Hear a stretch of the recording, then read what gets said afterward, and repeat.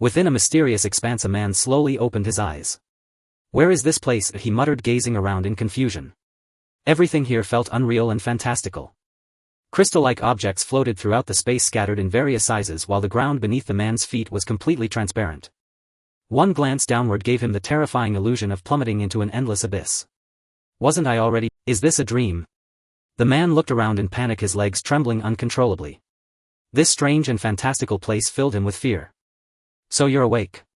A strange female voice sounded beside his ear. He could hear it clearly yet see no one. Who's speaking? Yet no one appeared, only the voice continued to reverberate through the space. Who I am doesn't matter. What matters is one thing. The female voice abruptly paused, then rose in pitch the next second. And that is, I saved your life. The man's thoughts churned. He truly had not died. The panic on the man's face gradually eased. Of course, saving you wasn't for nothing. I want you to help me with something. The man stood where he was, pondering for a moment. Thank you for saving my life. Please tell me, what is it you want me to do? Ding ding ding. Ding ding ding. Alert. Seed spacetime matching the plan's conditions detected. Alert. Seed spacetime matching the plan's conditions detected. A mechanical broadcast echoed through the space. At that moment a woman's back finally emerged from a distant corner of the space. Excellent, she exclaimed. Her anxious expression vanished at once, her eyes locking firmly onto a giant screen before her. Drawn by her voice, the man stood up and moved toward her to see what was going on. The scene on the enormous screen was one he knew all too well, Planet Namek. The screen was playing the storyline of the Planet Namek arc. Vegeta, brimming with confidence, was gesturing the pose to transform into Super Saiyan, but as expected at this point he had no way of achieving it and was savagely beaten by Frieza instead. The image suddenly shifted to Son Goku. In an instant both Vegeta and Son Goku were overwhelmed and subdued by Frieza, and Planet Namek fell under Frieza's oppressive shadow. The man's heart lurched. What? Vegeta wasn't killed by Frieza. Son Goku didn't turn into a Super Saiyan. This isn't how the story's supposed to go. In the blink of an eye the view shifted to the Grand Elder. The aged Namekian was at that moment contacting Dende, and his heavy words drew the man in completely. The Grand Elder said solemnly, Dende, Planet Namek has reached the brink of life and death. Only the Dragon Balls can save our people. Hurry and gather them. The man stared unblinkingly at the massive screen. This had already completely diverged from the Dragon Ball he knew. Just as he was reeling in shock, his body suddenly lifted into the air. He lost control of his movements as intense white light exploded around him, blotting out his vision. What is happening? He yelled, flailing his limbs wildly. The woman's voice echoed in his ears once more. Please. Train well, the woman implored. Please, Shenlong. A mysterious power wrapped around the man's body and dizziness overwhelmed him. His body shot forth at faster than light speed and he vanished entirely from the mysterious space. After he left, dazzling radiance surged through the mysterious space and a colossal entity manifested, towering in midair. The woman murmured under her breath, Ultra-Ancient Shenlong Zygear, please merge the man I just sent away with those two on the screen, Son Goku and Vegeta. I'm counting on you. The enormous purple dragon let out a low chuckle, a lewd grin curling at the corner of its mouth. Hey, your wish has been granted. But this time I added a little something extra for you, Sophia. A sense of dread washed over the woman. Zygear. What did you do this time? Did you smuggle in your own twist again? The purple dragon's face even flushed as it replied in a mock-serious tone, ahem. What do you mean, smuggle in? I merely turned those two souls into females, that's all. Sophia could only stare speechless. This was far from the first time something like this had happened, yet without the purple Shenlong before her plan would never have proceeded so smoothly. She stomped her foot in anger. At that moment a girl bearing a halo-like symbol of an angel across her back appeared behind Sophia. Sister, will it work this time? The girl asked, worry written all over her face. She added softly, this is already the nth transmigrator we've tried to save. He really won't be discovered this time, will he? The woman clenched her fist and answered with confidence, little sister, I can promise you. This time there will be absolutely no mistakes. Head held high and chest thrust forward, she gazed at the giant screen with eager anticipation. This spacetime fits our plan perfectly. They actually came up with this method to search for seeds, which aligns entirely with our strategy. This time we're bound to succeed. Just watch. Planet Namek. A young Namekian child arranged 7 massive Dragon Balls at his feet. Dende shouted in the Namekian tongue, come forth Shenlong. In the next instant dark clouds rolled across the sky, plunging all of Namek into night, and a colossal being descended upon the land amid blinding flashes. Shenlong. Frieza immediately sensed the dragon's presence. He dropped the nearly lifeless Vegeta and Son Goku in his hands and sped toward the source. Grand Elder. What wish are we going to make? Grand Elder. Nail's brow furrowed deeply. He had clearly sensed Frieza's aura racing toward Dende and urged him on relentlessly. Dende, hurry. Frieza will be here any moment. What should we do? What should we do? Frieza's figure was already visible to the naked eye. In his panic a sudden image flashed through Dende's mind, the two strongest Saiyans on this planet. A crazy idea streaked through his thoughts. Yes, that could work. The great Shenlong must be omnipotent. Dende shouted at the top of his lungs, please Shenlong Porunga. Grant the two strongest Saiyans on this planet a way to defeat Frieza. As Dende's roar faded, Porunga's eyes flared with light. Yet a moment later confusion clouded his gaze as he struggled to figure out how to fulfill such a wish. I'm sorry. I cannot. Before Porunga could finish, a swirling gate of spacetime suddenly appeared out of thin air, boom. A streak of white light tore across the sky accompanied by shrill screams. A man roared from within the light, ah. What on earth is happening? The man's thoughts jolted. Huh?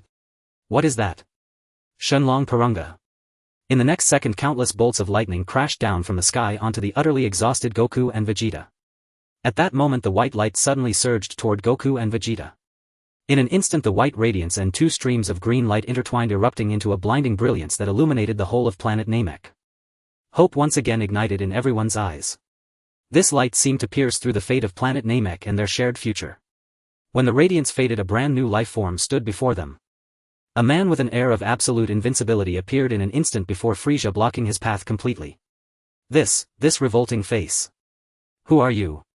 Frieza snarled viciously, demanding an answer from the newcomer. The next second the man's handsome features radiated boundless confidence as he proclaimed his identity. I am neither Son Goku nor Vegeta. I am the one who will defeat you. My name is Wang Xin. I am a transmigrator, and the last thing I remember from my previous life is sharing a taxi home with my best buddy. Then in an instant my consciousness vanished. When I opened my eyes again I discovered I had been saved by a mysterious woman, and then I arrived in this Dragon Ball world. Fortunately in my previous life I had watched Dragon Ball with my buddy, so I have a rough understanding of this world. This is my second year since crossing over, and somehow I have inexplicably gained a son who is not related to me by blood, as well as another man's wife. Now my name is Gogeta, yet the name Wang Xin has always remained in my heart. Whenever I close my eyes, deep within my mind I often see two people endlessly training and fighting. They are Son Goku and Vegeta. Yet to my astonishment these two are actually female, and the three of our souls are simultaneously residing within a mysterious space. As for why things became this way, it all began on that day. A colossal dragon Porunga appeared in the sky. I looked down at my own hand in shock, realizing it was no longer the weak hand I remembered but a powerful muscular one. My body felt astonishingly strong and the clothes I wore were uncannily familiar. I turned my gaze toward the two people nearby. Were they Vegeta and Son Goku? Wait a second. Something was off. What? How could they be women? No, how could she be Goku and she be Vegeta? What kind of situation was this? Some sort of gender-swapped Goku and Vegeta? I also noticed the figure standing before us. Was that Frieza? In this strange inner viewpoint I carefully examined the changes in my body and arrived at a truly explosive revelation. I had become Gogeta. Who are you? Son Goku struggled to get up. It was obvious that Frieza's earlier attack had inflicted heavy damage on her. Inwardly I cursed, this Son Goku is actually female. Whatever, dealing with Frieza in front of me comes first. Who I am is not important. What matters is that I am here to save you. I glanced at the two who were barely clinging to life. Even if they fused now they would probably still be in a severely weakened state. Vegeta in particular looked as if she were on the verge of her last breath. With that I took command of this flawless body and stepped forward, cutting off Frieza's path. I am neither Son Goku nor Vegeta. I am the one who will defeat you. Dende. Make a wish at once, send everyone except Frieza and me to Earth. Dende stood there stunned, realizing that this stranger knew his name. He snapped back to his senses. Alright, mister, who is neither Son Goku nor Vegeta. In the next instant everyone on planet Namek except for Frieza and Gogeta was enveloped in white light and vanished from the planet. Humph. Frieza, I'll be keeping you company from here on. As his words fell, Gogeta had already assumed a battle stance. With a heavy thud a thick tail whipped across Gogeta's face in the very next second. A jolt ran through me, something was wrong. Gogeta's pupils dilated, a trace of confusion flashing through his eyes. Was this possible? Gogeta in his base form actually could not overpower Frieza. Lost in that stunned moment, he was struck down to the ground once again by Frieza's heavy blow. Ha! The one who claims he'll defeat me. Relying on that strength alone. Frieza pressed the advantage landing blow after critical blow on Gogeta's body. Strangely though, I felt that his attacks were oddly dull, lacking real pain. Was it because Gogeta's body was simply that tough and resilient? Oh ho ho! That face of yours truly irritates me, bearing Vegeta's arrogance and Son Goku's confidence. I'll beat you into a pulp. Frieza unleashed an even crazier barrage on Gogeta's body. Damn it, why couldn't I counterattack at all? At this rate, not to mention Gogeta, even Broly would be unable to endure it. Gogeta's situation was utterly passive, and no matter how sturdy a body might be, being endlessly abused like this was no solution. Within the inner space the scene shifted. The one that is strong is this body, not you, Son Goku said, gritting her teeth as she came to stand beside Wang Xin. Although you hold the dominant control over this body, you don't understand how to fight. So that was it, the gender-swapped Son Goku was right. Then please teach me. Gogeta clasped his fists before him, earnestly seeking Goku's guidance in combat. Close your eyes and carefully sense the existence of Frieza's chi. Since you were able to come here, it means you are capable of sensing energy. Inwardly I complained that I had no idea how I had ended up here, much less how to sense energy, but I still followed Son Goku's instructions. Gradually a distinct presence emerged in the darkness. That was Frieza's chi. Outside, in the very next second, Gogeta's body deftly slipped past Frieza's attack as if guided by instinct. Yes, that was the state. Maintain it. As Frieza's attacks repeatedly struck only empty air, Gogeta's movements grew ever more agile and a confident smile slowly surfaced on his face. Damn it, I don't believe this. Suddenly Frieza's speed surged. With a single straight punch from above, he brutally smashed Gogeta back down again. I panicked. My adaptation was still incomplete. This was bad. It seems you have no combat experience at all. This is trouble, Son Goku muttered through clenched teeth, worrying about the situation outside. Even Gogeta's body could no longer endure. As expected, a great mouthful of blood burst from his lips. Within the inner space under Frieza's relentless onslaught, Wang Xin's soul began to grow faint. He panted heavily, his body trembling uncontrollably. I can't hold on much longer. In the next moment Wang Xin collapsed with a crash, falling unconscious. Son Goku hurried forward to check his condition. Hey, are you alright? Hey. Suddenly a mouthful of blood spewed from Son Goku's lips as well, and beside her Vegeta experienced the same reaction. Could it be that the three of us share a symbiotic bond? Son Goku instantly grasped the truth. Outside, a small energy sphere had already formed in Frieza's palm. Though small in size, Son Goku could sense that the power condensed within that energy bomb was terrifying. Die Saiyan.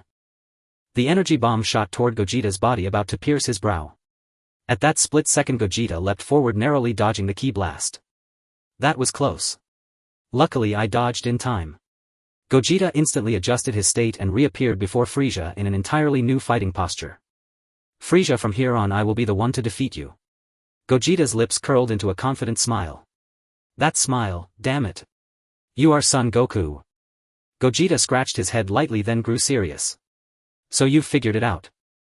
In a single breath Gogeta's body shot forward like a hurricane, sweeping past Frieza's face. The wind stirred his bangs and the corner of his mouth tilted upward. Their gazes met.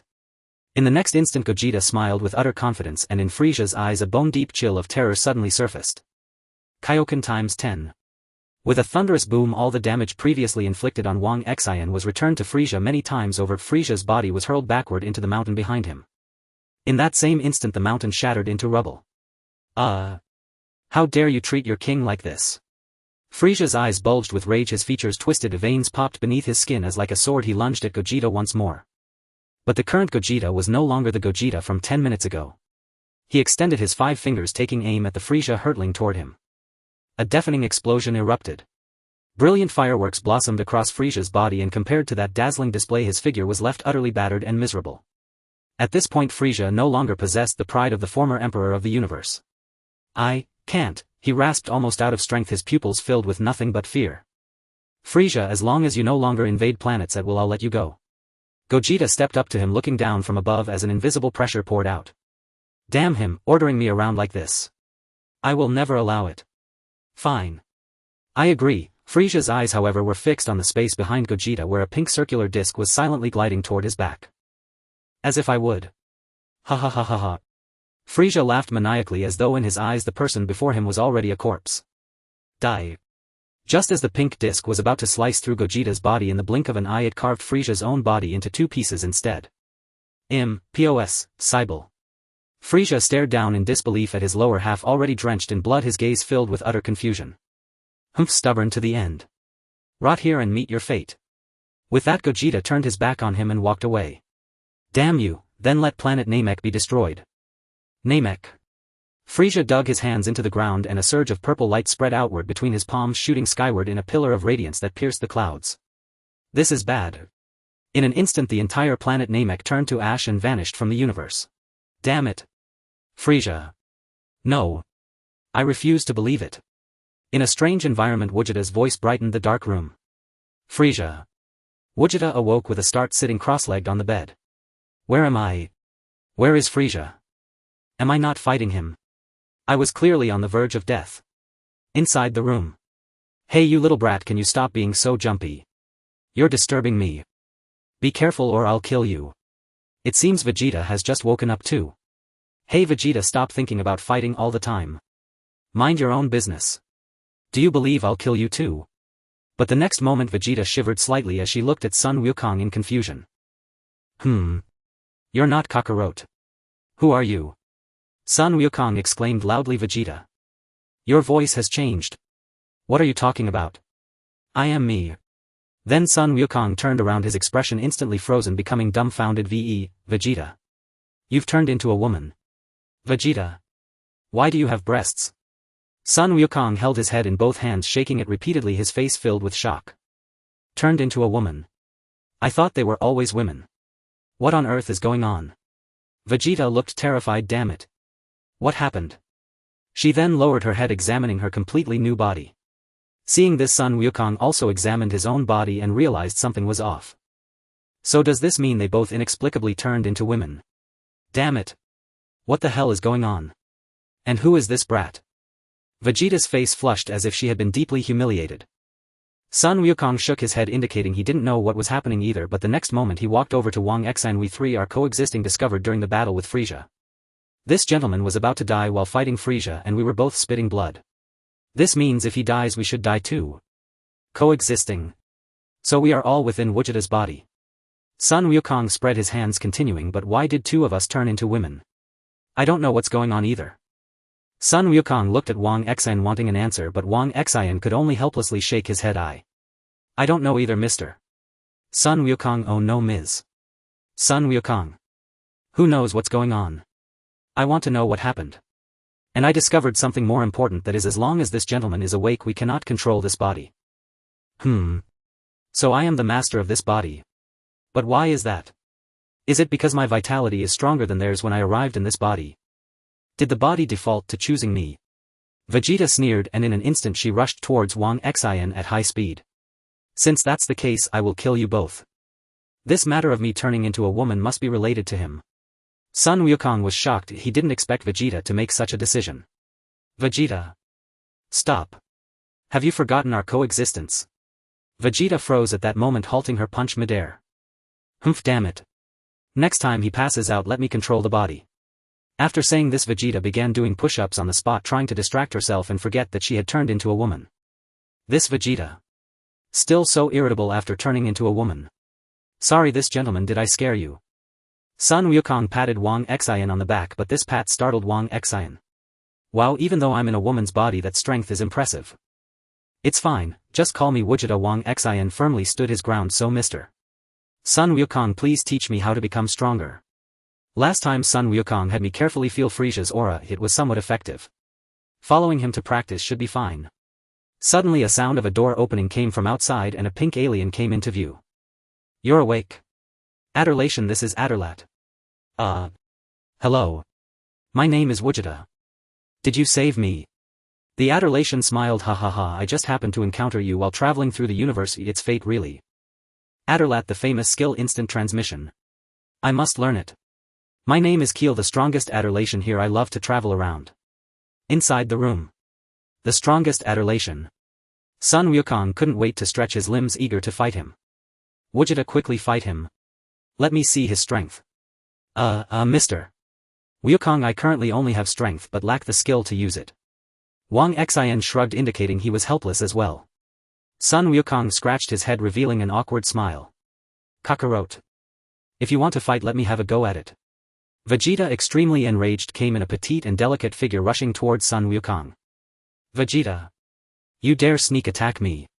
Sun Wukong immediately turned his body and started to fight with Vegeta. The strongest adulation. Please teach me combat skills. Vegeta's eyes were filled with anticipation, waiting for Keel's response. Keel turned around, pondering for a moment, gazing at Vegeta. Okay, then let's see if you have the talent. Keel leaned in close to Vegeta's face. What do you want to learn? Instant transmission. Wang Xin blurted out. Keel frowned. Is this kid well prepared? Instant transmission requires a high mastery of energy, but why do I feel your energy is very chaotic and it seems you don't have a good grip on it? He actually figured it out right away. Mr. Wukong. Inside, Wang Xin wanted to ask Sun Wukong for energy training methods, but the two were in fierce combat and couldn't pay him any mind. Vegeta jumped off the bed, bent over and bowed. Please, Mr. Keel, teach me how to feel energy. Keel turned around and began his lecture. First, close your eyes, forget everything around you and become the center of the world. Everything changes because of you. Vegeta immediately closed her eyes, and in the next second the figures of Sun Wukong and Vegeta fighting gradually faded in her mind. Once again Keel's voice echoed in her mind. In this world, the essence of matter is your consciousness. Your thoughts are the key to perceiving energy. Vegeta furrowed her brows. Come on, imagine you are an eagle waiting to soar. Inside. Wang Xin's body transformed into a faint blue flame, eventually taking on the form of an eagle. In the external world. Vegeta's body began to float, a stream of energy appearing in her palm. As Vegeta continuously gathered energy, the mass of energy in her hand surprisingly coalesced into an energy sphere. Not bad, not bad, you even managed to take the next step. Keel looked at his new disciple with satisfaction, quickly praising her. So fast. I didn't expect Vegeta to master energy control so quickly. Sun Wukong and Vegeta sat cross-legged, carefully observing Wang Xin's transformation.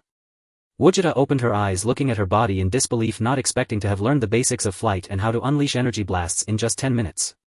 Could it be because this new body is a fusion of Vegeta and Sun Wukong? Is that why I could learn these skills in such a short time? In the following month, Vegeta continuously practiced these basic skills, becoming increasingly proficient. It's time to learn the secret techniques of the adulations. Vegeta flew to Keel's room, about to knock on the door. Why is there another aura that isn't Keel's? Is Keel in there? Keel did not respond, and Vegeta heard Keel's breathing. Could it be? Oh no, Keel is in danger. Boom. Vegeta blasted the door open. Keel. Don't be afraid, I'm here to save you. But the scene before her made Vegeta blush. Keel and another pink alien were. Sorry. The next second, Keel and the other person vanished from Vegeta's view. About 10 minutes later, Keel composed himself and instantaneously moved next to Vegeta. Ahem, is there something you need? I want to learn instant transmission, please, Mr. Keel, teach me. This kid's energy is indeed very stable. It seems he has reached the requirements for instant transmission. Inside. Vegeta and Sun Wukong also halted their training, both exclaiming in surprise. Instant transmission. The two immediately sat cross-legged and began to listen intently. Instant transmission is about establishing a bridge with energy connecting one end to the starting point and the other to the destination. By connecting the bridge, you then use your energy to propel your body at the fastest speed to the opposite side of the bridge, achieving instant transmission. This requires the user to have a superb mastery of energy, reaching a level of perfection. Now you can give it a try. So that's how it is. Vegeta closed her eyes, and inside, Wang Xin carefully felt Keel's energy, and a massive bridge suddenly appeared before him, followed by his surroundings being enveloped by this aura. The energy pushed his body toward the bridge. In the external world, Vegeta's figure had disappeared from the room, but she did not reappear for a long time. Inside, the bridge suddenly vanished and Wang Xin fell off the bridge, about to plunge into an abyss. Whoosh! Sun Wukong appeared in front of him, catching him in his arms. Phew, that was close. Thankfully Sun Wukong caught me, but this position, damn it. What am I thinking? Wait a minute. He has already learned instant transmission. No wonder it's Sun Wukong. Wang Xin looked at Sun Wukong in surprise. Are you okay, Vegeta? The next second, Vegeta's figure also instantly appeared beside the two. Damn, Kakarot, I didn't expect you to learn it too. What? Vegeta has also learned instant transmission. Are these two monsters? In the external world, Vegeta opened her eyes. Where is this? Gogeta looked at the unfamiliar environment adorned with feminine decor bewildered. A sudden scream interrupted Gogeta's thoughts. A female adolescent was staring in fear at this unfamiliar man before her. Oh no. Isn't this the one Keel was holding earlier? Did I misinterpret the aura? Gogeta burst through the door and quickly flew back to Keel's small room. Did I teleport to the wrong place? Keel had an expression of expectation. Gogeta scratched her head, smiling awkwardly. Well, I ended up flying to your lover's place.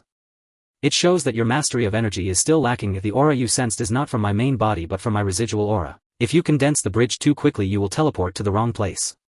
So that's how it is. It seems I need to practice more. Thank you, Mr. Keel, I understand what to do now. Gogeta soared up and vanished from her original spot. After mastering the art of instant teleportation I prepared to return to Earth. Before that Bulma used the Namekian Dragon Balls to wish back Piccolo. Those who were killed by Vegeta were also revived through the Dragon Balls of Earth. Subsequently all the Namekians except for Dende were sent back to New Namek. As for why Dende was left behind, it seemed that the deity had taken a liking to this young boy's creative abilities and he began to retreat behind the scenes. Dende became the god of Earth. It seemed that everything was unfolding according to the original storyline, yet deep down I couldn't shake off a sense of impending danger. However, watching the two constantly training in the inner sea, my sense of crisis gradually diminished, for I had discovered a secret. As Vegeta and Son Goku continued their rigorous training, my physical strength and abilities also began to increase, yet I felt I had reached a bottleneck in this environment. Dad, what are you thinking about? Son Gohan's innocent voice broke the silence of Vegeta. Vegeta gently patted Son Gohan's small head, carefully observing this boy who wasn't his biological child, and then smiled as he spoke.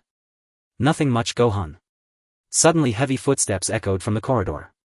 Gohan, where have you run off to? It's time to go back and do your homework. At that moment Chi-Chi appeared before the father and son. Vegeta placed his hand on his forehead, styling his hair to resemble Son Goku's, making his expression try to mimic Goku's. Hello, Chi-Chi. Chi-Chi froze in place, for the person before her was neither Son Goku nor Vegeta, although Vegeta had tried his best to dress like Goku. However, deep within Chi-Chi's heart she still harbored strong aversion, for this person bore half of Vegeta's blood. Chi-Chi frowned tightly. Gohan, come here. Stay away from this person. Son Gohan reluctantly tugged at Vegeta's clothing, and in the next moment 2 or 3 tears fell from the corners of Gohan's eyes. Dad. He is not your father. Come here, Gohan.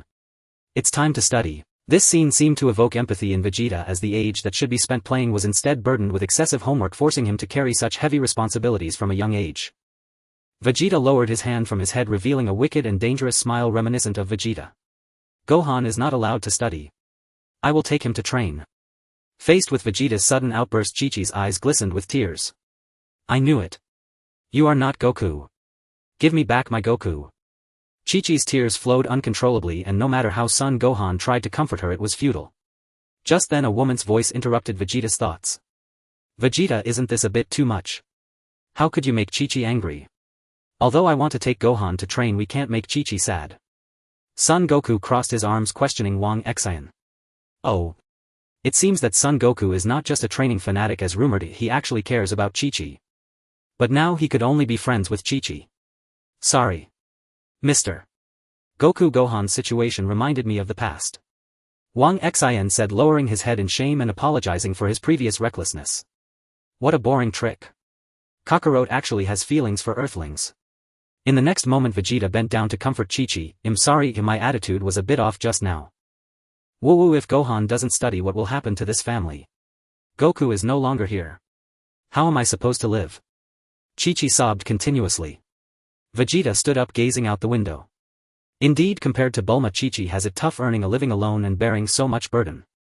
Chi-Chi, Gohan, wait for me. Vegeta jumped out of the window, disappearing from their sight. Vegeta arrived at Son Goku's farmland, quickly plowing all the fields and then sowing and irrigating the crops. The entire process took only 10 minutes, and in the next moment Vegeta's figure appeared at a construction site. The workers stared in astonishment as a building rose up in just 10 minutes. On the street, countless pedestrians inexplicably found a flyer in their hands. Hello, sir. Your express delivery. Don't forget to give a 5-star review. Not enough, really not enough, need to think of more ways. Vegeta headed toward the deep sea and the treasure hunt began. 2 hours later Vegeta returned to Chi-Chi's side, throwing out a universal capsule. Boom. A pile of gold, silver and jewels along with a mountain of cash appeared before Chi-Chi. The sudden appearance of cash which resembled a small mountain left Chi-Chi dumbfounded and overly excited. Gohan, pinch me. Am I dreaming? Seeing that Chi-Chi's emotions were gradually stabilizing, Vegeta cautiously asked, so. Chi-Chi, can I take Gohan to train now? The tear-streaked face of Chi-Chi had completely disappeared and now she was beaming with joy. Cough cough, our Gohan is going to be a scholar in the future. If you don't believe it, just ask Gohan. Son Gohan shyly replied, yes. Yes. In the next moment, gathering his courage, he squinted and blurted out, Mom, I still want to train with Dad. Son Gohan displayed a very pitiful yet hopeful expression. His earnest request began to sway Chi-Chi, whose gaze fell once again upon the pile of gold and jewels. Alright, then you can train for 2 hours each day, the rest of the time must still focus on studying. Son Gohan jumped up in joy, cheering, yay. Vegeta's tense face also relaxed, breaking into a smile. You really have a way, Vegeta. Son Goku walked over to Vegeta, giving him a thumbs up in praise. It's not that I have a way, it's just that you are too rigid. If I were you, I would have done this long ago. Huh. Right. If Son Gohan continues to train like this, what will the future hold? I'm really looking forward to it. Alright. Since we are going to train, let's go to Bulma's house.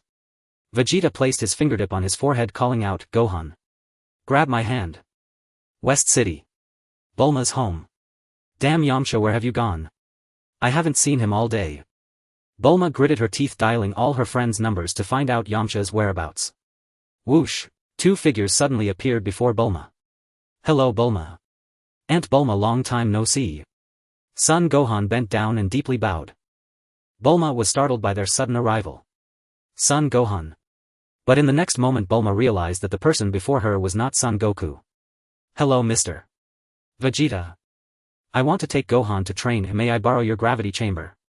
The gravity chamber, right now we only have the type of gravity spaceship from when Son went to Namek. If you want a gravity chamber, it will take some time to modify it. After speaking, Bulma pulled out a universal capsule and tossed it into the yard, and a massive object rose from the ground. Thank you, Bulma. Gohan, let's go train. We need to hurry, there's less than 2 hours left. Okay, Dad. Bulma watched the 2 figures vanish into the distance, filled with emotion. I didn't expect Gohan to have grown so much. Coming back to her senses, she remembered Yamcha again, frowning as anger surged within her. Damn Yamcha, better not let me catch you doing anything to upset me. 9,998. 9,999. 10,000. Phew, finally done. Gogeta panted heavily, having completed 10,000 handstand push-ups under 100 times gravity. Dad. Dad, you are so impressive. Sun Wukong gritted his teeth, tightly clenching his fists, forcing his body to adapt to the 100 times gravity. Don't overdo it, Wukong, let's call it a day. Your mother will get angry if she can't find you later. Gogeta stood up and approached the control panel, turning off the gravity system. Sun Wukong sighed in relief and collapsed to the ground, staring blankly at the ceiling. Let's rest for a bit and then head home, Wukong. I understand. Dad. Gogeta exited the spaceship, intending to find Bulma for some food to replenish his carbohydrates and protein. A series of sobs could be heard. What's going on? Gogeta searched for the source of the sound, eventually discovering Bulma sitting on the ground crying with tears streaming down her face. What happened? Upon seeing Gogeta, Bulma turned her head, wiped her tears and forced a calm demeanor. What's wrong? Bulma, did something happen? Nothing. Nothing at all. Bulma continued to sniffle. Observant Gogeta noticed a smartphone resting on Bulma's fair thigh, playing a video. In the video, Yamcha appeared drunk, surrounded by dozens of girls who were all trying to hug him, leaving him overwhelmed. What the? Is Yamcha such a playboy? Gogeta snatched up the phone and crushed it in his hand. Enough, Bulma, he's not worth your tears. You deserve better. Better. Inside, Wang Xin glanced at Vegeta, who even after transforming into a female was still tirelessly training with Sun Wukong. Suan-kun. Wah. Bulma threw herself into Gogeta's arms, unable to hold back any longer, and all her grievances erupted in a flood of tears. What did I do to deserve this? Why is he treating me like this? Suan-kun. Could it be that Bulma's regrets are actually about Sun Wukong? Wang Xin turned his gaze back to Sun Wukong, who was engaged in a fierce battle with Vegeta. You did nothing wrong, it's Yamcha who is at fault. He's not worth your sorrow. Gogeta placed his hand on Bulma's shoulder, gazing deeply into her eyes, gently wiping away her tears with his hand. Bulma quickly realized that the person in front of her only resembled Sun Wukong. After all, he had said he was neither Sun Wukong nor Vegeta. Sorry, I lost my composure just now. After saying this, Bulma broke free from Vegeta's grasp and ran towards the room. You deserve better. Bulma. Vegeta elongated his tone, watching Bulma disappear into the distance. Gurgle gurgle. The protest from his stomach brought Vegeta back to his senses. Oh no. I forgot about the important matter. Vegeta walked toward Bulma's room and knocked on the door. Bulma. Before he finished speaking, the door swung open. The two locked eyes, and in that close moment Vegeta's face flushed with color. So beautiful. Bulma beamed with a smile, her previously sorrowful face completely transformed. You're right, Vegeta, I deserve better. Right? Vegeta feigned calmness, but right now I'm really hungry, is there anything to eat? He awkwardly rubbed his protesting belly. In the next moment Bulma snapped her fingers and led Vegeta to the yard where a grand banquet was already prepared. Eat up, I know you Saiyans have big appetites, and if it's not enough there's more. This scene captured the attention of the two inside the room. I wish I could eat that too. Damn. How can that guy enjoy such delicious food? Both Sun Wukong and Vegeta displayed looks of envy and jealousy. Then I won't hold back. This statement was directed at both Sun Wukong and Vegeta as well as Bulma. Frieza's army headquarters. Father, this trip to Earth is not just for revenge. There's something called Dragon Balls on Earth that can grant wishes. A sound of opening doors gradually echoed. Grant wishes. Interesting. Gula walked out slowly from behind the door, hands behind his back. Count me in. Kurd King sat on his throne, revealing a sinister smile. Then let's kill all the Earthlings. And take the Dragon Balls. Vegeta, the Frieza trio will arrive on Earth in a month, can you hear me? That voice, it's King Kai. I can hear you, Lord King Kai. The Frieza trio. Are all three coming? I understand, Lord King Kai. It seems I need to hurry up and train. If it's just Frieza it should be manageable, but with Gula and Kurd King added it might be troublesome. What? Frieza isn't dead and is coming to invade Earth. He really doesn't know when to give up. I should have never let him go back then. How did Sun Wukong also hear King Kai's words? Is this kind of telepathic communication shared? Kakarot, let this brat get knocked out by Frieza again. I will deal with all three of them, you are not allowed to interfere. Wang Xin was speechless. Do they see me as that weak? This time. I will defeat them with my own strength. Vegeta quickly finished the food in front of him and headed back to the gravity chamber.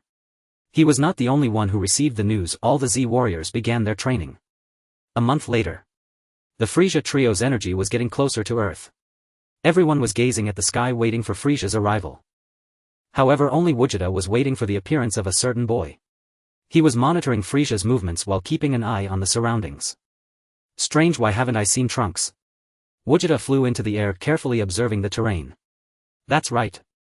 This is the very spot where Trunks traveled back in the original story. Vegeta repeatedly confirmed, reasoning that Trunks should be secretly observing from somewhere by now, but he was nowhere to be found. Attention, they're coming. Piccolo shouted, pulling Vegeta's thoughts back to reality. A massive spaceship descended from the sky, appearing to have a special allure that captivated everyone's attention. The originally calm mountains began to tremble, and at that moment everyone's heart started racing, their expressions tense, beads of sweat forming. Bang! Accompanied by the sound of the spaceship's door opening, Frieza emerged covered in mechanical parts alongside two familiar figures. Oh ho ho, long time no see. It's indeed King Cold, Frieza and Cooler. Goku Vegeta gazed upon the three abominable demons before him. Frieza's aura seemed even more formidable than before. Goku Vegeta held absolute confidence in defeating Frieza once again. Yet he remained wary of King Cold and Cooler, uncertain whether King Cold could transform. We must slay King Cold before he transforms. You talk too much, Frieza, Cooler declared, arms crossed, regarding his younger brother with undisguised contempt. Silence, Cooler. Frieza roared, enraged. King Cold scanned the surroundings indifferently, as if the warriors before him were beneath his notice. So this is Earth. Not unattractive. Once we exterminate its inhabitants we might sell it for a handsome price. Piccolo clenched his teeth, damnable. The three showed utter disdain for Earth's defenders. Goku Vegeta paid them no mind, he simply surveyed the horizon. It's already this late, where is Trunks? Is this the one who defeated you, Frieza? Cooler pointed at Goku Vegeta, then cast an even more scornful glance toward his brother. You actually lost to such a wretch. No choice remains, I must act myself. Whoosh. Goku Vegeta vanished, reappearing instantly beside Cooler. What did you? In the next instant a searing, gut-wrenching agony erupted within Cooler's abdomen. His body contorted into a bow, bile dripping from his lips, eyes wide with terror and disbelief. Frieza. Goku Vegeta bellowed his name, as though summoning the Reaper himself. A blade of pure light coalesced in Goku Vegeta's palm. In the split second Frieza turned his head, the weapon pierced through his torso and withdrew, dripping crimson. Frieza's pupils dilated. Clutching his wound, his gaze brimmed with bewilderment and bitter defiance. No, impossible. Nothing is impossible. Big bang attack. Boom. Frieza was reduced instantly to charred ash, then scattered silently into dust upon the earth. The warriors stood frozen in place. They knew Goku Vegeta was mighty, but this transcended all imagination. The Galactic Emperor Frieza erased in the blink of an eye. This is utterly unbelievable. Krillin exclaimed.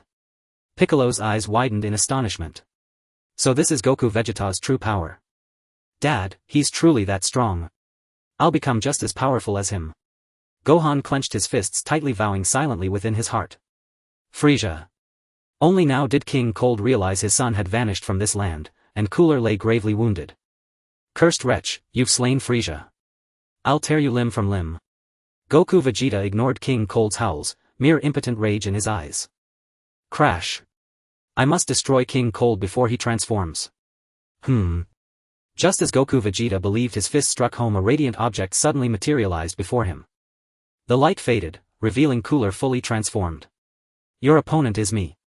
His voice was icy, yet his eyes flickered with cunning. Their forearms locked across their chests, neither yielding an inch. Goku Vegeta gritted his teeth. Cooler's strength was undeniably formidable, so he made the only wise choice. Ya. Tenfold Kaioken.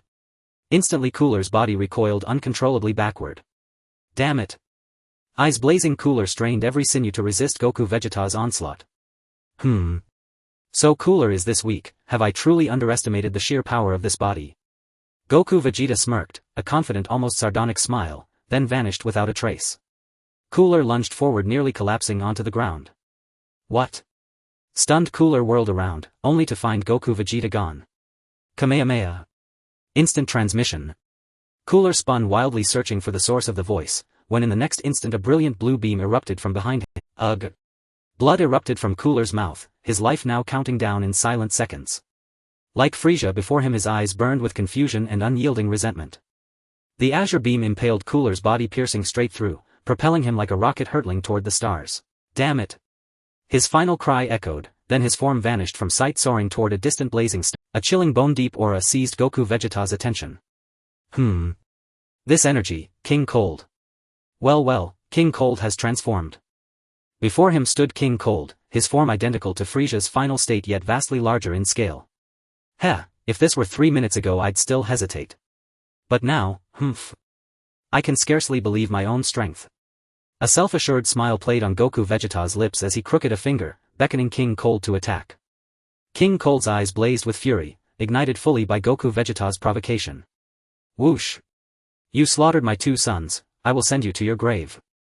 To slay a father's sons is an unforgivable sin, beyond reconciliation.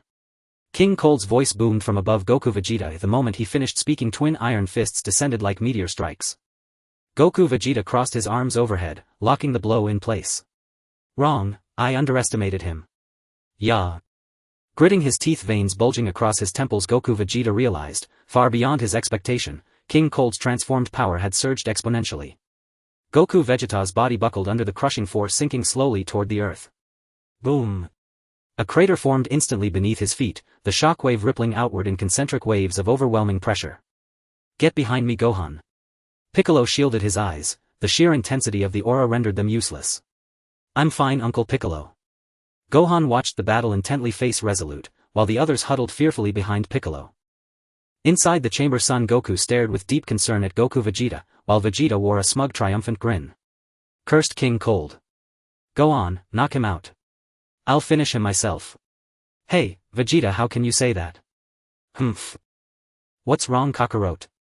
Do you think you have the right to lecture me? Try fighting me instead. Damn it, I'll never fall unconscious again. Vegeta abandoned that hope. Yaya. 20-fold Kaioken. In an instant, Goku Vegeta's body flared crimson, muscles swelling, power surging. With this transformation he reversed his faltering momentum. The ground ceased its collapse. King Cold's massive frame began recoiling, pushed inexorably backward. Damn it. No matter how fiercely he strained, he could not budge Goku Vegeta, only to be hurled away once more. Today all three of you shall perish on Earth. Die now, King Cold. Aha! Goku Vegeta's fist became a golden dragon, blazing toward King Cold's abdomen at lightning speed. Boom! An enormous gaping hole tore open across King Cold's abdomen. Final flash. King Cold fell, his death grotesque and ignoble. Thus Goku Vegeta fulfilled his vow, ending the fates of all three tyrants upon Earth. The warriors rushed forward surrounding Goku Vegeta in jubilant celebration. It had all happened so suddenly, like the blink of an eye, three demons eradicated in an instant. Yet no joy lit Goku Vegeta's eyes. He scanned the battlefield carefully, still awaiting the arrival of the youth from the future. A tremor ran through Goku Vegeta's frame, as if revelation struck him. Could it be? Vegeta stood still. He once again soared into the sky, closing his eyes to carefully perceive everything around him. In other words, this time and space I am in is not the main timeline. It is similar to the timeline of future Trunks.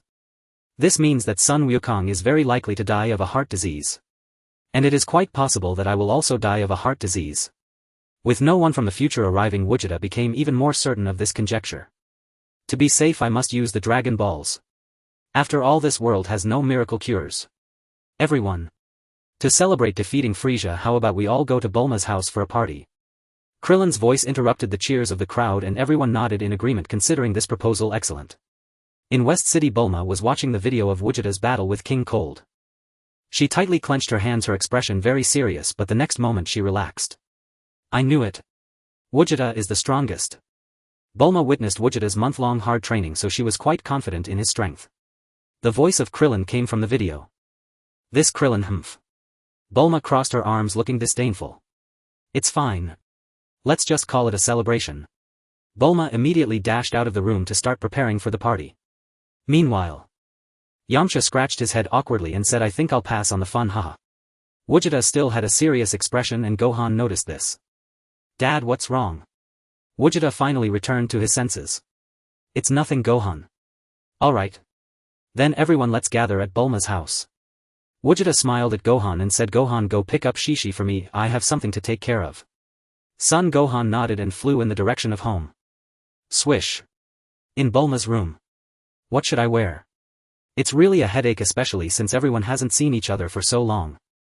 Bulma was trying on clothes in front of the mirror without a stitch on. Bulma. Please hand me the dragon radar. Vegeta's voice suddenly stopped, his whole body froze and blood began to flow slowly from his nostrils. Bulma covered her chest and the next second a slap landed on Vegeta's face. I'm so sorry. Bulma. Vegeta hurriedly closed the door, feeling unsettled. About 10 minutes later, Bulma finally came out of the room. Vegeta could hardly take his eyes off Bulma. Today she looked exceptionally elegant and beautiful. Her purple long dress perfectly showcased her figure. So beautiful. Inside, Wang Xin couldn't help but praise. Vegeta, you just said you need the dragon radar. Bulma's voice pulled Vegeta back to reality. Yes. Right now. Alright, I'll go get it. Vegeta followed Bulma closely, shyly unable to meet her gaze. A scream shattered the calm as Bulma stepped on her long dress. Her body began to tilt and she started to fall. Not good. Vegeta caught Bulma around her waist and the two locked eyes. Bulma's face flushed. This man is so handsome. But he is already married to Shishi. Indeed, Bulma is truly the goddess of my childhood. Realizing the atmosphere was a little awkward, Bulma adjusted her posture and stood up. The dragon radar is in there, I'll go get it for you. Bulma pointed to the cluttered room and went in to rummage. Half an hour later, Bulma came out of the room disheveled and covered in dust. Here, cough cough. Bulma coughed while brushing off the dust. You've worked hard. Thank you, Bulma. In the next moment, Vegeta's figure disappeared from the spot, leaving Bulma alone. Bulma glanced at her dress. Looks like I need to change into another one. On a snowy mountain peak, the 7 Dragon Balls had been gathered by Vegeta, shimmering with a faint glow. Come forth, Shenron. The sky immediately darkened and a colossal figure appeared before him. Shenron. Please check for any diseases in my body. Shenron's eyes lit up and the crimson glow vanished in an instant. You have viral myocarditis, which will likely break out in about 3 years. Indeed. I was right. This timeline is similar to that of future Trunks. Vegeta, as the fusion of Sun Wukong and Vegeta, should also be affected. Fortunately, I guessed it. Please help me cure it. Thank you. Shenron's eyes once again emitted a bright light. Your 2 wishes have been granted. Shenron transformed into a beam of light and finally drilled into the Dragon Balls scattering towards the earth. Humph.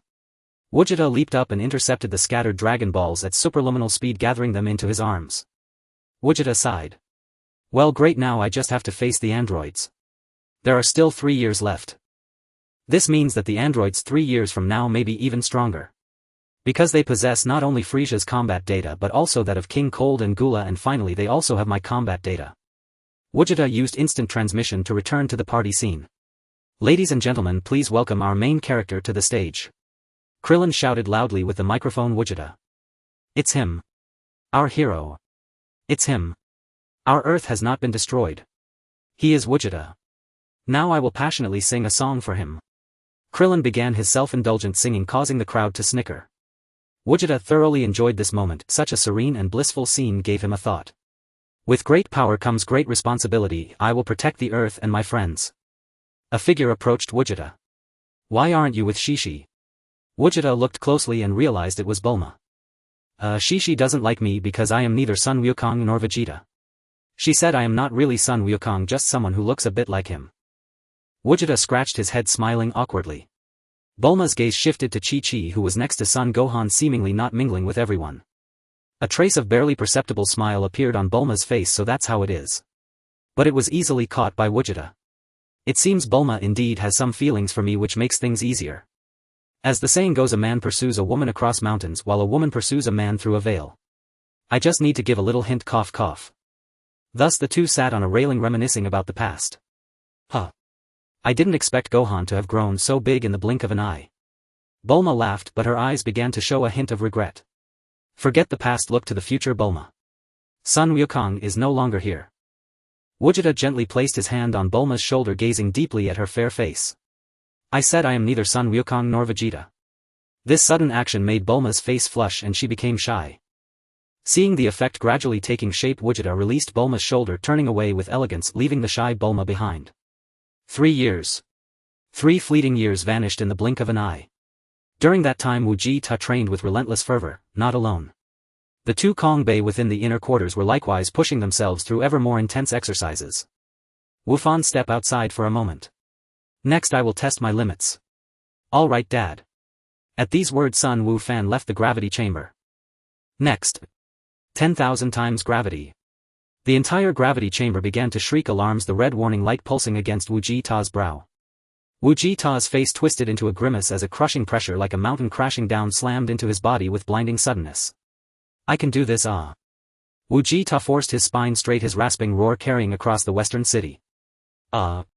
His howls did not cease, yet he remained bent over, utterly unable to stand fully erect. No. Could it be that I must assume that form?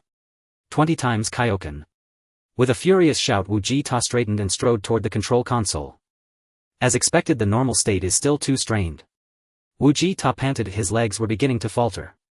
He walked out with heavy stumbling steps. Clang. With a strange sound, Gogeta crumpled to the floor, his eyes vacant. Dad. Gogeta.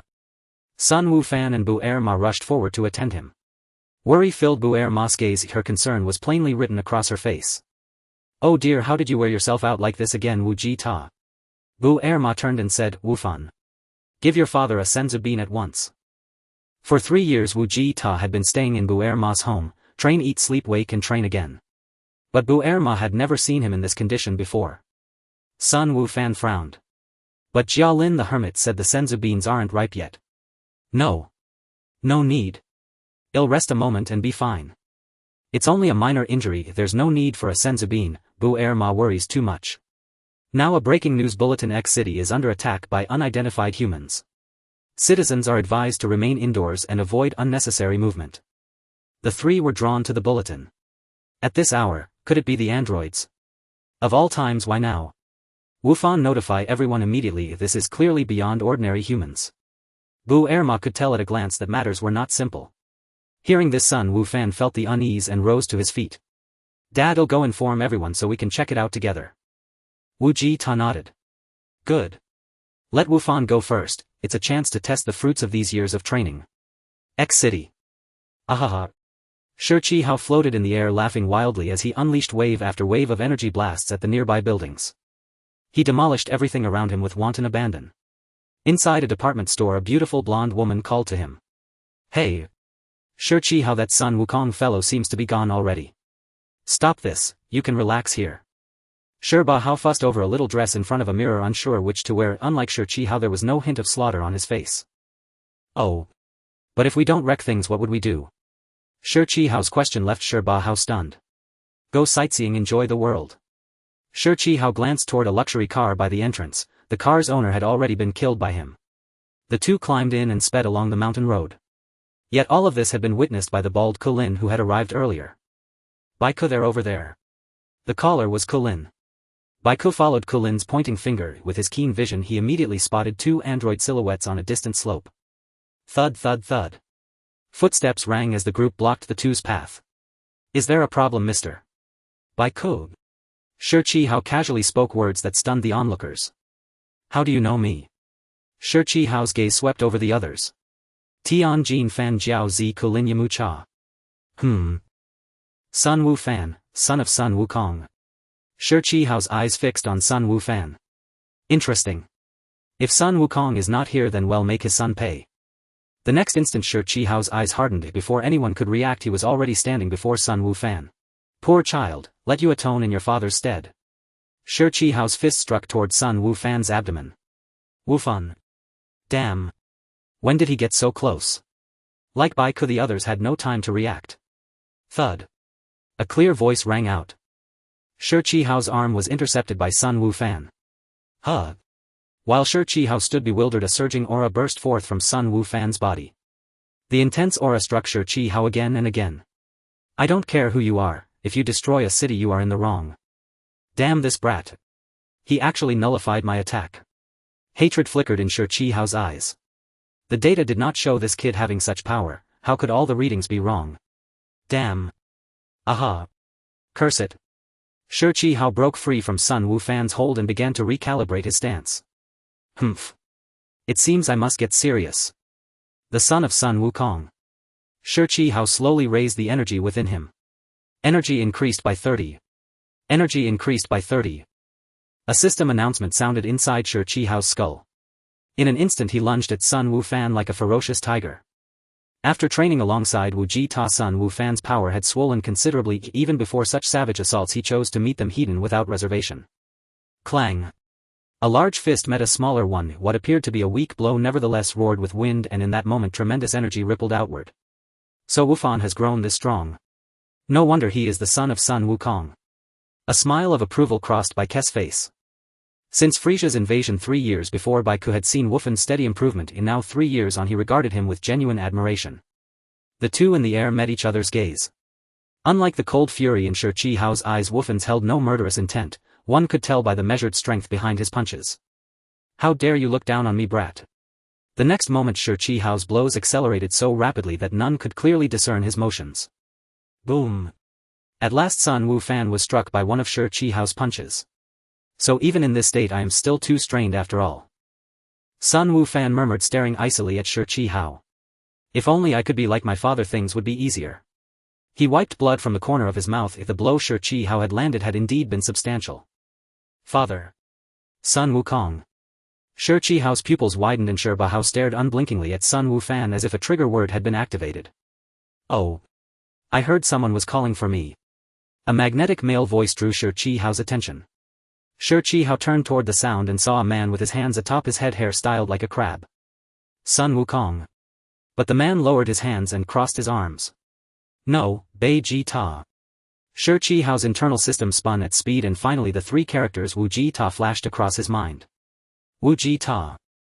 Number 17's gaze was fixed intensely on Gogeta, not daring to look away for even a moment, his face filled with questions. Sun Wukong is no longer here. I am neither Sun Wukong nor Vegeta. Gogeta stood proudly with his arms crossed, firmly informing the 2 androids before him.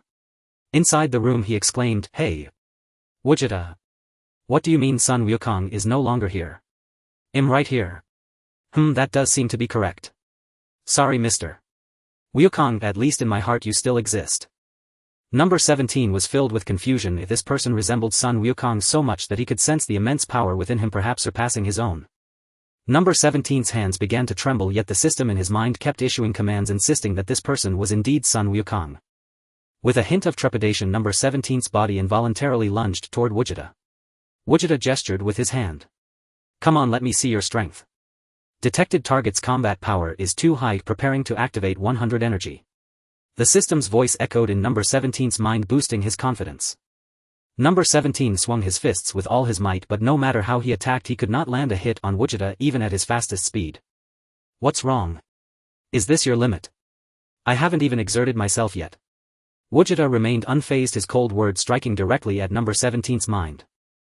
Stimulated, Number 17's punching speed actually increased once more. Gogeta relaxed his crossed arms. In this state, Number 17 had forced him to start using his hands to defend. Number 17 frantically attacked Gogeta, roaring with exertion, yet the person before him remained unperturbed, easily countering his strikes. Warning. Final combat mode will be activated. In the next moment, Number 17 unleashed all his energy, his veins bulging, strangely glowing. So he's this strong. But Dad is even stronger. Son Gohan was certain he was no match for the person before him, thankfully having Gogeta around. In the next moment the two clashed once more, but this time Gogeta could no longer act as freely as he had a few minutes prior. Ha! Sun Wukong. Die for me. Number 17 shouted the name of Sun Wukong, his palm slicing towards Gogeta's neck.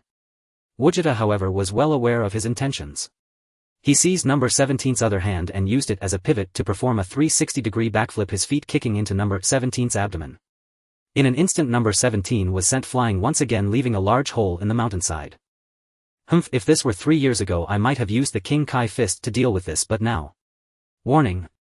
Unable to defeat the target with personal energy. Should I activate the soul system at the cost of life? Soul. Activate. With a shout from Number 17, growth patterns began to appear on his skin, and in that instant his veins started to burst. His body swelled, hair disheveled. The energy at the cost of life was indeed extraordinary. Number 17's form suddenly appeared in front of Gogeta, tightly embracing him. Not good. Everyone run. Gogeta commanded those around him, sensing that this person had gone insane as the power was immense. He could only think of a self-detonation. Damn. I didn't expect Number 17 to self-destruct. There's no time left. I must fight with my life on the line. In the next moment a burst of golden light erupted from Gogeta, soaring into the sky as the radiance from Number 17's self-detonation engulfed the entire city in blinding white.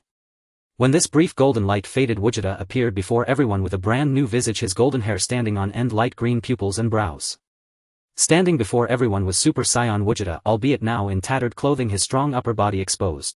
Gogeta gasped for breath, greedily inhaling the air. Had he not transformed into a Super Saiyan, the damage from Number 17's self-detonation would surely have endangered the city and others. We are saved. Thank goodness Gogeta is here. Yes. Thank goodness Dad is here. Seeing everyone safe, Gogeta took a deep breath. Fortunately I managed to cultivate Super Saiyan during these 3 years. Android 18 was filled with terror, curled up in the car like a frightened kitten. Watching Gogeta approach her, Android 18's eyes were filled with fear. Gogeta gazed into her eyes and she dared not avert her gaze. What? Do you want to kill me too? Android 18 trembled as she replied, kill or torture, do as you please. Gogeta. Please spare her. I see she hasn't harmed the city. Krillin's figure stepped in front of the two. That brat Krillin. Oh. Kill you. Aren't you two the ones who wanted to kill me? Your brother committed suicide and that has nothing to do with me. Gogeta said this and turned to leave, not looking back, departing with flair. Android 18 watched Gogeta's retreating figure. Damn. Gogeta continued walking until he reached a corner where he began to curl up. Ouch, ouch, ouch. Gohan. Come help me. Upon hearing this, Son Gohan rushed over to help Gogeta up, keeping pace with the others. Once again everyone flew towards West City, and because Gogeta had saved the city once more, Krillin suggested throwing a party. That afternoon Krillin began his self-indulgent singing. Feeling unsatisfied singing alone, he even pulled Gogeta into the performance. Reluctantly Gogeta had to sing along with Krillin, but Gogeta was also a lark and everyone's ears were being tortured by their duet. What is this aura? Why is it so evil? Gogeta put down the microphone, looking up at the sky. A sinister aura was approaching West City. Son Gohan also looked up at the sky, alert to the evil aura from the spaceship. It's here. A massive spaceship slowly descended into the yard and everyone immediately became vigilant. This spaceship looked exactly like Frieza's. Seeing that Gogeta did not react, everyone decided to observe the situation. Then a figure emerged from the spaceship, a person in a grey robe, though his aura was not strong. Strange, where did that evil aura go? The man in grey hurriedly approached Gogeta, and in the next second he knelt on one knee and bowed his hands. What does this mean? Gogeta was puzzled as to why this person would act this way. In the next moment the grey-clad man removed his robe. A familiar face appeared before Gogeta. The man had only one eye, the other covered by a scar, and his tail was a clear distinguishing mark. I pay my respects to Prince Vegeta. A one-eyed gaze. The newcomer is Paragus. This is West City. It is the backyard of the Bulma family. The scene, which should have been bustling with noise, has turned eerily quiet due to the arrival of Paragus. Everyone took a deep breath, observing the movements of the alien before them. I am not Vegeta, but in a certain sense I am also him. Goku leaned against the wall, not sparing Paragus a glance. Inside the room, Vegeta, that person is calling you. Sun Wukong pointed at Paragus. I don't know him, but he called me Prince Vegeta, which is quite a nostalgic title. Vegeta closed his eyes, reminiscing about the past. However, the next moment Sun Wukong began doing push-ups. Damn it. Kakarot. How dare you interrupt my training this way? Paragus looked up and indeed saw that the person before him was not Vegeta, although he bore some resemblance to him. Paragus carefully examined Goku's appearance, convinced that this person was definitely related to Vegeta. He then clarified his intentions to everyone. An evil Super Saiyan threatens the safety of new Vegeta star. I wish to ask Prince Vegeta to defeat him to revive the glory of the Saiyans and establish a new Saiyan empire. Indeed, I will give it a try. I wonder who is stronger, Broly or me? Goku. A new Saiyan empire. You could become the king. Klin patted Goku on the back, urging him to agree. Alright, what you say is quite appealing. I plan to bring my son along. Saying this, Goku called for Son Gohan. Hello, uncle. Son Gohan greeted politely. Son. Could it be? You are the prince of our Saiyans. Paragus immediately bowed, expressing his respect to Son Gohan. Come on, take me to meet that legendary Super Saiyan. I just don't want to start a war on Earth, otherwise I would charge into the spaceship and drag Broly out. Wait. Goku. Bulma's voice came from behind. If you become king, will you still return to Earth? Goku smiled knowingly without answering. The next moment Bulma took out a bag of senzu beans and several universal capsules from behind, handing them to Goku.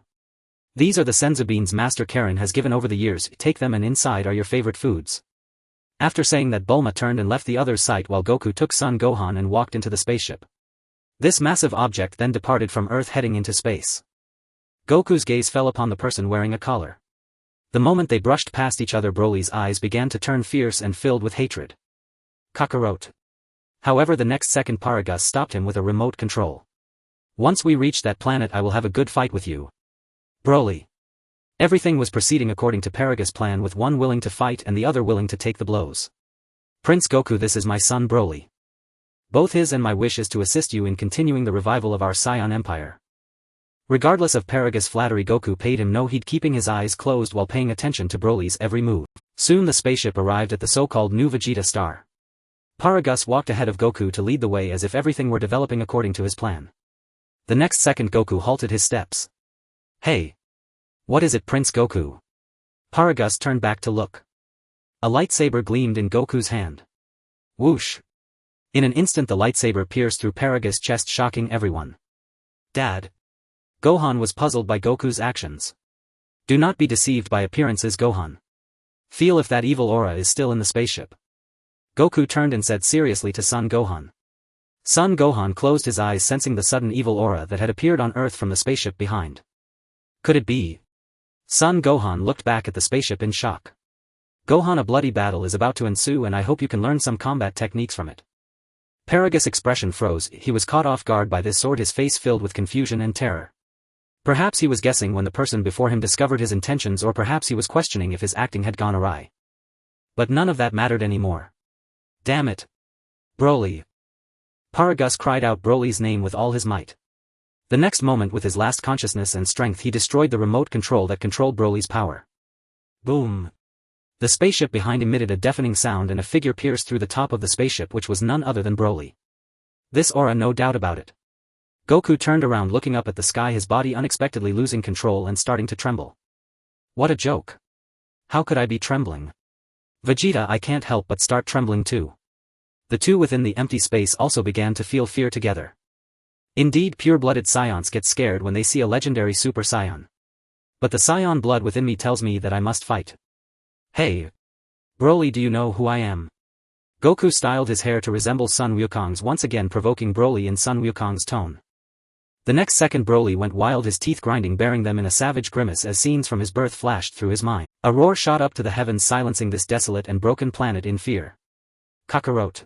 In an instant the sands and stones around Broly began to float, dark lightning descended from the night sky, and as Broly continued to roar, the collar that bound his power began to fall off. Golden flames began to envelop him, concentric rings of golden light illuminating the darkness, filling the air with a terrifying aura. This aura charged towards Goku like a raging tide, continuously hitting his face yet unable to shake his resolute gaze. What a terrifying pressure. Son Gohan's hand shielded his eyes as he strained to open them, wanting to witness the thrilling battle about to commence. In that moment Broly's fury reached its peak, his hair being pulled by a force, swish swish swish. Broly had completed his Super Saiyan transformation, his extraordinary physique shimmering with light, his gaze locking onto Goku. Goku stood firm, his eyes sharp. Come on. Broly. My blood is already boiling. Kakarot. On this desolate planet the night enveloped the land. However, this moment was illuminated by the radiance emitted by two individuals. Kakarot. Broly, like a fierce tiger, exuded an overwhelming aura as if no one could stand in his way, but his opponent was Gogeta.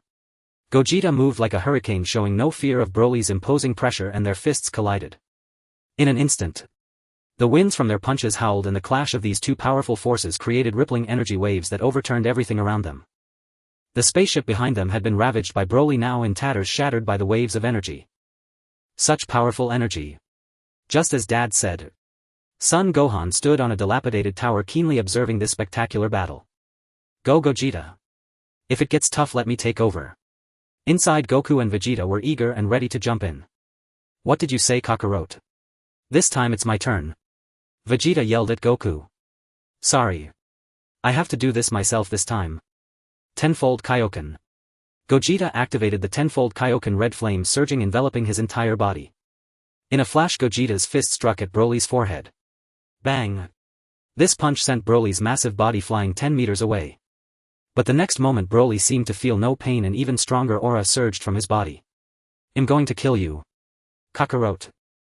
Broly charged back towards Gogeta, the two once again locked in combat. Broly was like a beast gone mad, each punch laced with murderous intent. Damn it, this guy really gets stronger as he fights. 20-fold Kaioken. The energy within him awakened once more. Gogeta's speed reached an unprecedented height as he unleashed a series of attacks on Broly. Every punch, every strike landed on Broly's iron-like body. Ha ha ha. Kakarot. You can't hurt me. Broly seemed to feel no pain at all, even breaking into a silly laugh. Ha. In the next moment Broly let out a roar, an aura that transcended Gogeta erupted, sending Gogeta flying. Are you tickling me? Broly grinned, mocking Gogeta. Gogeta adjusted his stance, brushing off the dust from his body. Hee warm-up's over now, let me show you whether my Super Saiyan is stronger or yours. In an instant the heavens shook and a vortex appeared in the sky. This battered planet seemed unable to withstand such devastation, beginning to tremble as dark clouds gathered and thunder roared. A bolt of lightning struck above Gogeta's head, and at that moment Gogeta's pupils turned a pale green, his hair glowing gold and standing upright. Super Saiyan Gogeta.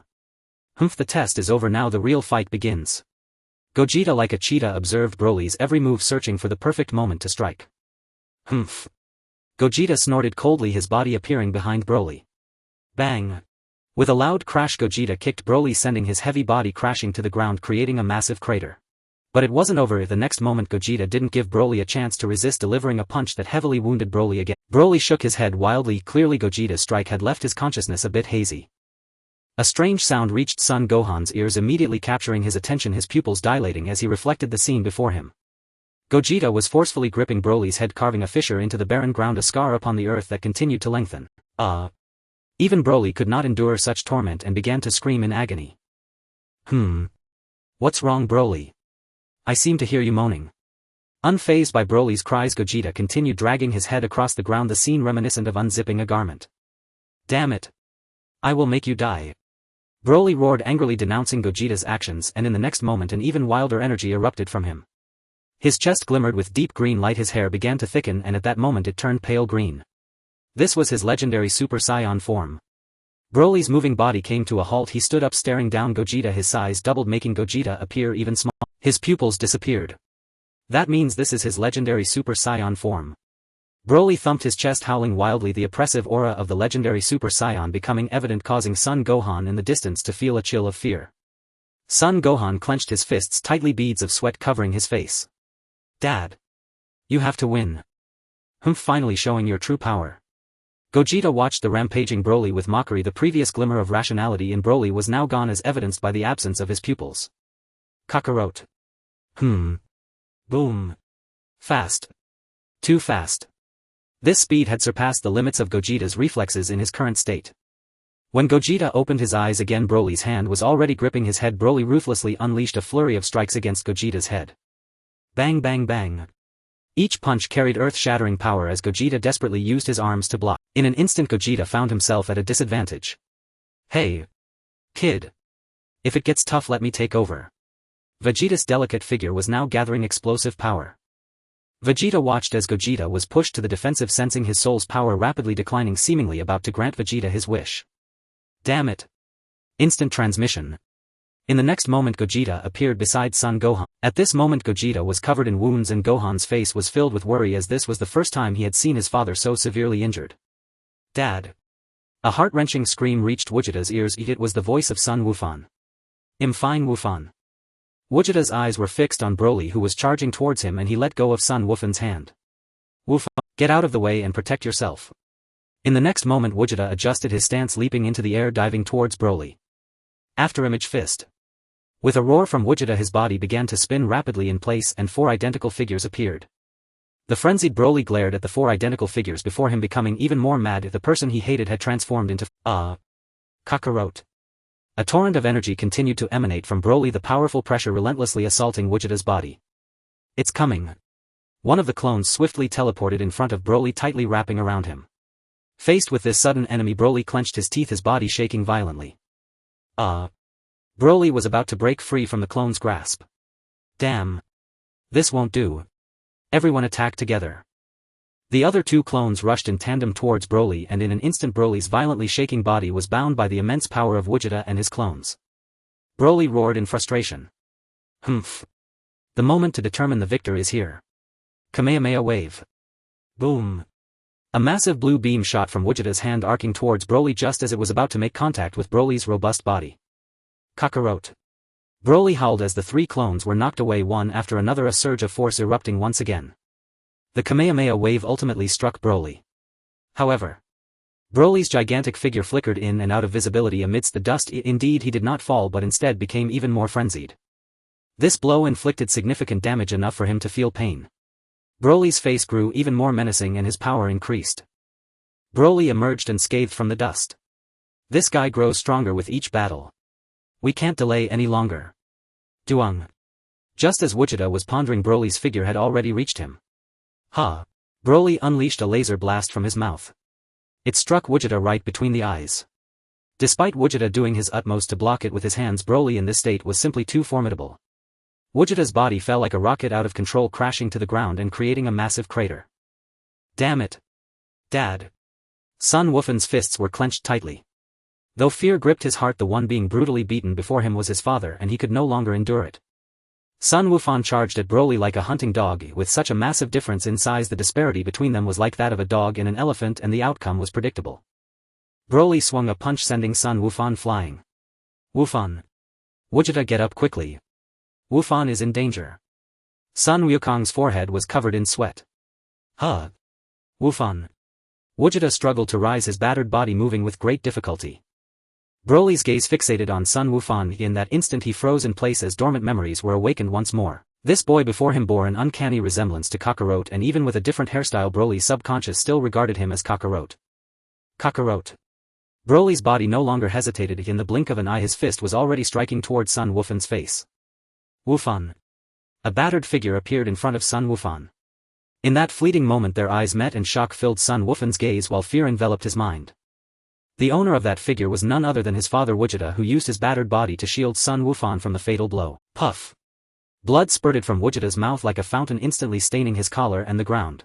Deep terror shone in Son Wufan's eyes, his pupils constricting, his eyelids twitching, his expression frozen in that moment. His body began to tremble uncontrollably if the intensity of his fear was so overwhelming that the surrounding air grew heavy as if it were solidifying. But Broly was an emotionless killing machine, pressing the attack, pummeling Vegeta's body with punch after punch, each strike landing with devastating force, leaving Vegeta utterly defenseless. Vegeta was ravaged by Broly from the sky down to the ground, his body traversing countless mountains, leaving innumerable craters scattered across the earth. Vegeta suffered inhuman torment at Broly's hands. His body was exhausted and he felt pain in every muscle, every bone creak. His legs felt as heavy as lead, preventing him from taking another step forward. His breathing became rapid and shallow, and the terrifying face before him resembled that of death. His mouth was stained with blood trickling down his neck and dripping onto the ground, his vision becoming increasingly blurred. He felt as if he had reached his limit, unable to endure any more attacks. His consciousness began to fade as if he were sinking into darkness. At this moment Broly was prepared to deliver the final blow to Vegeta, his divine body radiating an incomparably intense energy. Particles continuously gathered at his chest, an overwhelming force surging from his body as if all that power coalesced there. The size of the pale green energy sphere kept increasing. If the power contained within this sphere was enough to devour everything around it, a world-destroying energy manifested at this moment. Accompanied by Broly's roar, the energy sphere surged towards Vegeta's body. The ground began to tremble violently, mountains crumbled, rocks fell, raising clouds of dust and debris. The energy sphere's power was so immense that the entire Earth seemed to be torn apart, the sphere devouring everything in its path. The planet was on the brink of destruction. Sun Wufan stood dazed, tears had already soaked the patch of ground beneath him. Dad's presence is gone. Sun Wufan couldn't believe that the invincible man who had never been defeated would fall here today. At this moment only Sun Wufan and Broly remained on the planet. In this soon-to-be-destroyed planet, the sky turned gray and heavy as if the entire world was shrouded in a thick layer of dust. Sun Wufan stood dazed in place, his body rigid, his eyes hollow and bewildered, revealing deep fear and anger. He could never accept the fact that Vegeta had been defeated, that man akin to a myth had died right before his eyes. However, he, being so weak, could only watch helplessly as Vegeta perished, despising his own weakness and his own powerlessness. The enemy before him did not cease after killing his father if this great trouble remained unresolved. But what could he possibly do? Broly approached Sun Wufan aggressively, his imposing aura threatening. In that moment Sun Wufan's heart was filled with terror, yet his body did not falter. He reminisced about the days spent training with Vegeta, who had taught him how to grow stronger and how to fight, allowing him to avoid the burden of constant studies. At that moment Vegeta's kind figure repeatedly appeared in Sun Wufan's mind, if this man was his father. But because of this demon before him. No. Dad.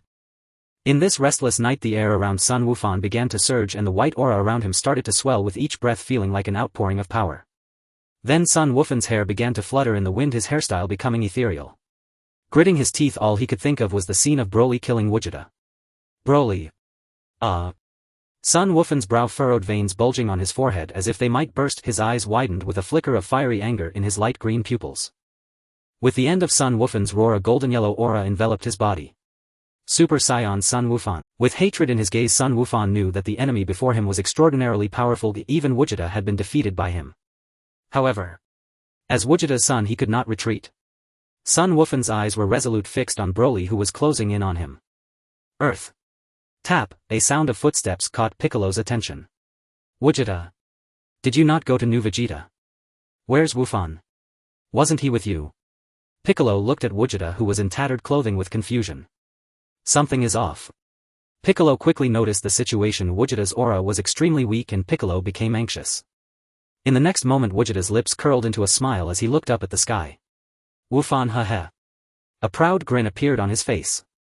Feel Wufan's aura carefully, Piccolo.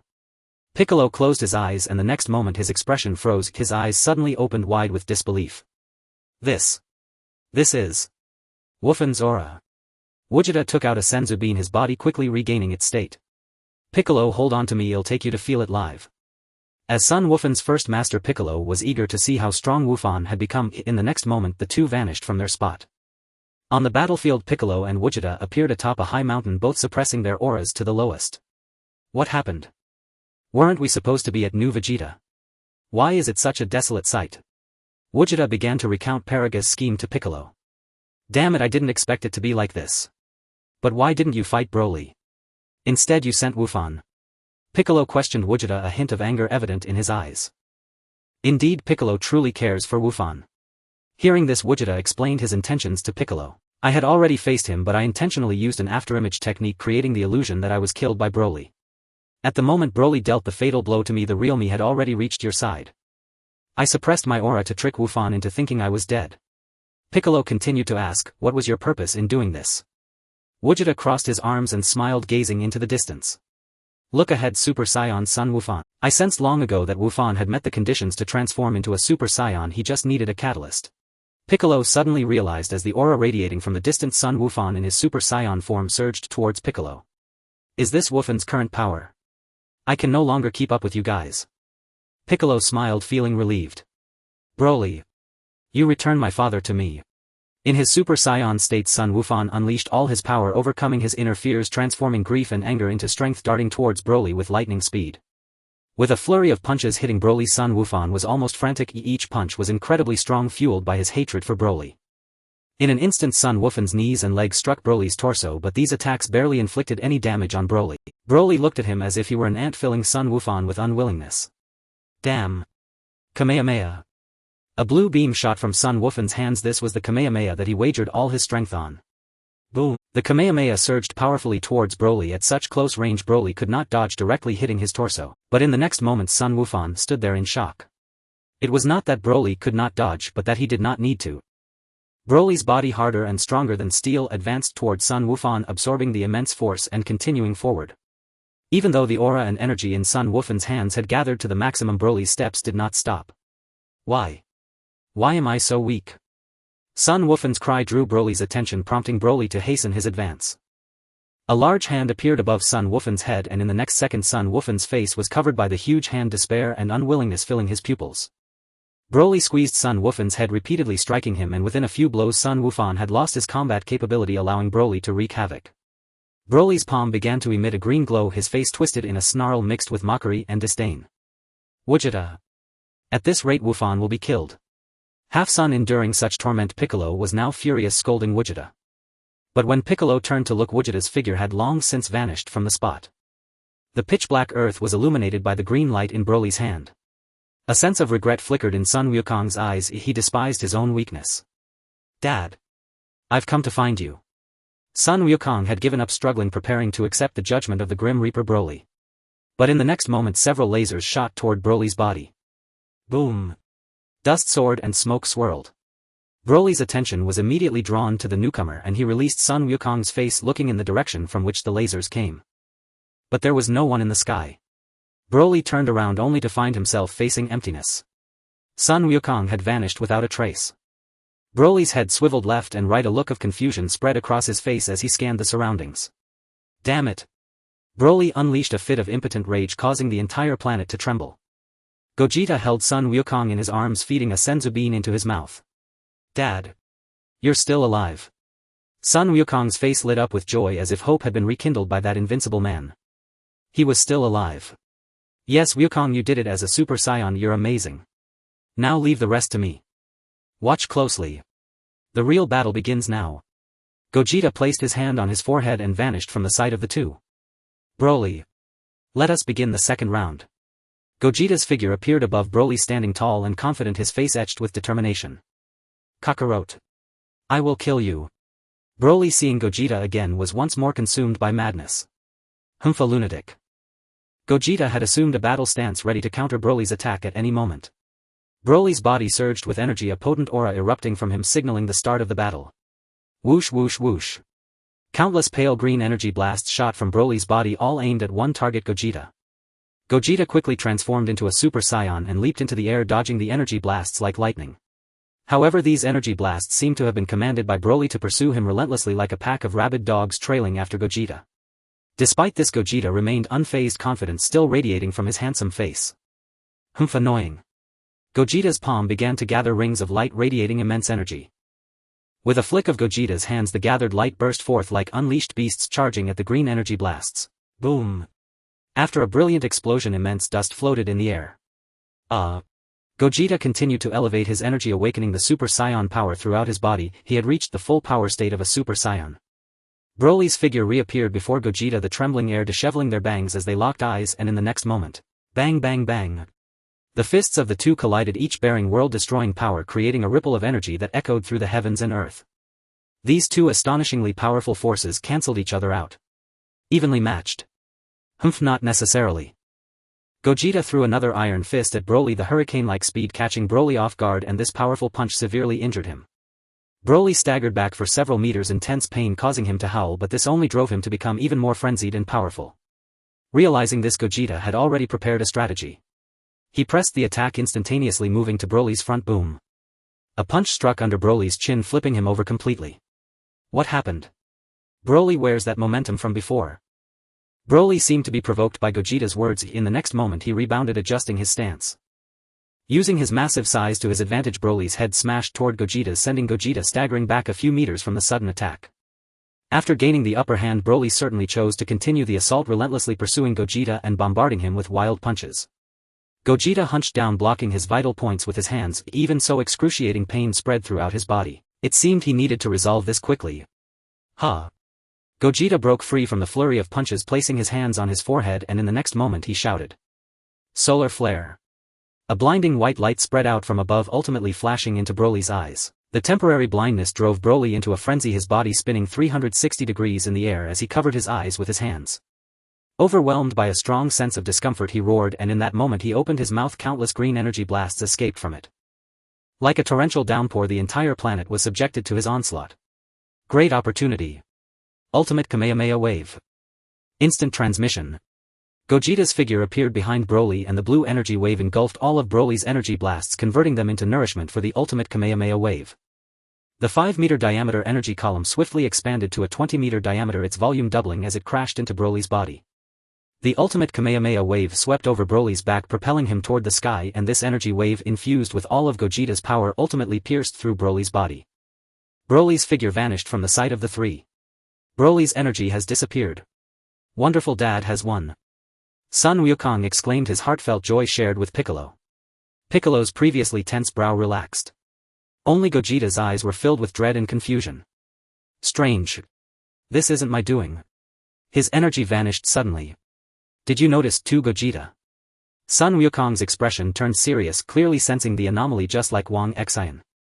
Kid. Go check if he's really dead.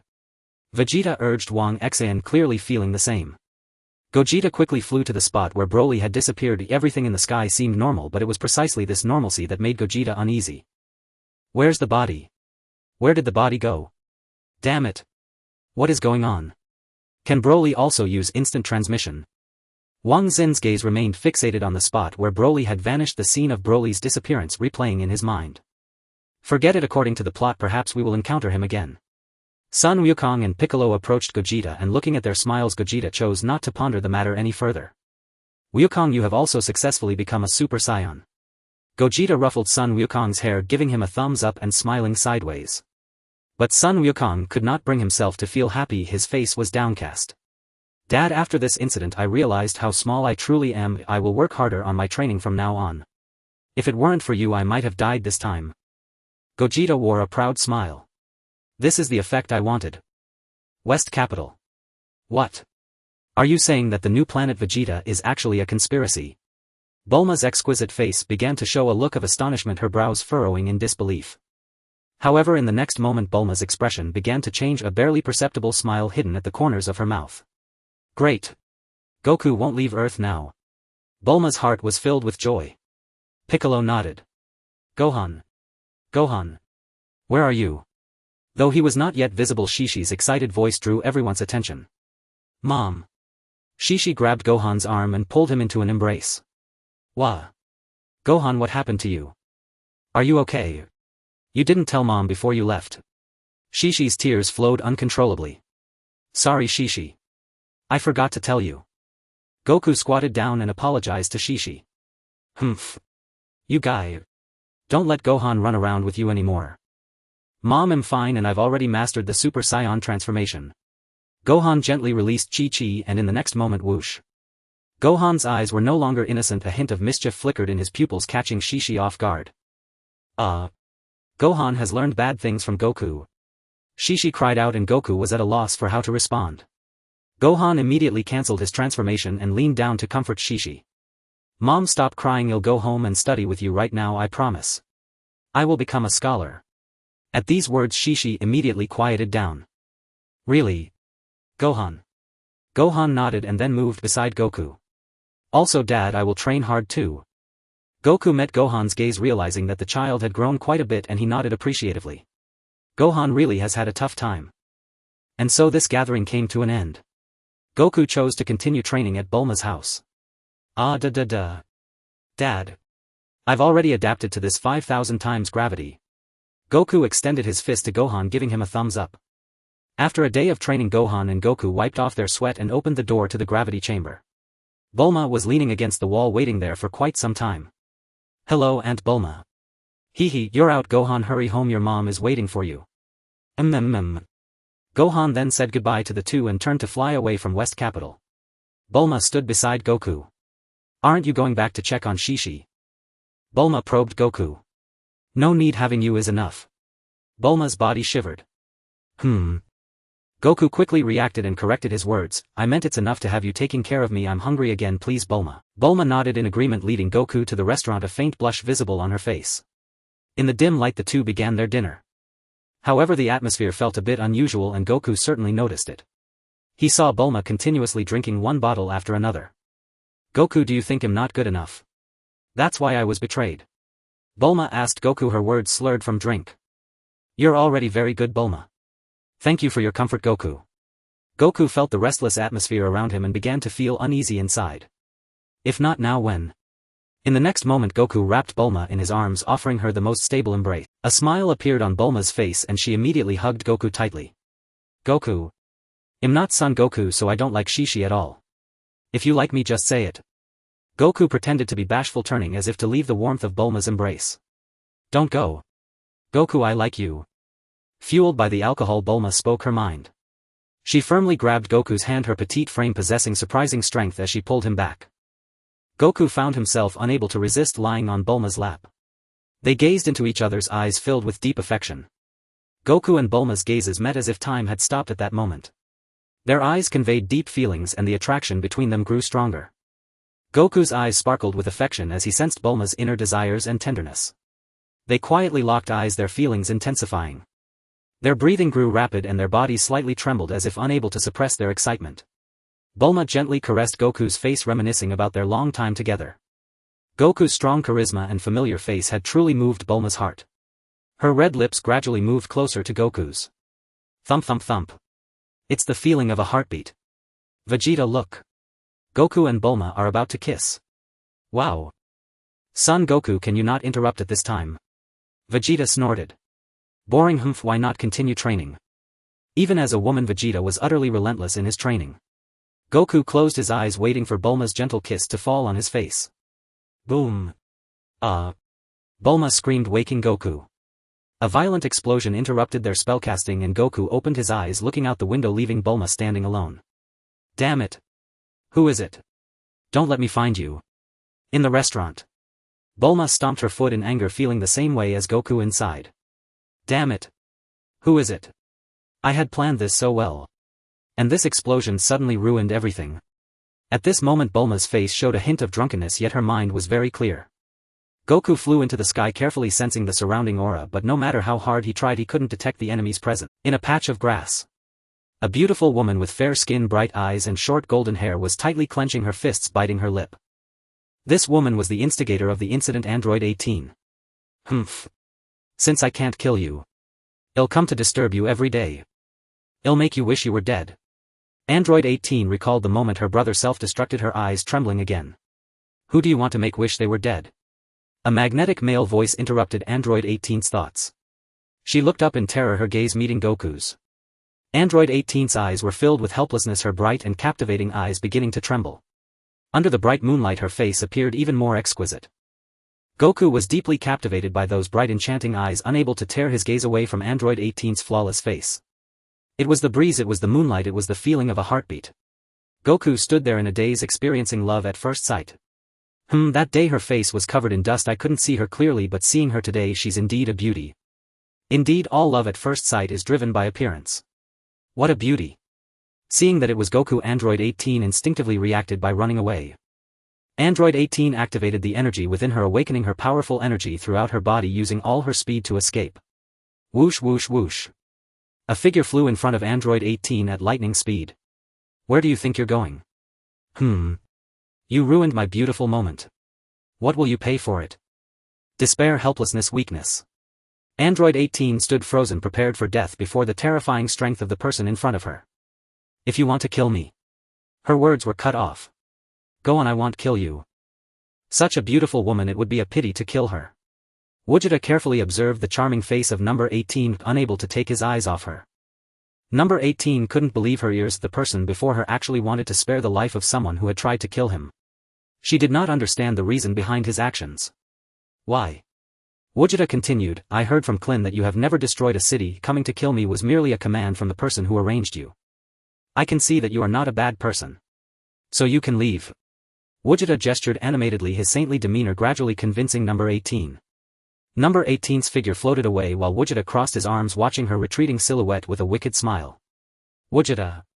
What on earth happened? Bulma, seeing that Gogeta had not returned for a long time, rushed out with concern. It's nothing. Bulma became shy and reserved again, completely opposite to her earlier furious demeanor. So. Was what you just said true? Really? Bulma confirmed multiple times. Gogeta nodded firmly. Of course. Bulma smiled sweetly, very alluring. Gogeta and Bulma returned to the restaurant knowing that this night would be one without sleep. Days passed and Gogeta was puzzled because the person he had been longing for, Cell, had not yet arrived. 3 years had already passed, yet Cell still had not appeared. Oh no, what will I do if Cell doesn't come to save the beauty? Gogeta clenched his fists in anger.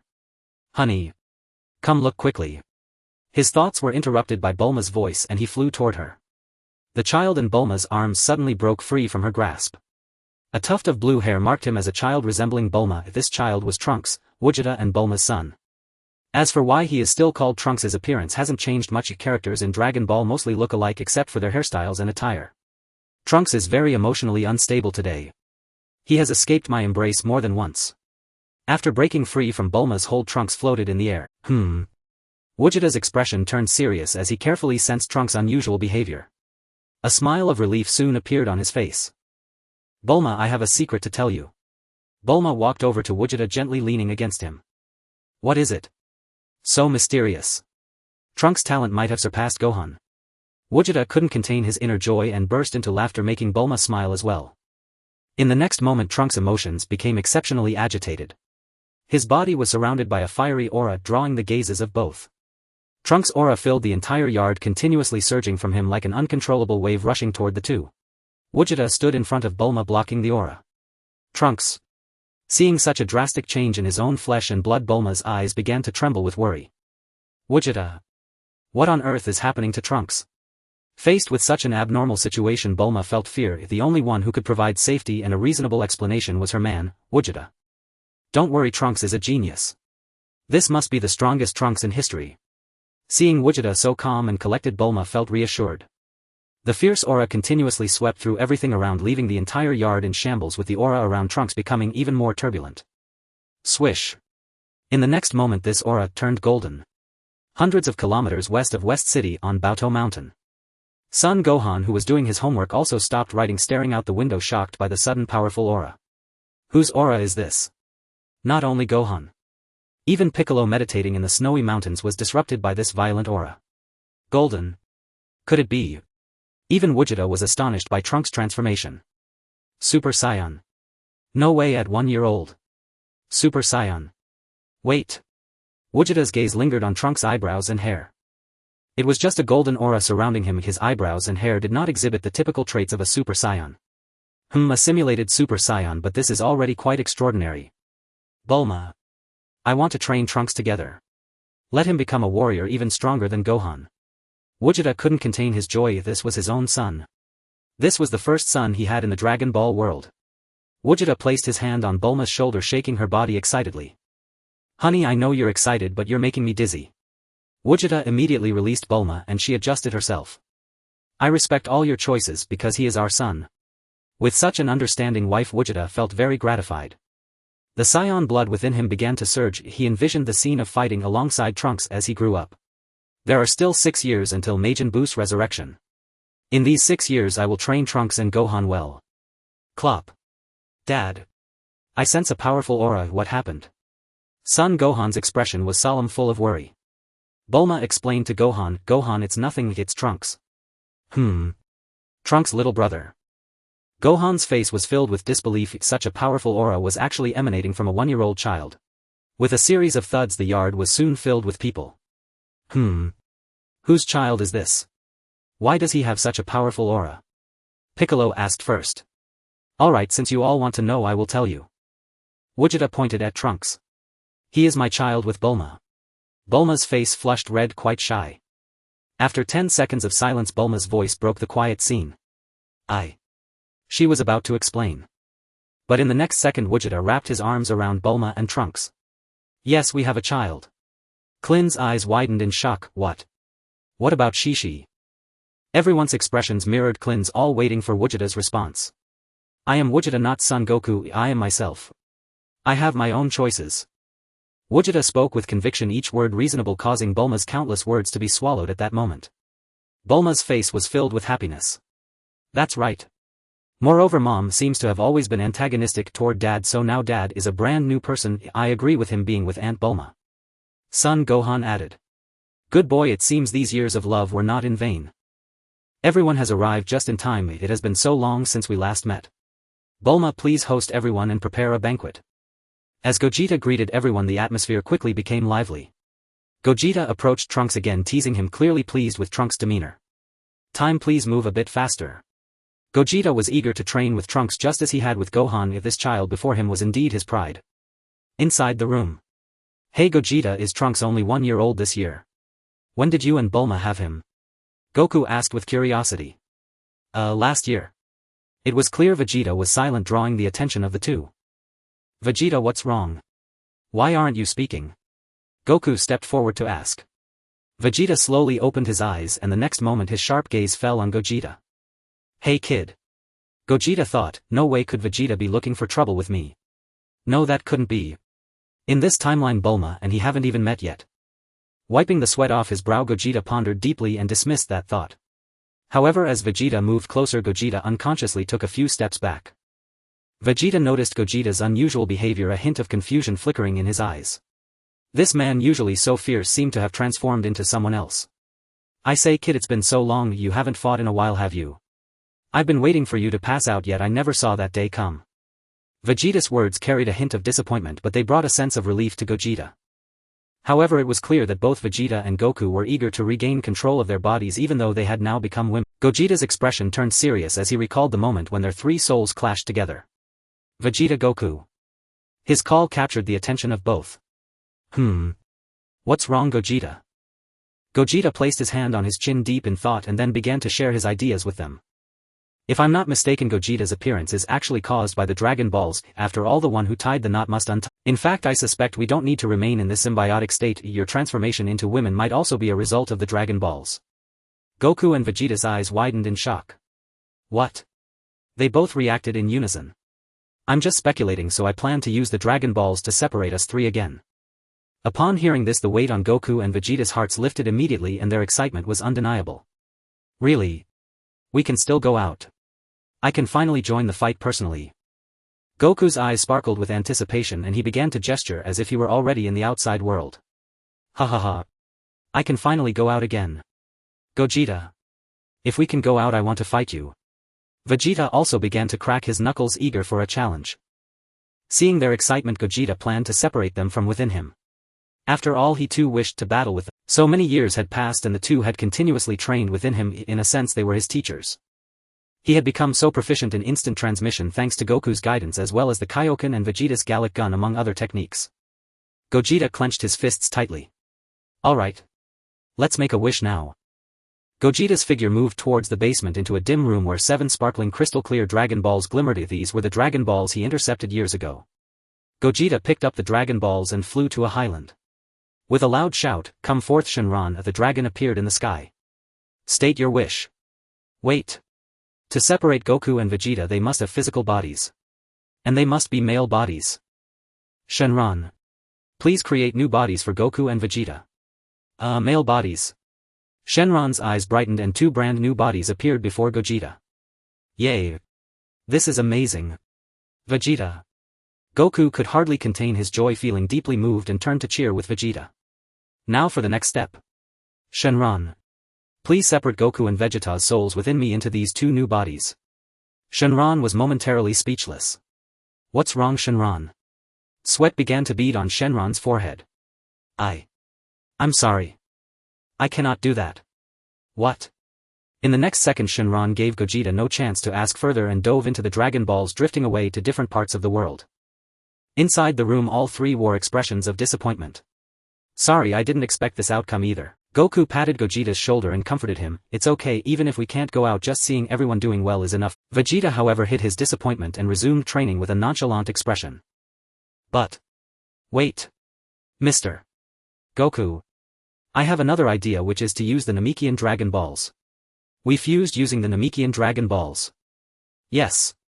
This is the crux of the matter. Hearing Gogeta's exciting news again, Vegeta paused his training and like Goku, hope ignited in his heart once more. However, right now the only Namekian energy I recognize is Dende. He is currently on Earth. So I can't instant transmission there. Gogeta scratched his head expressing his difficulty. So I plan to fly there using the ship Bulma made. Vegeta interrupted Gogeta with a cough, walking directly towards him. Kid, there's more than just you who can instant transmission. Vegeta's gaze turned fierce and he looked back at Goku. Oh. That's right. Vegeta and I can also instant transmission. I'm familiar with the energies of the Namekians. I know Nail and the Grand Elder. Goku's words awakened Wang Xin and he noticed Vegeta moving closer. Kid, I remember the Namekians' energy too, hehe. Vegeta's fists cracked. Kakarot. This time let me control the body. Oh no, it seems this beating is inevitable. Relax, I'll be gentle. Vegeta was impatient, as if preparing for something. Alright, to validate my guess. This beating is fine with me. Wang Xin relaxed, completely waiting for Vegeta's punch to land. Bang! A chop struck and Wang Xin fainted under the relaxed vigilance. At the same time both Vegeta and Goku spat out blood, yet the pain did not deter Vegeta, instead it only fueled his excitement. On the plateau a series of thunderous sounds scared all the flying creatures and beasts into a frantic escape. A figure appeared in the sky. Ha ha ha. Vegeta in a half-squatting position let out a sinister laugh. Finally I have gained control of this body. With control of the body, Vegeta was extremely excited, continuously waving his fists and feet. Then let me properly adapt to this new body. Vegeta controlling Goku's body was constantly executing the prince's techniques on everything around. Hey! Vegeta! Hurry up and instant transmission to Namek. Goku urged Vegeta to act quickly. Shut up, Kakarot. I finally obtained control of this body. Of course I can't rush things. In the next moment countless auras erupted from Goku's body. Let me see just how strong this body really is. With Vegeta's roar the earth began to tremble, the sky darkened with heavy clouds, and in an instant thunder and lightning clashed and a fierce wind howled. A flash of lightning struck Goku's body instantly. An even more powerful aura began to surge from within him. However, Vegeta had no intention of stopping. Throughout the years in the inner realm, he and Goku had never ceased their training. Their sparring was no longer enough to satisfy his competitive spirit. In this moment he unleashed all the pent-up frustration of these years. The roar echoed between heaven and earth. Accompanied by the sound stretching and spreading, Goku's hair began to stand on end and his pupils turned a pale green. This powerful aura was emitted by Super Saiyan Goku. Humph. Is this all you've got? I don't believe it. Vegeta continued to mobilize the cells within him, gathering them all at a single point on his back. In an instant a vortex appeared above Goku's head and an even more frenzied and powerful aura burst forth from his body. Vegeta. Are you also? Seeing Vegeta's stance, Goku realized that Vegeta had also reached this height. As expected of Vegeta. Goku smiled, genuinely happy for his longtime rival and good friend. The roars continued, and in the next moment Goku's upright hair began to increase in volume, indicating that his power had risen to another level. Vegeta released his half-squatting position, stretching his entire body. At this moment all the auras disappeared, entering his body. Humph. I have surpassed the Super Saiyan. Kakarot. I have done it too. Vegeta was surrounded by lightning, marking his new height. Super Saiyan 2. West City. This aura. Piccolo was astonished. It's Dad. Gohan said slowly. But in the next second Gohan's expression became serious. No way. Dad wouldn't transform now. Something must be wrong. Piccolo. I'm going to find Dad. Gohan bid farewell to everyone and flew towards the direction of Goku's aura. On the plateau Gohan's figure and voice reached Vegeta's eyes and ears. Dad. What happened? Gohan asked his dad with a serious face. Oh. Kakarot's-san. Just in time. Originally planning to instant transmission to Namek, Vegeta changed his mind upon seeing Gohan's arrival. Hey. Kakarot's-san. He's not dad. Who are you? Gohan observed the surroundings, which were filled with ruins and potholes. Who I am is not important. Right now, immediately you need to fight me. I ask you, who is stronger, you or Goku? Even if Dad has turned bad if he tries to destroy the Earth, I will stop him with all my strength. Gohan's fists were already clenched, ready for battle. Oh. So you mean you're not as strong as Goku? In the next second, Vegeta released his Super Saiyan 2 transformation. Kakarot-san. Come on. Vegeta beckoned Gohan to attack. But Gohan hesitated to make a move, standing dumbfounded in place. Damn. The face opposite is Dad's. I can't summon the will to fight. Hey. Vegeta, I agree with you doing this because I also want to see Gohan's progress over these years. But take it easy. What's wrong, Kakarot-san? Vegeta looked disdainful. As a Saiyan, how can we be swayed by family ties? Boring. In the next moment, Vegeta controlled Goku's body and charged rapidly towards Gohan. Bang! With one punch he sent Gohan into a deep pit. Gohan. Goku. Piccolo's figure appeared in the sky, still worried about Gohan, so he followed. As expected, he arrived just in time to witness this scene. Namekian. Alas, it's a pity you're too weak right now, I don't even want to fight you. Vegeta wore a nonchalant expression, but his words rang true. Piccolo was indeed too weak now. As soon as these words were spoken, Piccolo immediately realized that the person before him was certainly not Goku. Damn. How dare you underestimate me? Piccolo gritted his teeth, his gaze constantly shifting towards Gohan. No matter who the person opposite is. From his current actions it was clear he was not a good person. And the only one who could take action in this situation was Gohan. He must make Gohan find his fighting spirit. Phantom Fist. 3 doppelgangers spun rapidly and 4 Piccolos stood in front of Vegeta. Oh.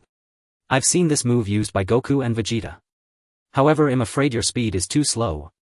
Vegeta wore a wicked smile, and the next second he appeared in front of the 4 Piccolos. Boom.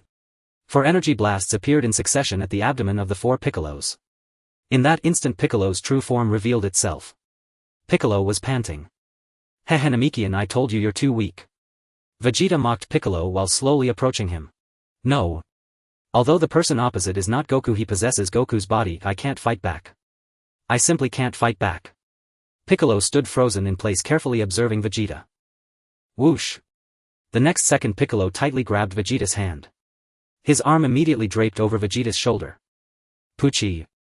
Blood immediately flowed from his abdomen as Piccolo kept stabbing his stomach with his right hand. Crack. In an instant, Piccolo's left hand severed his right hand. Vegeta looked bewildered. What on earth is this Namekian doing? Just as Vegeta was deep in thought, a scream of despair rang out. Gohan, save me. Piccolo's heart-wrenching cry caught Sun Wukong's attention. He slowly got up and looked towards the source of the sound. Sun Wukong's face was filled with horror. He could hardly believe that Piccolo was so severely injured. Piccolo's blood flowed onto Vegeta's hands, leaving Vegeta bewildered and motionless. In the next moment, Piccolo grasped Vegeta's hand and placed it against his neck, his body twitching uncontrollably as blood began to spray from his wounds. Save me. Wukong. Sun Wukong's eyes widened in fury, bloodshot with rage. Uncle Piccolo. Sun Wukong instantly transformed into a Super Saiyan, his iron fist lunging toward Vegeta like a mad beast, charging at him with incredible speed. Bang! The power of this punch was terrifying, striking Vegeta's face and sending his body flying several meters away. Damn it! I got distracted. Vegeta cursed himself, jolted back to reality by the punch. This is acceptable. Kakarot-san is indeed extraordinary. Vegeta readied himself, adopting a fighting stance. Sun Wukong's anger had not dissipated. Fueled by rage, he reached full power as a Super Saiyan. Sun Wukong's fists cracked as he launched another attack on Vegeta. Vegeta scoffed, charging towards Sun Wukong. The 2 fists collided with a thunderous boom. A massive surge of energy spread between their thumbs, rippling waves of energy echoing through the air. Well done, Wukong. Piccolo's body had already recovered and he was quite pleased with Sun Wukong's performance. Sun Wukong relentlessly struck Vegeta's body with his fists and Vegeta responded effortlessly to his attacks. Is that all you have, kid? Vegeta said dismissively. However, the next moment Vegeta would pay the price for his arrogance. Duang. With a strange sound, Sun Wukong's leg unexpectedly landed on Vegeta's face. Pfft. A gust of wind swirled around Sun Wukong's feet, a powerful aura emanating from the ground rubbing against Vegeta's face. Damn it. Could it be that I'm still not familiar enough with this body? Boom.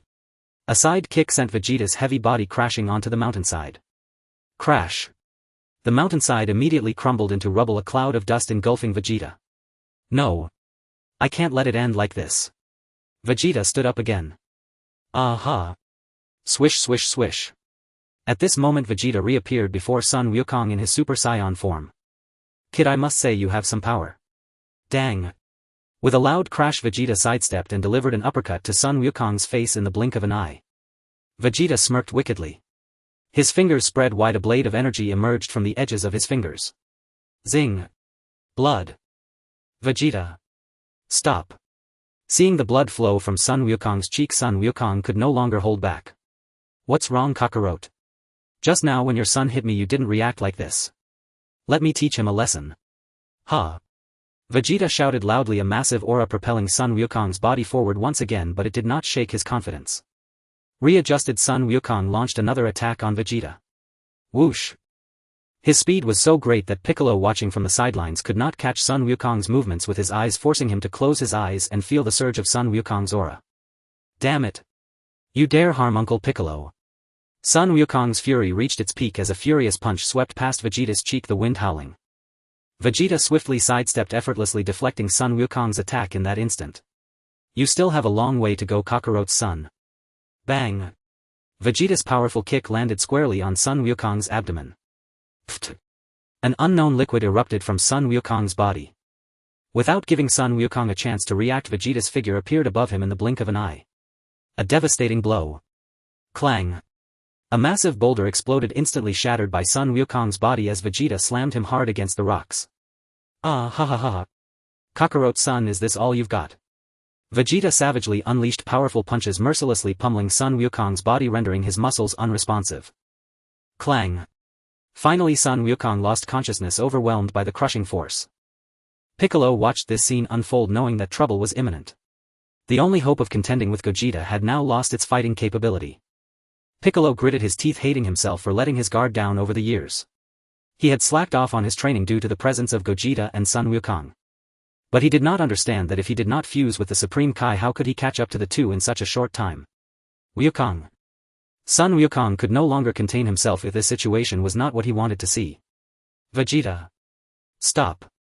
Inside, Sun Wukong's figure had already reached Vegeta's side. In reality, a ball of energy full of violent power was already forming in Vegeta's hand, seemingly about to be unleashed. Kakarot. If you come any closer, I'll blast your son to pieces. A brilliant light emanated from Vegeta's hand, casting a beam that illuminated Sun Wukong's face. No. Vegeta. Sun Wukong could no longer hold back, his patience had reached its limit and he instinctively moved closer to Vegeta. His iron fist was primed and ready. At this moment Sun Wukong slowly rose to his feet, his expression grave, his face etched with seriousness. Even if you possess my father's power, I will not forgive you if you destroy the earth. Sun Wukong's steps were firm and heavy, his gaze cold as he slowly approached Vegeta. Vegeta raised an eyebrow slightly, then relaxed in the next moment. Kakarot, your son seems to have improved again. Sun Wukong's figure drew closer, a restless aura enveloping him, the bangs on his forehead starting to rise. Vegeta's lips curled up. This feeling is unmistakable. This is my goal. Kakarot. In our battle I sensed that his power had reached a bottleneck. Congratulations, Kakarot, your son is about to break through. With a fierce roar, a more intense aura erupted like a blooming lotus from Sun Wukong's body. He strode forward with determination, step by step toward Vegeta. Each step he took proclaimed his resolve, and the aura of a strong warrior exploded around him. Kakarot, you should thank me. Vegeta smirked, eagerly awaiting Sun Wukong's attack. Has Gohan broken through to this form as well? Sun Wukong openly displayed his surprise. Sun Wukong licked the blood from the corner of his mouth, his piercing gaze seemingly conveying to Vegeta that he had become even more powerful. I will protect the earth. Ha! Sun Wukong's explosive aura was retracted, energy surged back into his body, his iron fist clenched tightly as if ready to strike Vegeta's face at any moment. Not bad, it seems you have grown stronger. However, I have completely familiarized myself with this body. With those words, Super Saiyan Vegeta charged at Sun Wukong. Sun Wukong immediately reacted, fully unleashing his energy. Bang! Bang bang bang!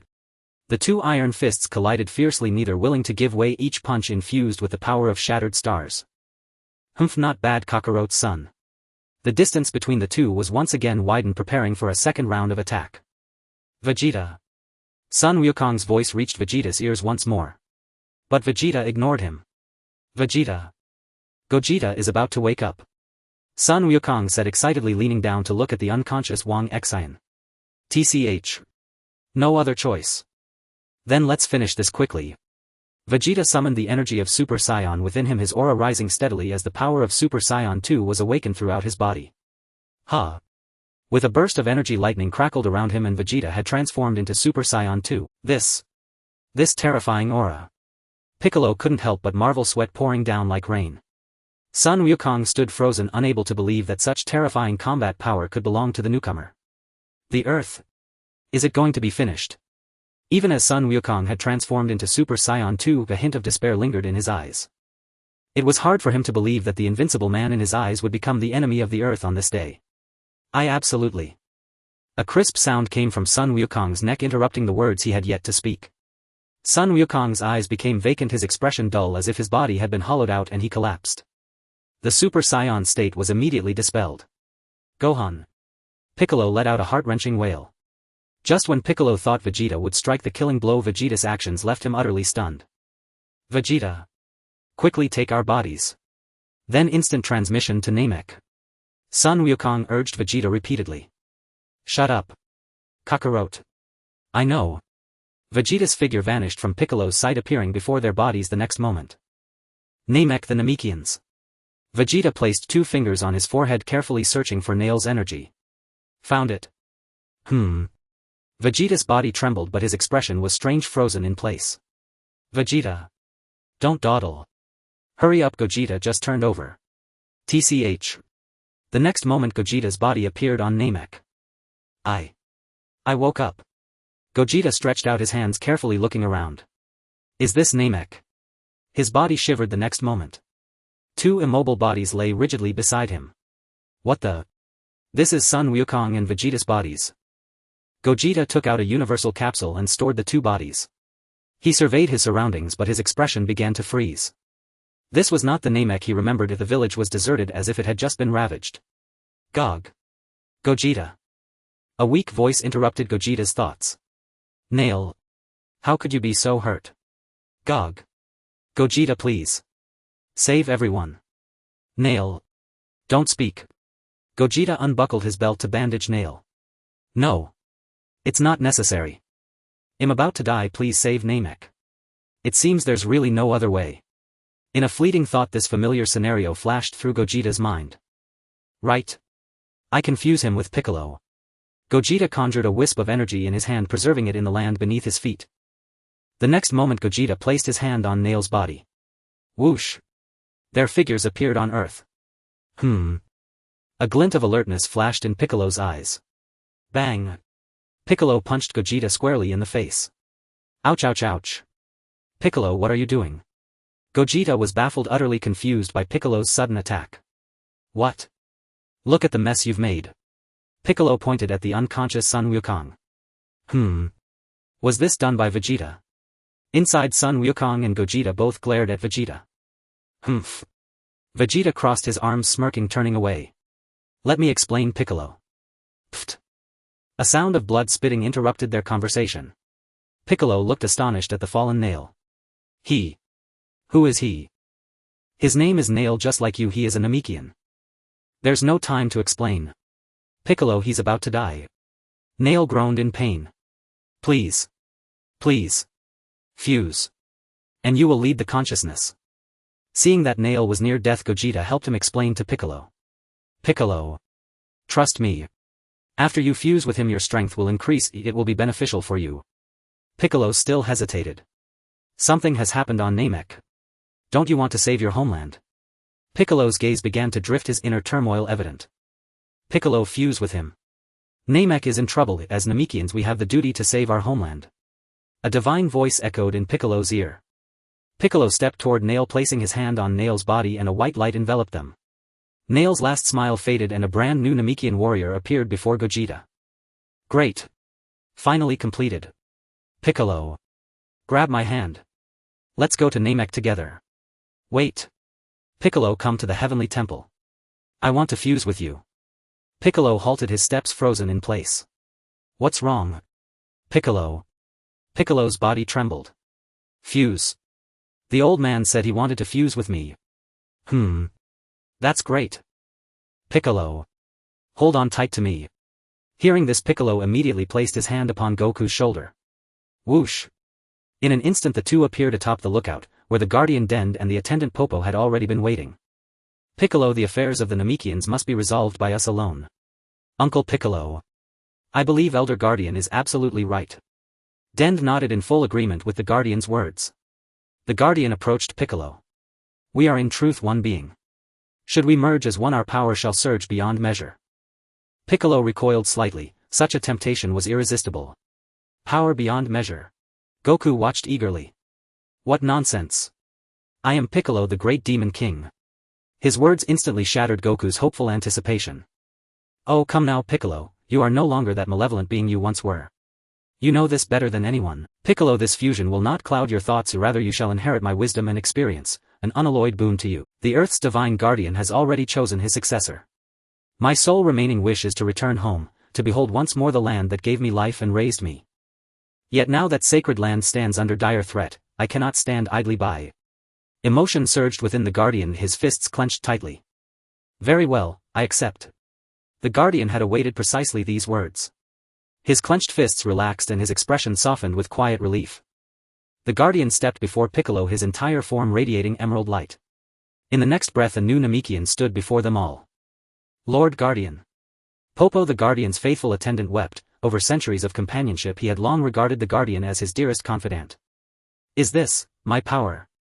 Astonishment mingled with exhilaration in Piccolo's voice. Through assimilation and fusion alike he had finally ascended to an entirely new plane of strength. Within Piccolo's heart tumultuous waves roared. Now with such power he could at last stand shoulder to shoulder with Goku and Gohan in battle, not serve as the Sun family's caretaker. This energy signature. Vegeta was drawn instantly by the unprecedented aura emanating from the newly transformed Piccolo. It rivals even Goten's full-power Super Saiyan state. How has this Namekian's combat power multiplied so drastically? Damn it, I've trained relentlessly for years just to reach my current level. Jealousy and disdain twisted Vegeta's features while Goku's face lit up with genuine joy. His old friend's extraordinary growth filled him with profound delight. Piccolo's grown stronger too. I can't wait to fight him once we're back out there. Goku's warrior spirit flared anew, his bones crackled with eager anticipation. Piccolo, we're leaving. Hold on tight. At once Piccolo shook off his elation. Duty called and time was of the essence. The two reappeared upon Namek. Piccolo closed his eyes, and Naru's memories flooded his consciousness. Damn it. It's Frieza. Metal Frieza. Frieza. But I slew him myself. Metal Frieza. Planet Corn. Goku soared into the sky, and indeed Namek's surface lay shrouded beneath a sprawling metallic tendril. They've abducted every Namekian. As Piccolo stared in shock, a legion of clanking mechanical beings emerged into view. Among them one figure stood apart, distinct, commanding, unmistakable. Oh. Metal Frieza. At Goku's words Piccolo rose steadily into the air, hovering high above, his vantage point granting him an immediate piercing gaze upon Metal Frieza. Rage consumed Piccolo's mind. Die. A brilliant cerulean energy sphere coalesced in his palm, and shot forth like a comet toward the mechanized host. But in that very moment Metal Frieza swept his arm forward, issuing silent command. Instantly the machines leapt aside, dodging Piccolo's blast, and swarmed toward him in a tightening circle. Boom. Boom. Reinforced by their unique alloy armor, the machines' bodies proved astonishingly resilient, yet Piccolo still struck them down with devastating force. Blow after blow crashed into their metallic frames, each punch carrying the cataclysmic force to shatter stars. Ada-da-da-da. With every roar Piccolo's speed accelerated further still. Metal Frieza gestured again, and another wave of machines surged over the horizon. So many. Even Goku couldn't suppress his astonishment. The new reinforcements swarmed like an endless tide of ants, dense and deeply unnerving. As Goku voiced his awe, several machines launched a sudden ambush, closing in from all 4 directions. Humph. Goku scoffed, then unleashed a blinding radiance that erupted from his body in every direction. Shatter. In an instant every machine crumbled into heaps of twisted scrap metal. Damn it. Distracted Piccolo was seized, his limbs locked fast by multiple machines. Ahahaha. A torrential surge of energy erupted from Piccolo's frame, blinding white light flooded the heavens so intense even Goku turned away, shielding his eyes. In that flash every machine collapsed inert. Only Metal Frieza remained standing. Goku, I'll handle this from here. Let the Namekians resolve Namek's fate. I too wish to test just how formidable I have become. Goku crossed his arms and nodded in assent. Alright Piccolo, I'm eager to see what you're truly capable of now. Piccolo assumed his battle stance, then in one fluid motion shed his cape and headband. Ayaha. His roar echoed across Namek's skies, growing ever more thunderous as if summoning the very cosmos, and with each cry his latent power surged forth. A silvery white aura spiraled around him like a celestial dragon, unwavering, luminous, eternal. At that moment his strength had soared to an unprecedented zenith.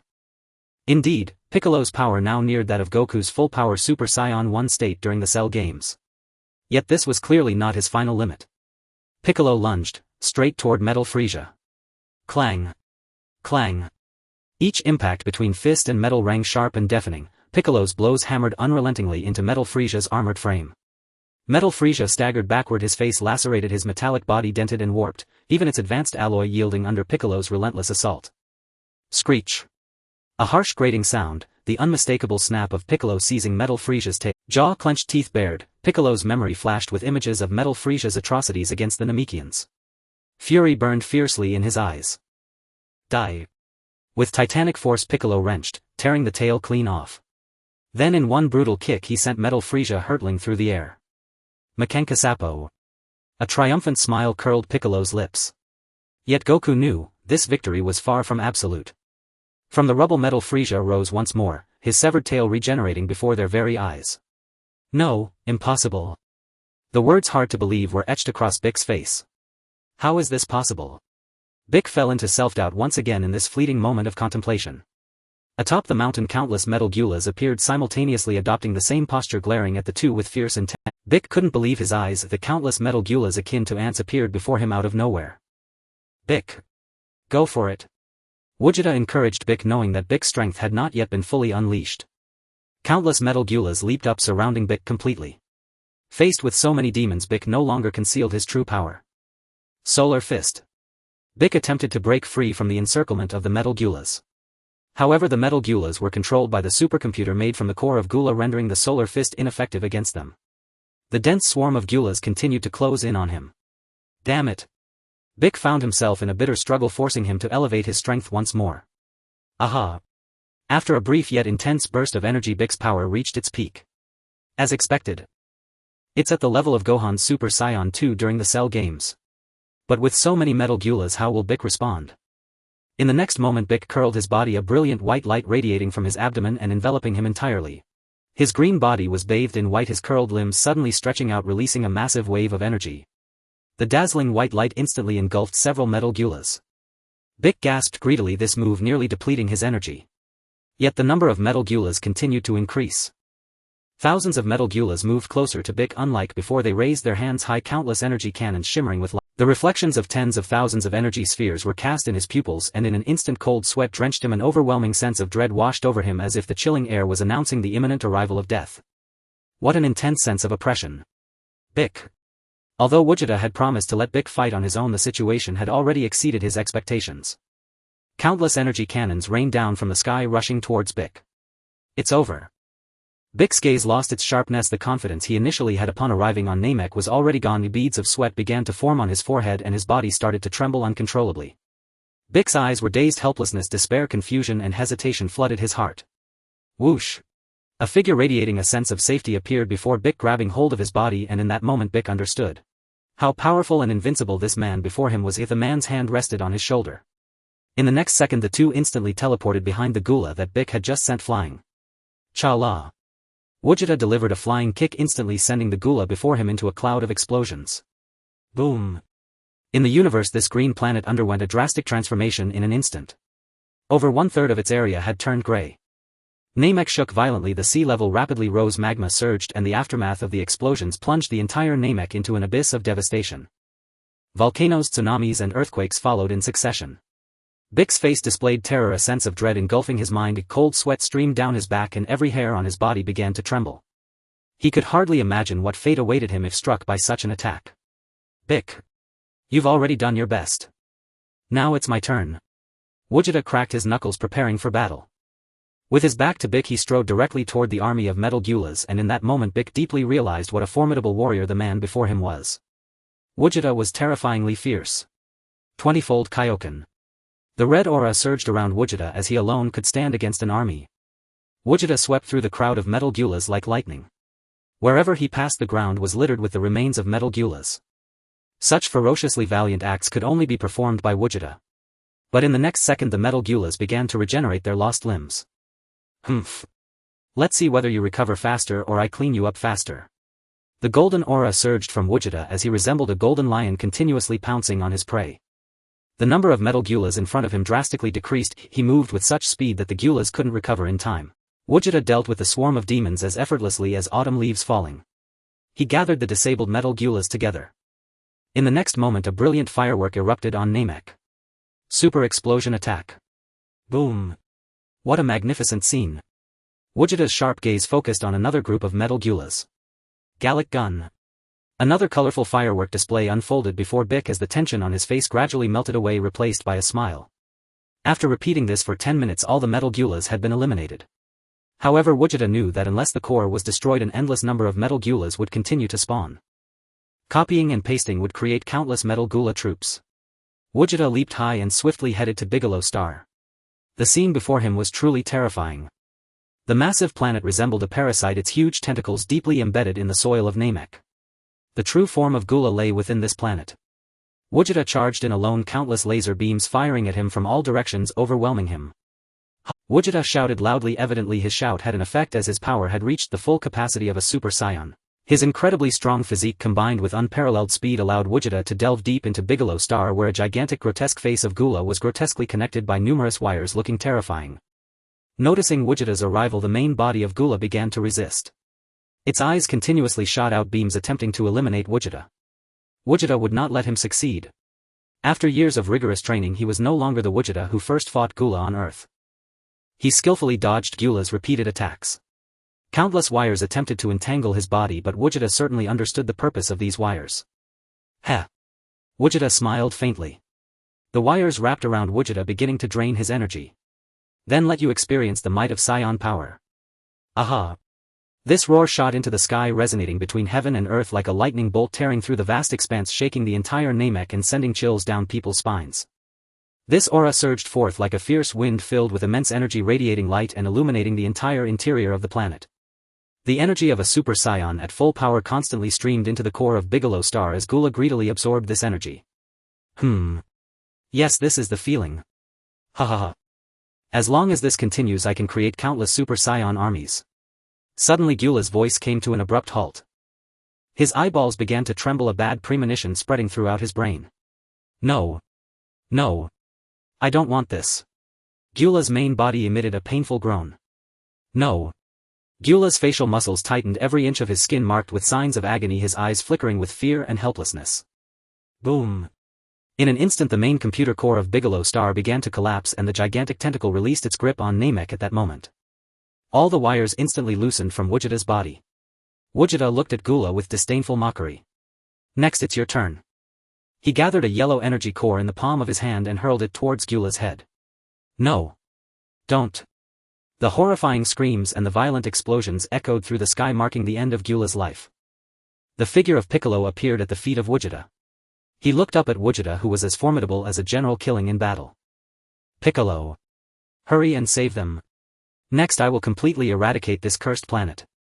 With that Gogeta's body charged toward the direction where Biga was fleeing. Trying to escape. Ultimate Kamehameha. Boom. A dazzling white light illuminated the earth from above. Everything became bright and the dim Namek regained its light with the disappearance of the white glow. It symbolized that Namek had once again been redeemed. The power of the ultimate Kamehameha tightly grasped Piccolo's divine soul, entrancing him with its residual force. However, in the next moment his body began to move. With the consciousness of Nairo, Piccolo regained his senses from the shock and quickly walked to the cage imprisoning the Namekians, liberating all of his kin. Nairo. Are you Nairo? The elderly Namekian gazed at Piccolo, a familiar aura emanating from him making it clear that this warrior was closely connected to Nairo. Elder, I am Piccolo, but strictly speaking I am also Nairo. Elder. Isn't this the second elder? Could it be? The elder has passed away. The elder released Piccolo's hand, understanding his, muttering, Nairo. Thud. Gogeta landed beside the two. Thank you, young man, you have saved our Namek again. Years later, Namek was once again redeemed by Gogeta and the elder was immensely excited. Second elder, no elder, you don't need to thank me. In fact, I came to Namek for a request. Gogeta stated directly. A request. The elder expressed doubt, though he already knew the answer in his heart. For someone so powerful to have a request, he couldn't think of any reason other than the Dragon Balls. You're talking about the Dragon Balls, right? I'll gather the elders to collect them right away. As expected of the elder, he saw through my intentions at a glance. Then I shall trouble you, elder. On this fractured land 7 crystal clear Dragon Balls had already gathered. Come forth. Shenron Porunga. At the elder's command a familiar scene unfolded again, the entire sky darkening as the massive figure of Shenron Porunga circled above. State your wish. You have 3 wishes available. Inside, Sun Wukong and Vegeta were filled with anticipation. Bang. Gogeta placed 2 bodies from the universal capsule on the ground. Please help me separate the souls of Sun Wukong and Vegeta into these 2 bodies. Porunga's eyes lit up. Your wish will be granted immediately. Great. Is it finally going to be realized? Vegeta. I'm so excited. I can finally get out. Kakarot. Once I get out, I'm going to defeat you and Gogeta. The two couldn't contain their inner joy. They had been waiting for this moment for a long time. No way, why hasn't there been any response for so long? The light in Porunga's eyes faded and he appeared lost. Sorry, your wish cannot be granted. What? Nanny. Inside, the 3 expressed their confusion simultaneously, their myriad thoughts condensed into just 2 words. Gogeta was stunned, repeating Porunga's words. Cannot be granted. Gogeta's eyes filled with doubt, his heart troubled and anxious, he yearned for an explanation from Porunga. Why? Didn't you fuse us 3 together? Porunga looked surprised. Fuse together? Me? Seeing that Porunga seemed to have forgotten this matter, Gogeta continued to remind him. Years ago Frieza wanted to destroy Namek, it was you who fused us 3 together. Don't you remember, Porunga? Gogeta's tone began to grow agitated, influenced by the emotions of Sun Wukong and Vegeta inside. Damn it. How dare you toy with us? Vegeta clenched his fists as if he were about to strike Porunga at any moment. I'm sorry, I remember this, but... Seeing Porunga's hesitation, Gogeta erupted. But what? Hurry up and say it. But this wish I did not fulfill. Porunga averted his gaze, a hint of shyness appearing on his face as if he were a child afraid of being scolded by an adult. It seemed he was pondering whether the person before him would think of him as a useless dragon. What? This isn't a wish granted by Porunga. This response not only caught Kong Bei off guard but was completely unexpected for Gogeta as well. Inside, Wang Xin stood dazed in place. Not a wish granted by Porunga. Then who could it be? Wang Xin's mind kept recalling the scene when he crossed into the Dragon Ball world. His thoughts were drawn back to before being transported to Namek. The mysterious space and the woman's words resurfaced in his mind. Please. Shenron. Immediately after he was transported to Namek, merging with Kong Bei. Wait. Please, Shenron. Wang Xin seemed to have a clue. He remembered the mysterious woman saying this phrase. So the reason I became Gogeta was indeed a gift from Shenron. But it definitely wasn't through Porunga's granting. Could it be the Super Dragon Balls? Wang Xin kept recalling what had happened. What did that system announcement mean by the seed time and space that meets the plan conditions? Could it be that my crossing was actually arranged by that mysterious woman? A feeling of being treated as a pawn surged in Wang Xin's heart, always feeling like someone had played him. Damn it. Wang Xin's fist slammed hard into the ground. Sun Wukong and Vegeta were drawn to this scene, both flying to Wang Xin's side. Gogeta. What on earth is going on? Vegeta urgently questioned, wanting a satisfactory answer. Vegeta, don't be so agitated. Gogeta is already trying very hard to find a way for us to get out. Sun Wukong attempted to ease the fiery atmosphere. Kakarot, he has the dominant power of this body. He can do as he pleases. Even have children.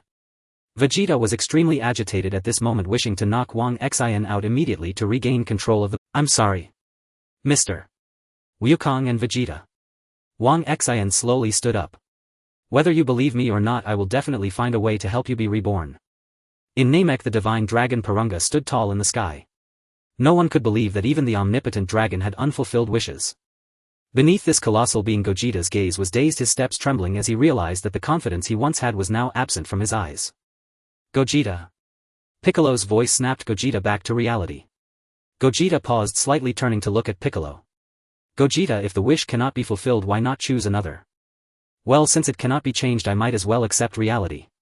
Gogeta regained his senses and gazed into the distance. The planet was now riddled with scars due to the parasitism of the Tuffles. Please help me restore Namek to its original state. In the blink of an eye, the landscape of Namek was completely restored. You still have 2 wishes left. 2 wishes. Gogeta pondered deeply. Now my existence has confirmed that it is not caused by the Namekian dragon. Then if that's the case, I must clarify one thing. Who is the woman that brought me to the Dragon Ball world, and why did she do this? How could she turn the Tuffles into women? The Namekian dragon cannot separate the Tuffles, which means its powers must be similar to those of the Earth dragon. That can only mean the Dragon Balls that woman used are of a higher grade. Please tell me the location of the Super Dragon Balls in the universe. Porunga stared blankly, unable to respond for a long time. What? What are Super Dragon Balls? Damn it. Just as I thought, Porunga has no idea about the Super Dragon Balls, and it surely doesn't know the identity of that woman. Since that's the case, I need to confirm one more thing. Gogeta furrowed his brow. Do you know of the existence of the God of Destruction? Porunga's expression soured, revealing hesitation, and at that moment Gogeta seemed to know the answer. Sorry. I don't know that either. The highest deity in the universe is Lord Supreme Kai. As I expected. Could it be? Exactly as I thought. Just as Gogeta was deep in thought, Porunga's body transformed into a beam of light and dove into the Namekian Dragon Ball. Huh. I haven't even stated my wish yet. Why did you leave? Porunga's deep voice echoed across the heavens and the earth. Your question counts as a wish. Is that so? I see. Watching Porunga vanish, Gogeta began to understand the reason why the Tuffles could not be separated. He sat down, crossing his hands, reflecting on his experiences since his arrival. So far he had defeated enemies such as Frieza's trio, the androids, and Broly. All these individuals were bosses from Dragon Ball Z, and through his conversation with Porunga today he reached a conclusion. The time and space that the mysterious woman referred to, which meets the criteria, is the time and space I am currently in. Next. I have one more thing I must confirm. Piccolo. No, Kami. Do you know about the Black Star Dragon Balls? Piccolo was taken aback by Gogeta's sudden inquiry. Black Star Dragon Balls. What is that? Piccolo's eyes were filled with confusion, and it wasn't just Piccolo, the other Namekians were also troubled by Gogeta's incomprehensible words. Now it can be confirmed. The time and space I am in. It seems to be an alternate timeline. It is very likely a timeline without Dragon Ball Super and Dragon Ball GT. Even more likely, it resembles the timeline of Dragon Ball Z. Gogeta began to recall the plot of Dragon Ball Z in his mind. From the current timeline, the main plot involves defeating the androids. However, Cell has yet to appear, so the final boss will be Majin Buu. What will happen after defeating Majin Buu? It's not Dragon Ball Super or Dragon Ball GT. Without the Super Dragon Balls, it will be impossible to free Vegeta and Goku forever. And who is that mysterious woman who saved my life and allowed me to traverse? Gogeta found himself engulfed in infinite confusion. However, he was certain that the woman must be from a higher dimensional world. It was she who fused him with the Tuffles using a higher grade Dragon Ball. Although I don't know why she turned the Tuffles into women, I must turn them back. After all, I cannot accept this. Gogeta recalled again the events that occurred in that strange space. The woman's words, "Please train hard," reignited hope in his eyes. My appearance might have been arranged by her. She must have encountered some trouble. Once the time is right, I will surely meet her again. Gogeta felt relieved. In the interior, hey. Gogeta. Hey. Vegeta's irritable voice pulled Gogeta back to reality. Vegeta. I know what you're going to ask. Now I can clearly tell you that I currently cannot find a way to separate the three of us. As soon as he spoke, Vegeta and Goku were rendered speechless, displaying a state of despair and disappointment. However, Gogeta's voice once again resonated, pulling the two back to their emotions. That doesn't mean it can't happen in the future. As long as I become strong enough, I might be able to break the barriers of time and space. To reach a world with the Super Dragon Balls. Upon hearing this, the extinguished hope of the Tuffles was reignited. A world with Super Dragon Balls. What kind of world is that? A world filled with strong beings. Gogeta's eyes shone brightly as if reflecting the powerful warriors from Dragon Ball Super, Golden Frieza, Jiren, Ultra Instinct Goku, Blue Vegeta, and God of Destruction Beerus. How powerful are they? How do they compare to Broly? Goku probed further, wanting to clarify everything. Broly. There is also a Broly in Dragon Ball Super. They are even stronger than Broly. Upon hearing this, Goku became even more excited, his blood boiling once again. Humph. Kakarot Gogeta. If that's the case, I must train hard before that day comes. I will defeat all of you. Vegeta turned away and began his training. Wait for me, Vegeta. Goku followed suit, mimicking Vegeta's actions. After clarifying the situation, Gogeta bid farewell to everyone and returned to Earth with Piccolo. So you mean there are both Vegeta and Goku within you? However, he did not mention the transformation of Goku and Vegeta into women. This was not only a shame for Vegeta but also explosive news for others. Piccolo seemed to understand Gogeta's good intentions. He was sure that whoever harmed Gohan was definitely not Gogeta or Goku. Gogeta nodded. Yes. Let's grow stronger together, Piccolo.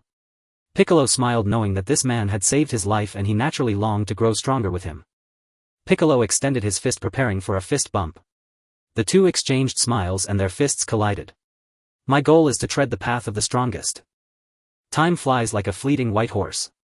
In the blink of an eye, 5 years have passed since the ordeal on Name. During this time, as predicted by Gogeta, there have been hardly any significant events and days have gradually slipped by. On a sunny afternoon by a tranquil lakeside, two figures, one big and one small, were sitting on the shore fishing. Brother Gohan, how strong do you think Dad is now? The speaker was Trunks, a child with remarkable talent who was now 6 years old. Dad is very strong. Strong to an unbelievable degree. Gohan, now a high school student, had not once slacked off in his training over the past few years. For in his heart there was a person with terrifying power pushing him forward, and that person was his father Gogeta. After the last incident, Gohan understood just how vast the gap in strength was between him and Gogeta. The actions that man took had left an indelible scar on his soul.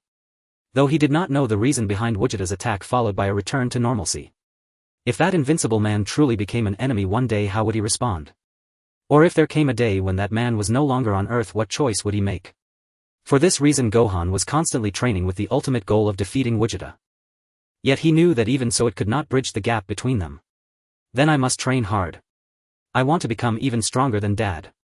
Trunks clenched his fists, his eyes sparkling, his voice echoing through the forest, scaring away all the birds and beasts with his exuberant shout.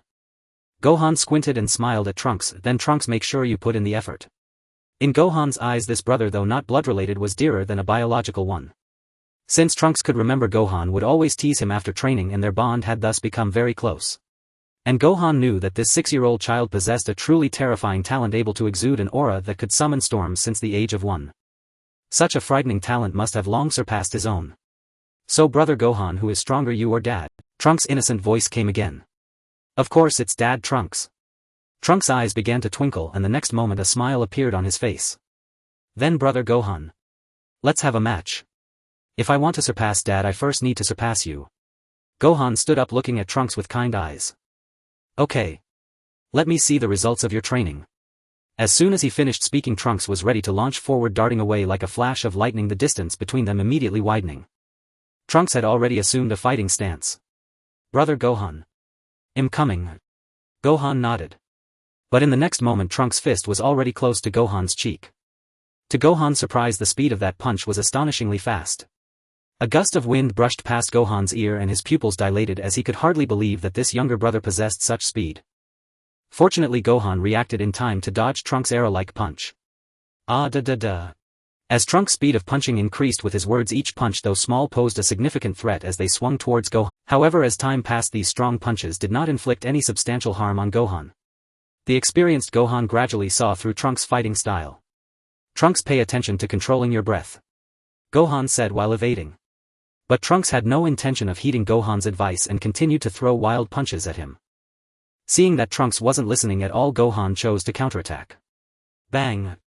With a punch he hit Trunks squarely in the face, momentarily stabilizing Trunks' breath. Trunks covered his nose. Ouch, ouch, ouch.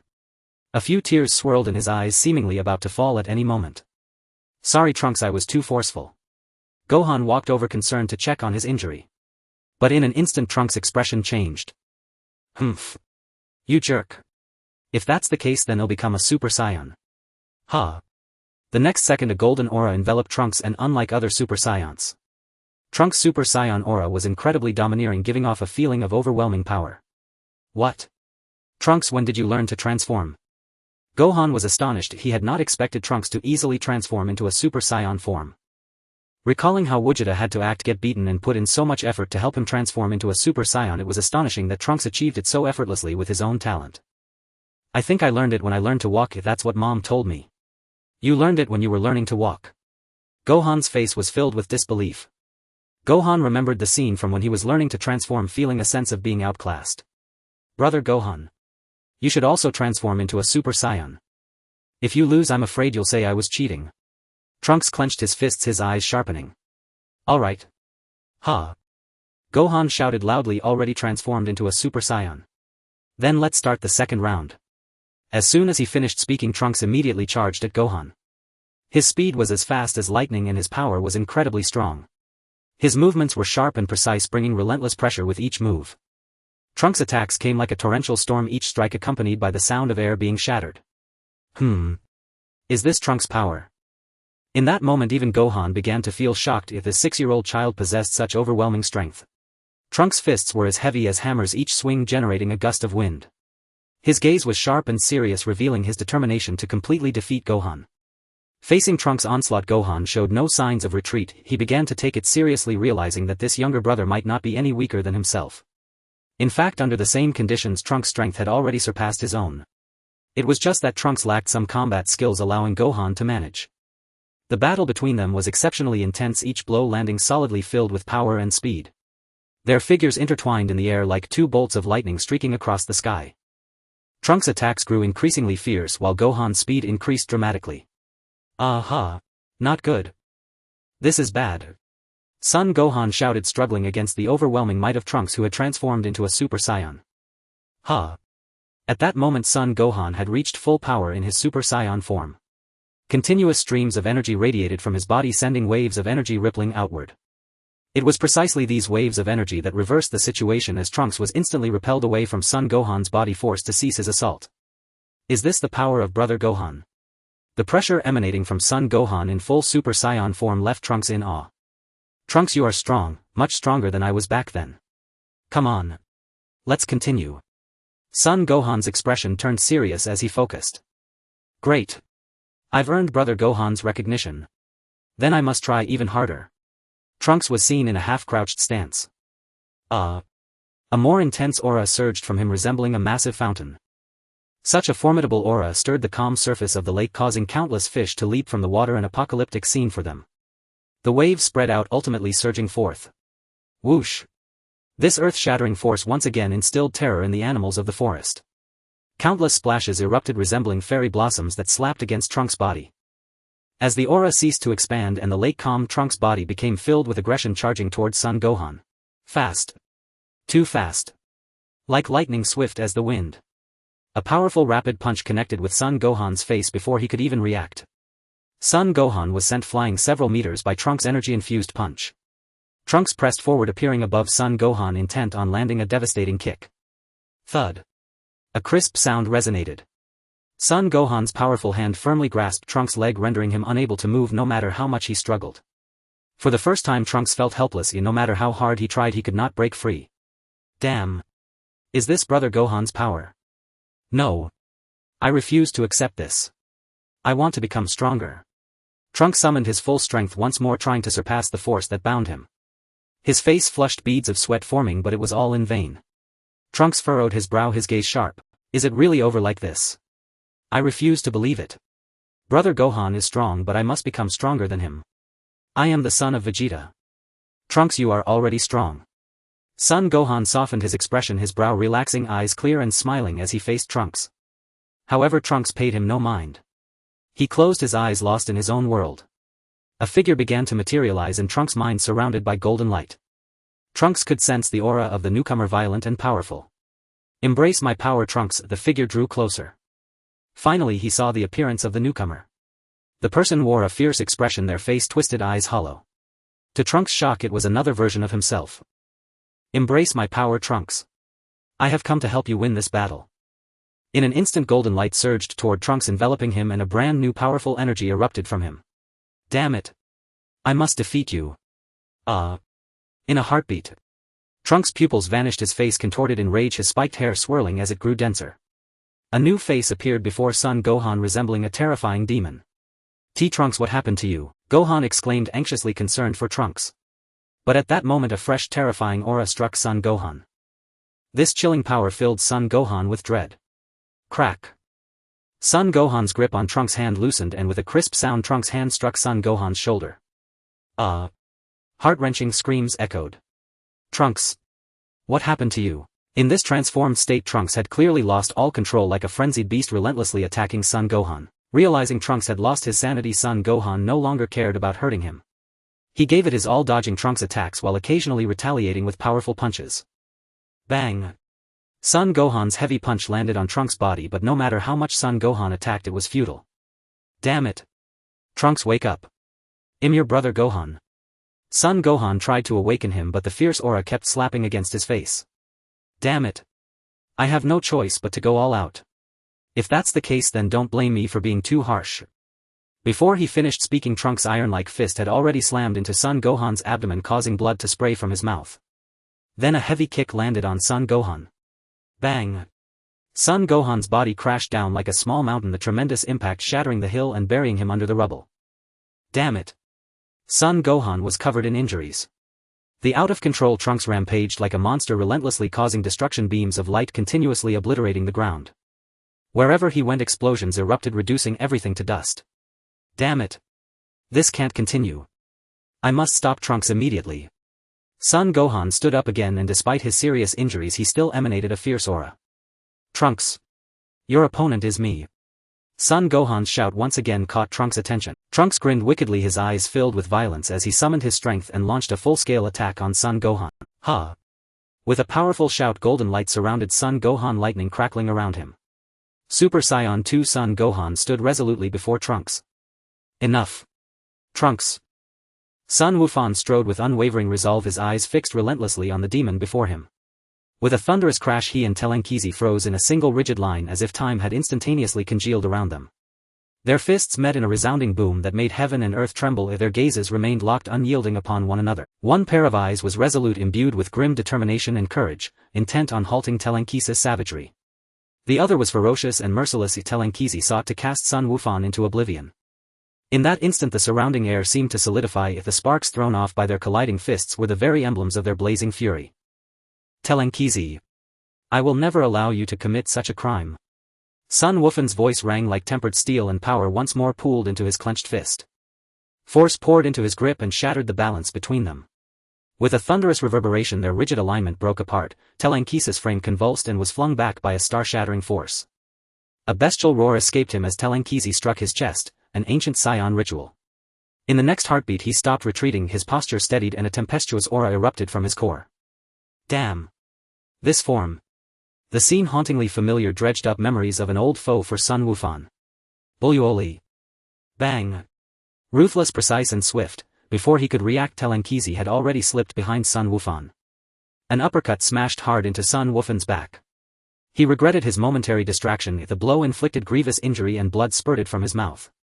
The sight only inflamed Telenkizi's brutality. Bloodthirsty and frenzied, he became utterly feral, his ravaging fists landing devastating blows on Sun Wufan. Damn it, this cannot go on. If he truly is like Bully, then we are in deep trouble. Ha! With a roar, Sun Wufan's aura surged anew. In this state he could at last keep pace with Telenkizi's speed. They erupted into a fierce close-quarters brawl. Each punch landed with bone-shuddering impact like an onslaught of tempest and avalanche. Telenkizi had lost all control. This could not be allowed to continue. He had to subdue him in an instant. Sun Wufan knew the peril of their situation. He was certain now that Telenkizi's condition mirrored Bully's former madness. Then there is no other way. Sun Wufan created space, at once rising to take a stand atop a small. A howl tore from Sun Wufan as his shout reverberated through the air. His presence expanded outward like an invisible deluge sweeping across the land. The power within Sun Wufan ascended to its pinnacle. This was his summit, Super Saiyan 2 at full output. At the Celestial Temple. Gogeta. Let me show you the fruits of my training. But, don't assume that form. Beak's face brimmed with confidence, though it tacitly relied on Gogeta holding himself back. Gogeta placed his hands on his hips and beckoned with a curl of his finger. Come then, Bieka, let me see how much you have improved over the years. Bieka sneered, removing his headpiece and shedding his cape. With a snort he moved like a meteor, several afterimages scattering across the celestial temple. Gogeta closed his eyes and attuned to Beak's speed. Sure enough, Bieka had grown stronger, his velocity was noticeably faster than before. As Gogeta marveled, Beak's form had already reached his face. The gust of the strike tousled Gogeta's fringe as Beak's aura surged toward him. Here he comes. Gogeta's eyes snapped open. His motion was lightning quick, he dipped and bent his body like a lithe serpent. Beak's fist grazed past Gogeta's handsome face. The attack was deftly evaded and did not dent Beak's confidence. He opened his hand and a faint glow bloomed in his palm as a small key orb coalesced. Nicely done, Bieka. The orb was slapped into Gogeta's body and a smug smile curled across Beak's lip, but in the next instant Beak's smile froze. What followed defied his expectation. A veil of aura now cloaked Gogeta's surface. That aura hardened into a shield. Beak's orb upon striking it was violently repelled. As expected of you, Bieka raised a thumb in admiration, but the contest demanded focus. He readied himself immediately for another assault. You have improved greatly as well, Bieka. No sooner had the words been spoken than Bieka straightened and like a thunderbolt unleashed a new barrage. Having witnessed the extent of Beak's advancement, Gogeta grew serious. Then allow me to show you this technique. In an instant Bieka became a gale of motion, his form flickered wildly and dozens of afterimages swarmed around Gogeta like a whirlwind. A heartbeat later the phantoms vanished, leaving 4 figures standing. Phantom Fist. Gogeta recognized the technique at a glance. Oh. You guessed it. Gogeta's remark did not faze Bieka. In a flash of lightning and spark a faint light gleamed above Gogeta's brow, the glint belonged to Bieka. Eyes fixed on that light, Bieka pressed his fingertip between Gogeta's brows. The power gathered there was immense. That signature movement. Makankasapo Special Beam Cannon. Everyone get him. Bieka barked and 4 clones materialized instantly beside Gogeta. Huh. Gogeta's body shuddered. This is bad.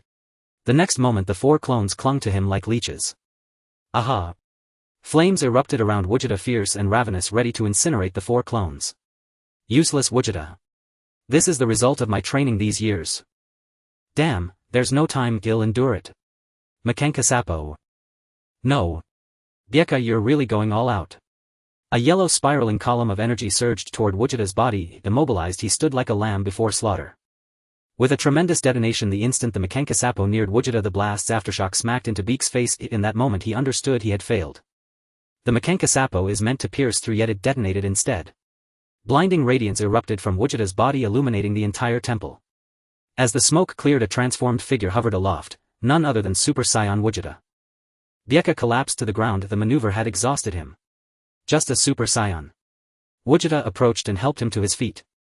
Bieka, you've truly improved a great deal, Gogeta said, giving a thumbs up. Relief washed over Bieka. Over the years Gogeta's relentless training had indeed strengthened him. He was content to have forced Gogeta into using the Super Saiyan form. Ahem, you have grown stronger too. With that both their gazes turned toward the same direction. That savage aura. Surprise flashed across Beak's face. It's Telenkizi. Gogeta said slowly. This scene was not unfamiliar.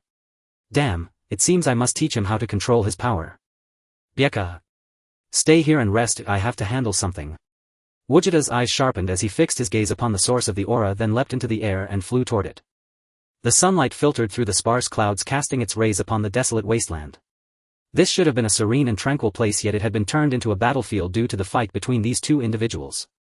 The once flat ground was pockmarked with countless laser and energy blasts, forming deep craters of various sizes. These deep craters resembled the scars of the earth deeply etched into the surface, yet all of this was caused by a mere 6-year-old child.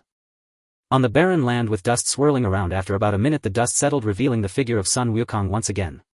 His gaze was steady, as unyielding as a rock. His eyes conveyed a profound confidence, a confidence bestowed upon him by his full power as a Super Saiyan too. His strides were powerful and vigorous, the primal force of a Saiyan emanating an endless surge of energy rippling outward in waves. Trunks, I will not allow you to act recklessly any longer. These few words reflected Sun Wukong's determination to stop the ruthless demon before him. But how could the irrational Trunks feel fear? There was not a trace of hesitation on his face, he was now a bloodthirsty fiend devoid of emotions. This fierce and vicious being not only felt no fear but became even more exhilarated. His body was once again filled with a fiery heat and his heart surged violently. A pale green light emerged from the surface of the golden aura, completely enveloping the golden flames. The surrounding air seemed to undergo a transformation. Trunks began to chuckle maniacally. Die for me, Sun Wukong. This frantic scream signified that Trunks had completely lost his sanity, spiraling into madness. A pale green light burst forth from his fist, carrying the overwhelming force of a peak attack racing towards Sun Wukong. Boom! The fists of the two collided once more. The deafening sound continuously jolted the surrounding creatures, and in that instant everything seemed to pale in comparison. Sun Wukong fought to block this powerful punch. Even in his full power as a Super Saiyan 2, he began to show signs of weariness. The sharpness in Sun Wukong's gaze dulled and his expression became pain, for the rampaging Trunks was truly overwhelmingly strong. Damn it! Sun Wukong exerted all his strength to withstand the punch, his frantic shout seemingly becoming the source of his power, intensifying with each cry. Finally, Trunks' body began to move backward. I must stop you. Sun Wukong gathered all his strength into his fist. In that moment his veins bulged, his face contorted as he used every ounce of power to resist Trunks' punch. His fist shimmered with a golden light, a strike made at the cost of his full power as a Super Saiyan 2. Bang! At last Trunks was sent flying by Sun Wukong. I'm sorry, Trunks.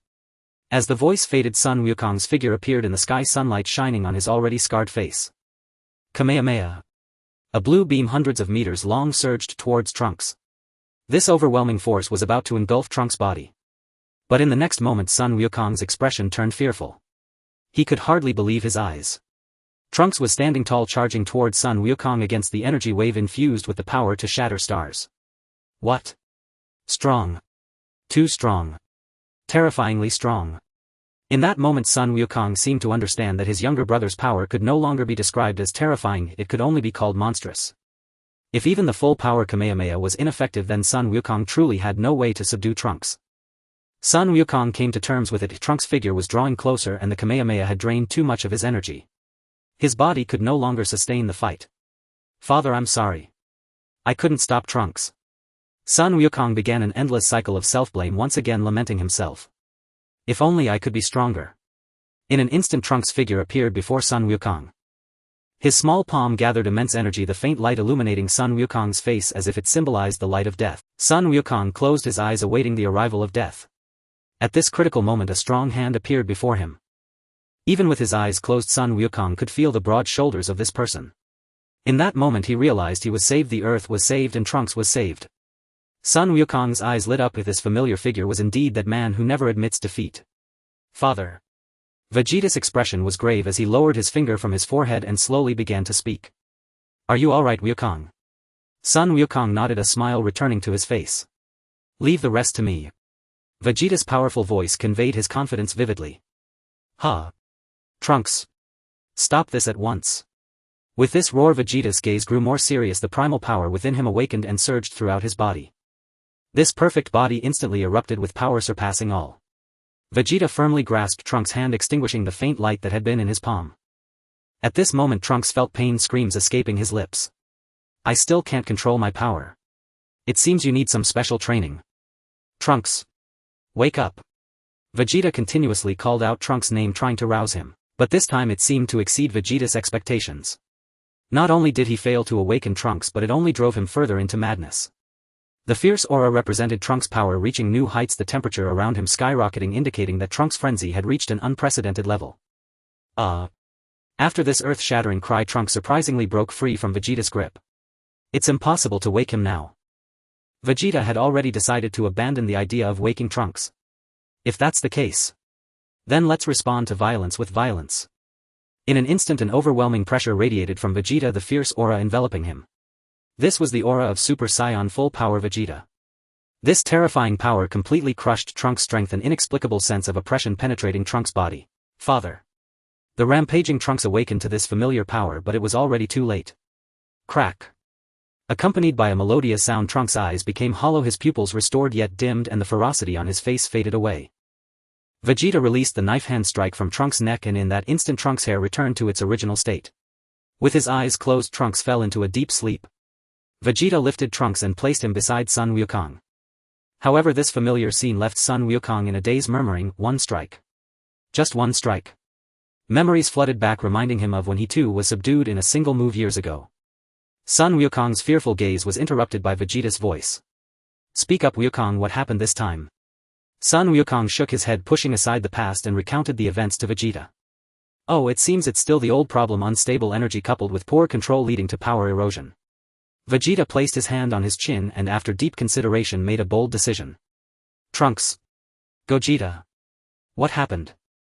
Bulma's voice echoed throughout the West City, and her strong reaction was solely due to Trunks, who was sound asleep on Gogeta's shoulder. He's lost control again. Gogeta's expression was serious as he slowly uttered these words. Bulma frowned deeply, stepping forward to gently caress Trunks' face, her concern evident. Behind Gogeta stood another figure, the battered Son Gohan. Gohan.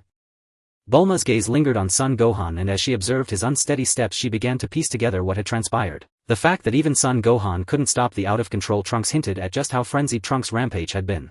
Bulma hurriedly approached to support Son Gohan. It's nothing, Aunt Bulma. Son Gohan tapped his head, forcing back the pain as he replied. It's my fault, I've been too busy training these past few years and haven't trained him personally. He truly has remarkable talent but lacks proper guidance. Now he's reached the age where he should be trained properly. So I've decided. I will take him to the hyperbolic time chamber for intensive training.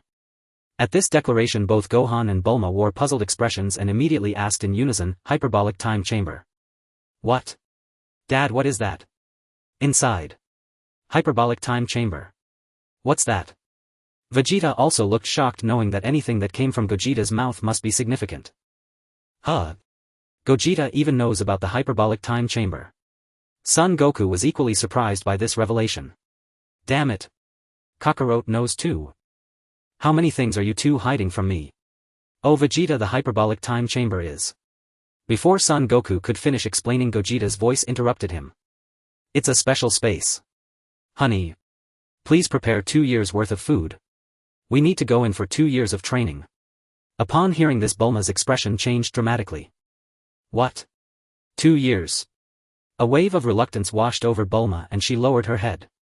I won't see you and Trunks for 2 years. Hey, you're going to miss me, huh? I said that on purpose for you to hear. Gogeta slowly leaned closer to Bulma, whispering in her ear.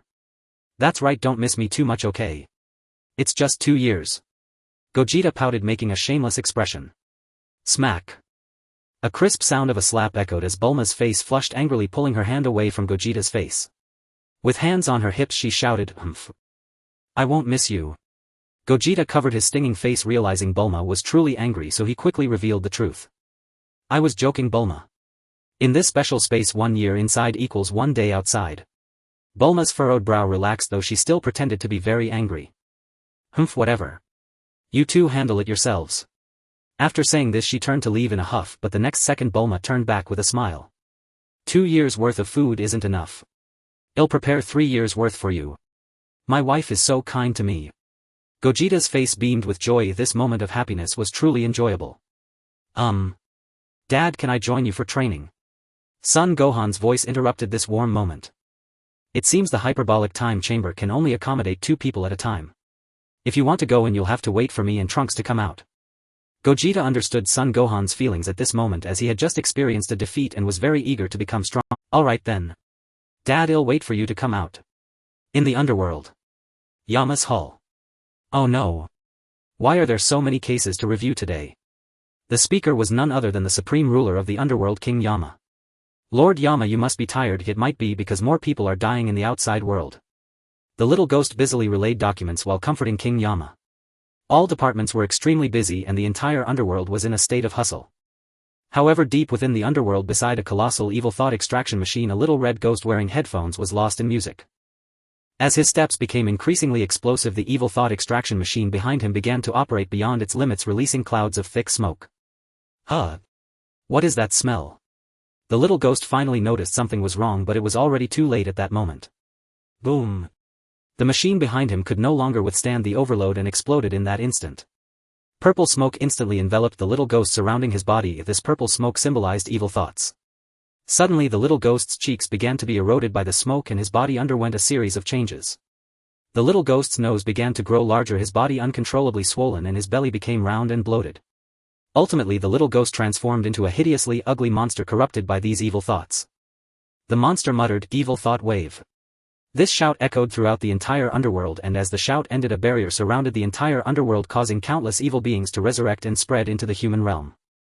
On Earth, Trunks had awakened and the whole family had come to the temple's entrance. Though only 2 days had passed, Bulma was still reluctant to part. Trunks, you must listen to your father. Gogeta. Make sure Trunks can control himself. This is 3 years' worth of provisions, take good care of it. Bulma repeatedly urged, making Trunks a bit impatient. Oh, I know, Mom. That's enough. With that, he headed toward the hyperbolic time chamber. Okay, I got it, honey, wait for me to come back. Gogeta threw a wink at Bulma, then blew a kiss her way, snatching the universal capsule from her hand while running and waving good. Hurry up, Dad. Seeing Gogeta dawdle, Trunks began to urge him. Don't worry, honey. I will make sure Trunks controls himself. The eyes of everyone fell back on the young couple and the atmosphere grew awkward. Bulma's cheeks were already flushed. Gogeta, you shameless guy.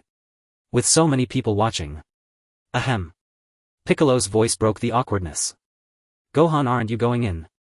Dad said only 2 people can enter the hyperbolic time chamber at a time, so I have to wait for them to come out.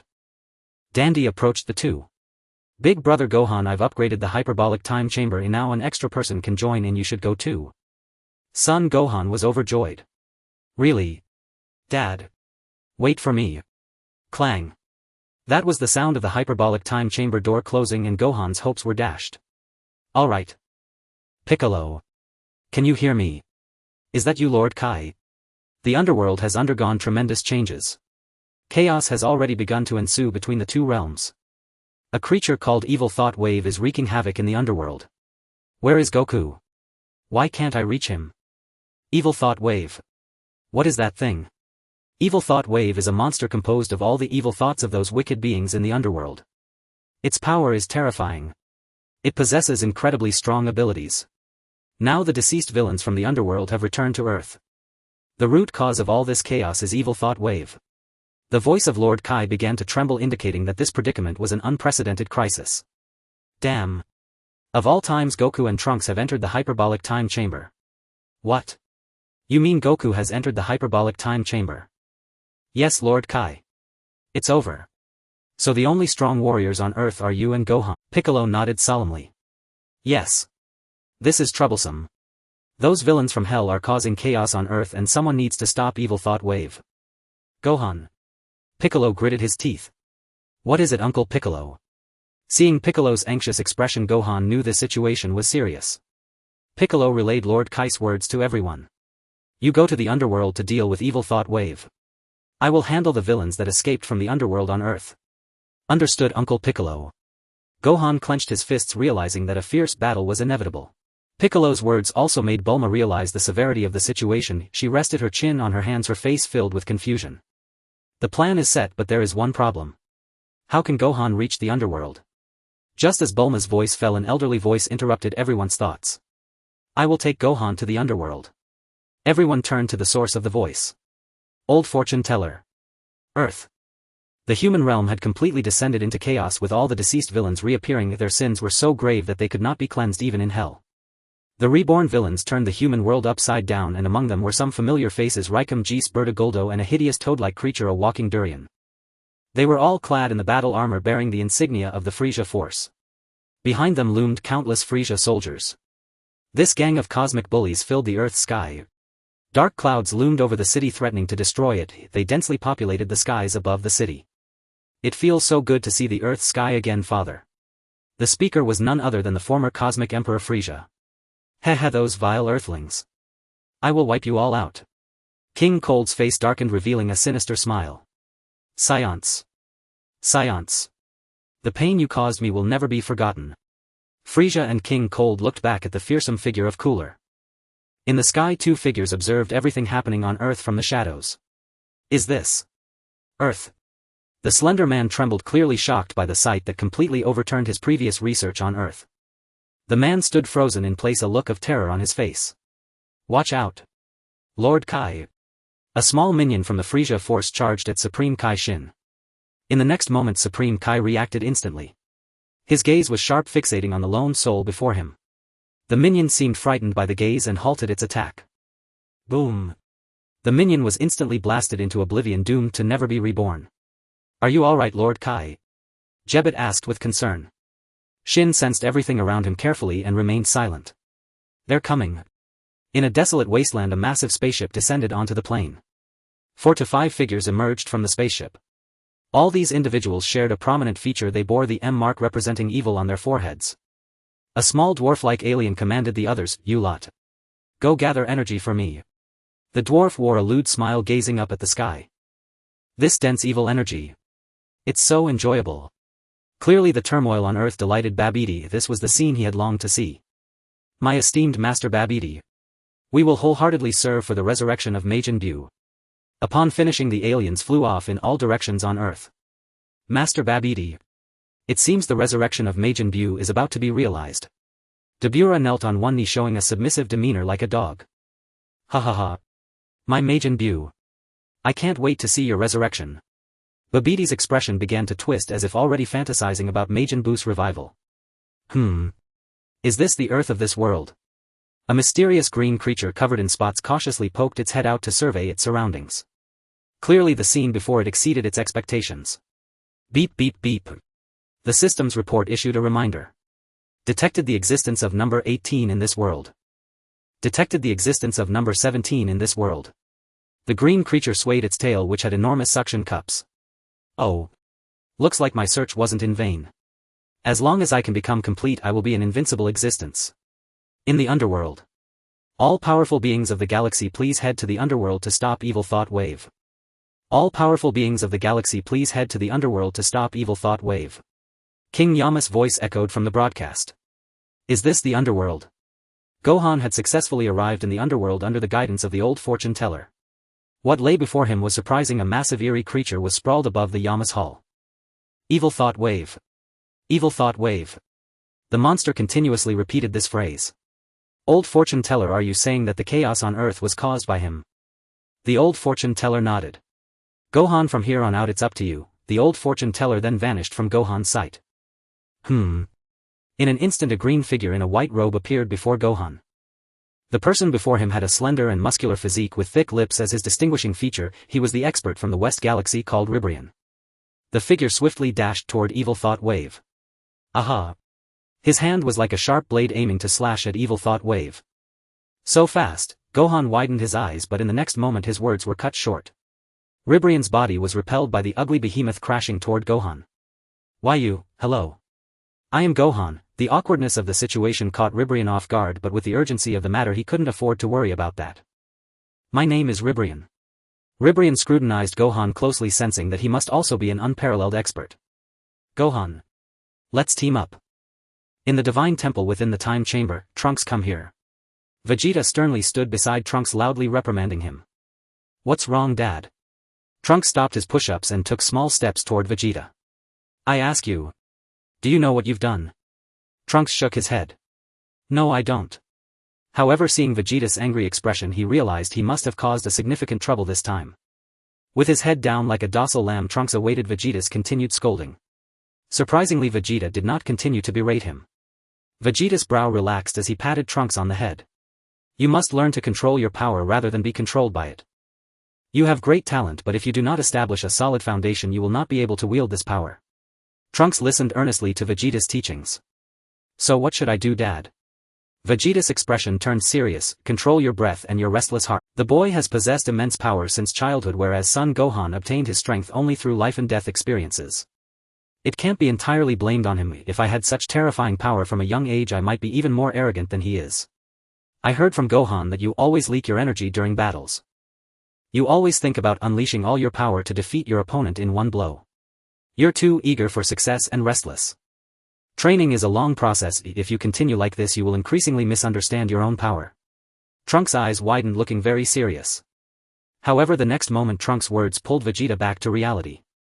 So who wins in the end, me or Gohan? Trunks' eager gaze clearly showed his desire to know the outcome. This brat. Not listening at all. You little rascal, how can you still bring that up? Did you even hear what I just said?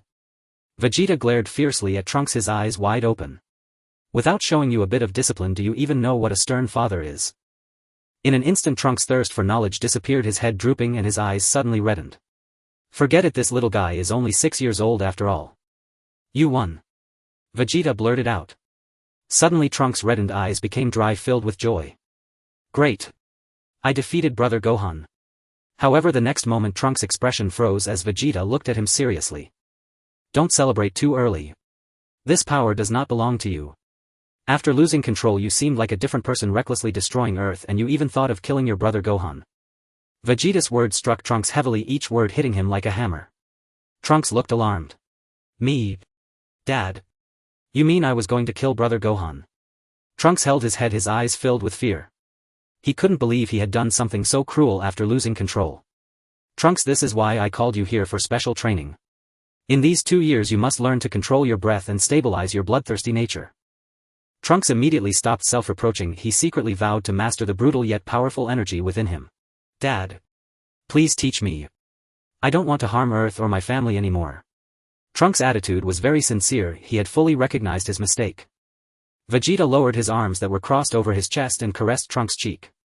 From now on you must learn meditation training and fight against that brutal power within you. Moreover, you must properly learn to sense your energy with me again. If you lose control again while I'm not around, what will you do? Therefore you must learn to control the power within you during this time. Trunks stood upright, his eyes exceptionally determined. I understand. Dad. Please teach me meditation training. In the underworld, Son Gohan and Riboku Fan had already tried several times to figure out how to move this colossal creature from the Hall of Yama. The two pressed their limbs tightly against the evil wave, using all their strength to push against its belly. A tickling sensation came from the evil wave's abdomen. Evil wave, he immediately roared.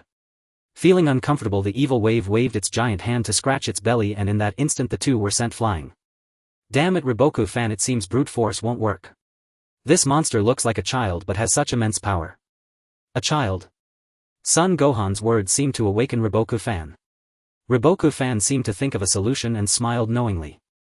If brute force doesn't work, then let's try a softer approach. Riboku Fan began his clumsy chant.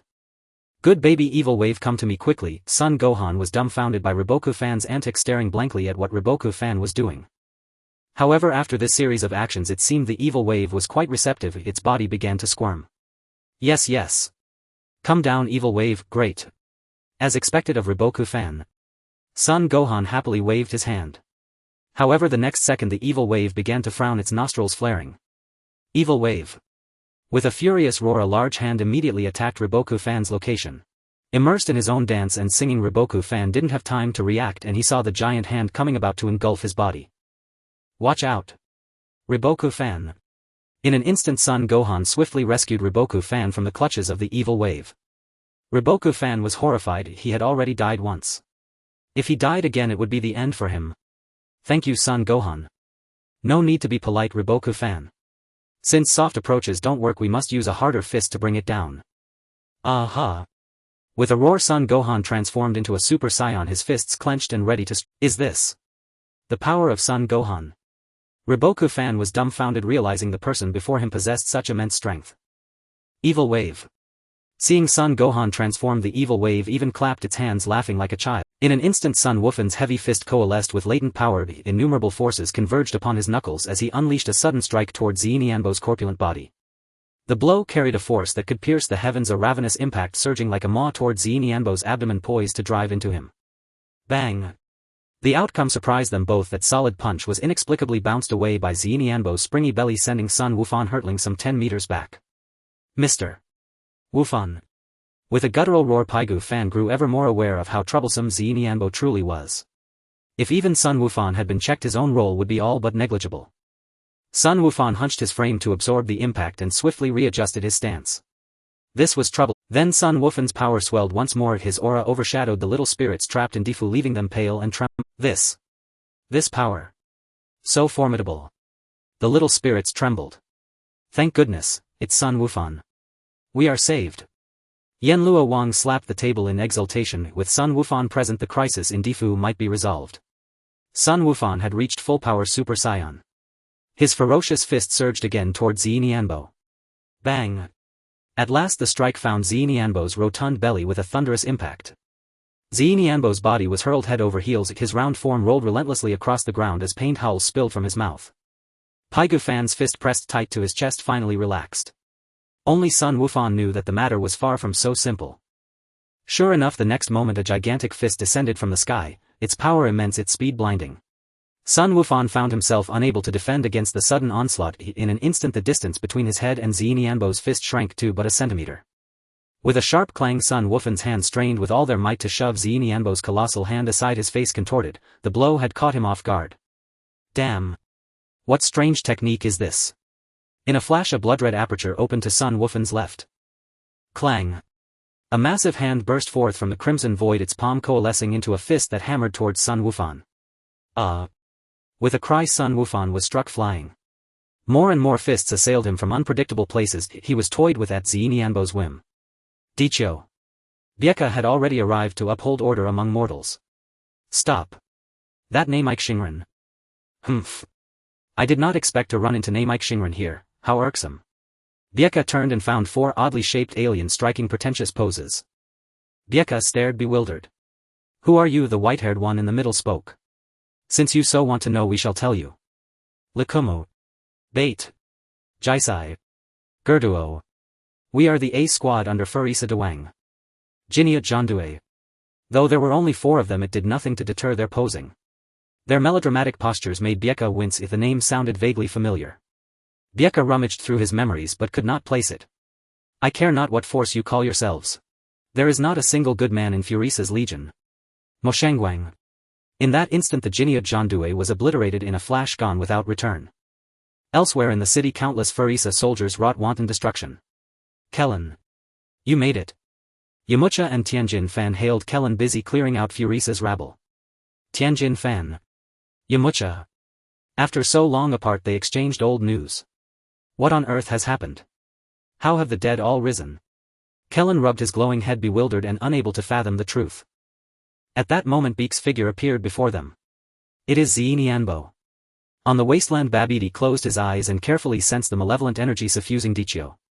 Wonderful Dabula. This spectacle is truly breathtaking.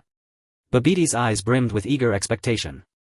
Dabula returned the sentiment with joy. Master is so pleased that Dabula is glad as well. Master, I feel we could seize control of Dichio now. Dabula wore an evil grin full of ill intent. Oh. Do tell. Babidi tilted his head awaiting Dabula's scheme. Master. Dichio teams with evildoers, why not seize this chance to subjugate them all and form a vast army? Babidi stroked his chin and pondered. Fool. Such a massive undertaking, do you expect me to work myself to death? I will not squander my magic on that. I have no interest in these riffraff. I only want my Morinbu. Babidi glanced once more toward the ship. Morinbu's resurrection required but a sliver of energy, and Babidi's eyes glittered with anticipation. Yai's master. Yet in the next instant Babidi's gaze turned sly. Very well Dabula, I will forgive you this time. You are not wholly without reason. Come, let us go and see. Babidi closed his eyes and attuned himself to every malignant thought upon the planet. Why are the malevolences of these 3 so potent?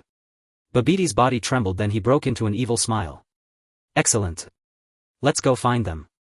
Over the city Frieza's trio reveled in the spectacle as innumerable Frieza troops turned Dichio upside down. Frieza. Enough. A stirring voice rose from behind Frieza's trio. Oh. Namekian Shinran. There are Namekian Shinran on Dichio too. Frieza mocked Bieka. Bieka, tired of Frieza's taunts, charged straight at him. Bieka had already gathered an energy orb to hurl at Frieza's torso. Boom. A tremendous explosion thundered out. Beak's action was interrupted. He shielded his face with his cloak from the dust. Damn. As the smoke cleared, a colossal ship had appeared in the sky. Outside the ship stood a dwarf and a pink-bearded demon. Who are you? Bieka asked, full of bewilderment. Within half a day Dichio had accumulated so many uninvited guests. They are Babidi and Dabula. A deep sonorous voice echoed through the sky without warning. Bieka looked up and froze, the oppressive aura of a higher plane being pressed relentlessly upon his nerves. His movements slowed and his expression grew numb. You. Who are you? Perfect opportunity. Dabura. Seeing that Piccolo was gazing upward motionless. Dabura had already closed the distance and stood before him. Tch. Piccolo's attention was entirely fixed on the Kaioshin and G's hovering high above. In that fleeting instant Dabura seized his chance. Watch out for his spit. The Kaioshin's voice pierced Piccolo's ears like a needle, but it was already too late. A glob of saliva struck Piccolo's face. His body began hardening from the feet upward in the final moment before petrification terror still flickered in his eyes. Piccolo's stone body plummeted toward the ground. No. Jeez instantly teleported beneath him and caught the petrified form. Thank goodness for Jeez. Kaioshin Shin wiped sweat from his brow, shame flooding his heart. Ha ha ha. Dabura. Brilliantly done. Babiti's eerie cackling laughter echoed across the battlefield. Oh ho ho. Many thanks to this kind friend for clearing our path by removing this obstacle. Frieza bowed deeply at the waist, then executed a refined gentlemanly bow. Yet Babidi paid him no heed whatsoever, and continued issuing commands to Dabura. Dabura. Attack now, kill the Kaioshin too. Frieza remained bent low, but seeing Babidi ignore him completely, disgust welled within him. His eye twitched violently as he forced out two words, despicable. Dabura. My loyal hound, attack at once. At Babidi's renewed command, Dabura shot forward toward Kaioshin Shin's position. Despicable. This demon king actually obeys Babidi. Your Majesty Kaioshin, flee immediately. Jeez vanished from sight, cradling Kaioshin Shin in his arms. Ha ha ha. The mighty Kaioshin himself flees from me, Babidi. The trio, Frieza, Cooler and Cell, stared unblinkingly at Babidi. The Kaioshin. The one who just fled. And a demon king, a being of immense power, controlled by this diminutive man. Just who is this Babidi? As Frieza pondered, Babidi's fierce, contemptuous gaze locked onto him. You are Frieza, correct? And those two behind you, Cooler and Cell. Huh? Frieza's entire frame stiffened. How could he know us so intimately? Listen well, your current bodies are exceedingly frail.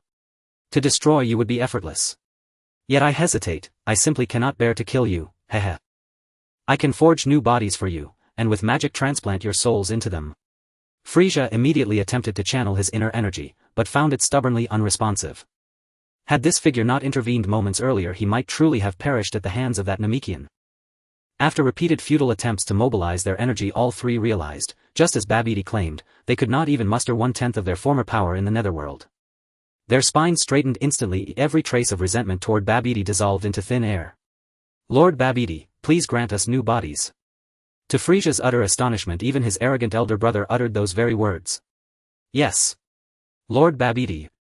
We thank you profoundly. Frieza glanced toward King Cold, only to find even he had submitted without resistance. Seeing this, Frieza had no choice but to yield. My revered Lord Babidi, it is entirely in your hands. Babidi stood with hands on hips, savoring their obsequious flattery with smug delight. Very well. With a flourish of his scepter, emerald light burst forth, and three gleaming new bodies materialized out of thin air. Each bore a large bold letter M upon its forehead. Frieza scrutinized the three new forms, his gaze lingering on the M insignia. Earlier the Kaioshin's attendant had spoken of the demon king obeying Babidi, and he too bore that same mark. Could it be? Now, close your eyes. I shall transfer your souls into these new vessels. All three complied instantly, eyes tightly shut. Once more Babidi's scepter glowed softly, then unleashed a tremendous gravitational pull, drawing their souls forth with irresistible force. Aha! All three screamed in unison. Clang! Their new bodies rose abruptly, stiff, lifeless yet upright, as if animated by unseen strings. Even Dabura recoiled in shock. Master! Have they truly been reborn?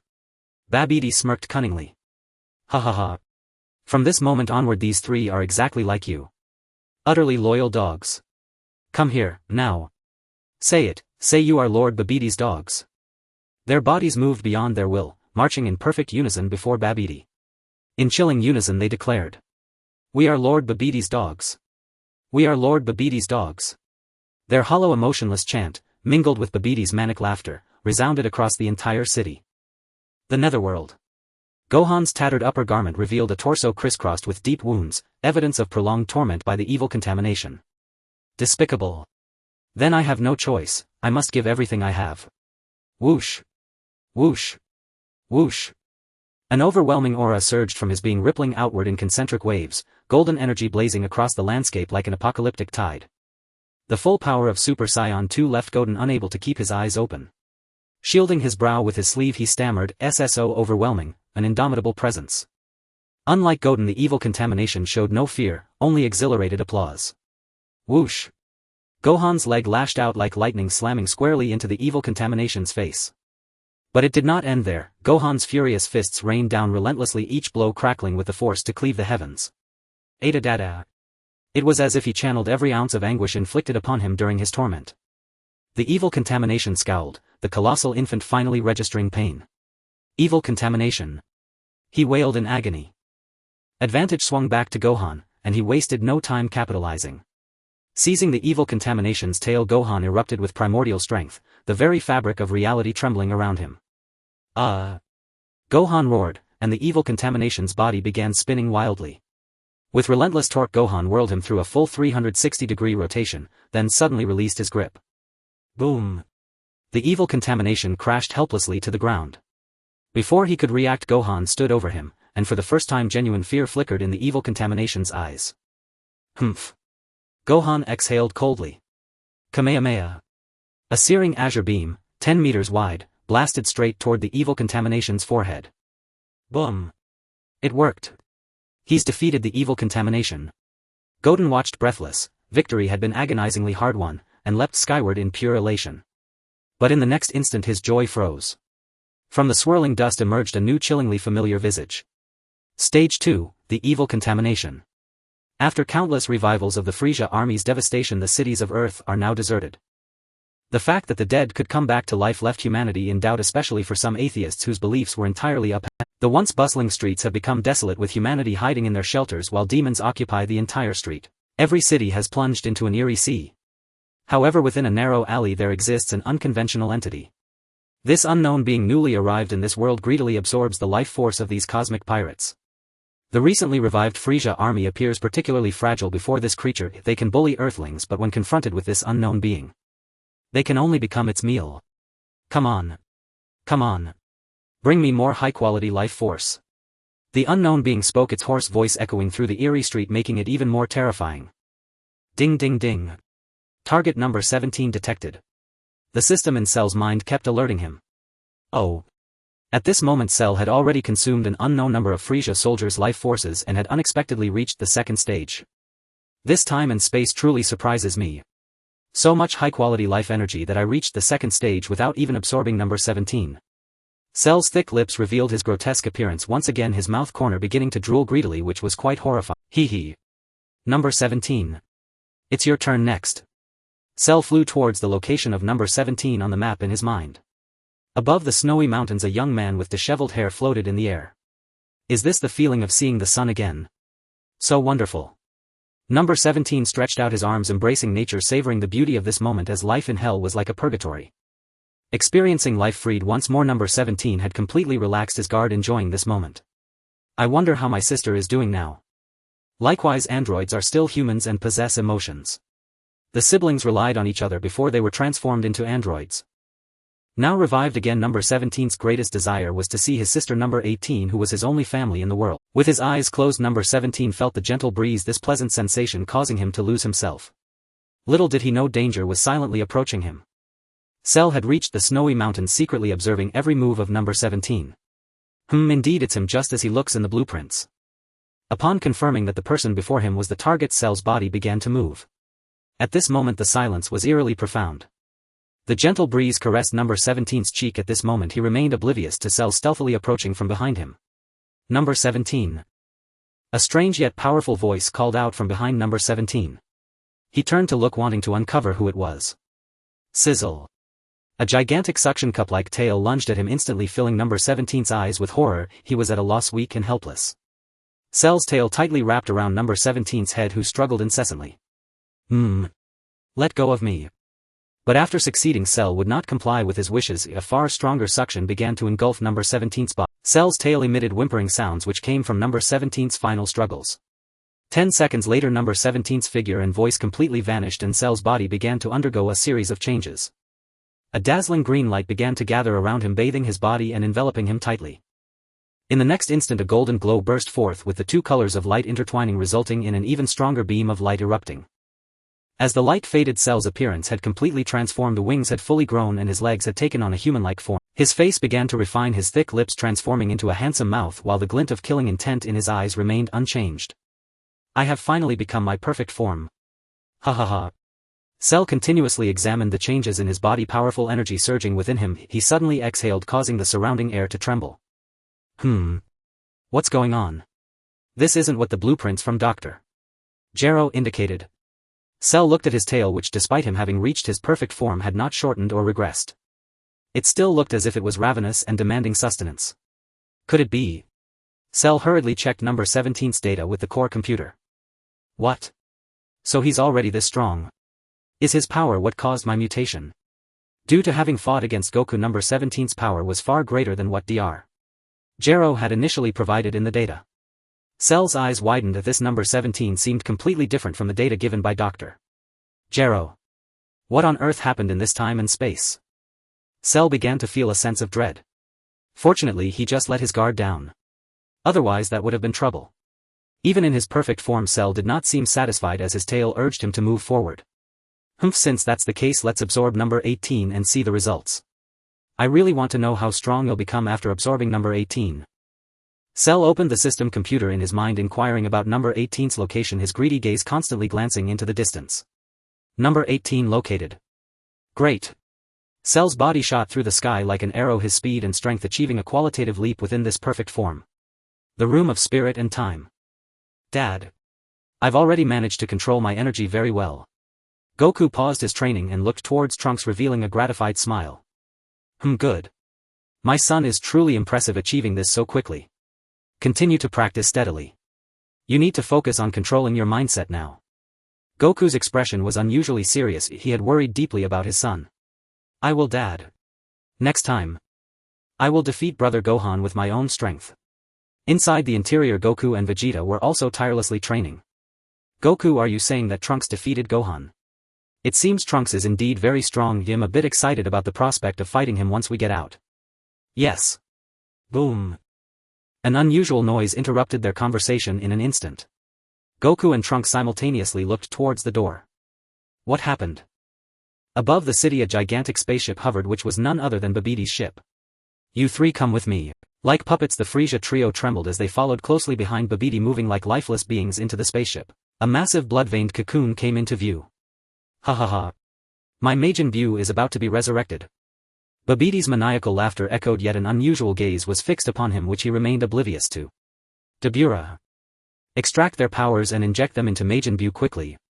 Dabura obediently brought over 3 vessel-like objects, aiming one end at the trio and the other at the cocoon.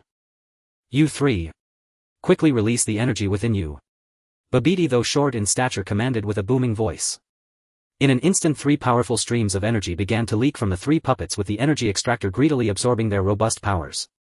The bodies of the 3 began to convulse, and in no time a large portion of their energy had been collected. Wonderful! Babbidi exclaimed excitedly, waving his hands, his gaze fixed on the egg of Majin Buu, brimming with anticipation. While Babbidi reveled in the joy of Majin Buu's impending resurrection, he remained unaware that one of the puppets had begun to show signs of anomaly. Frieza's eyes gradually regained their luster and the energy he transmitted began to dwindle. Noticing the slowing pace of the energy gauge, Babbidi finally turned his gaze towards the 3. Why is this Frieza out of energy so quickly? What a piece of trash. Babbidi approached Frieza and a strange sound echoed. Tap tap tap. Babbidi recklessly struck Frieza's thigh with his staff. Useless thing. Useless thing. Babbidi cursed Frieza while kicking his leg. Damn. You worthless piece of trash. Keep supplying energy. Suddenly Frieza's thigh began to twitch. Bam.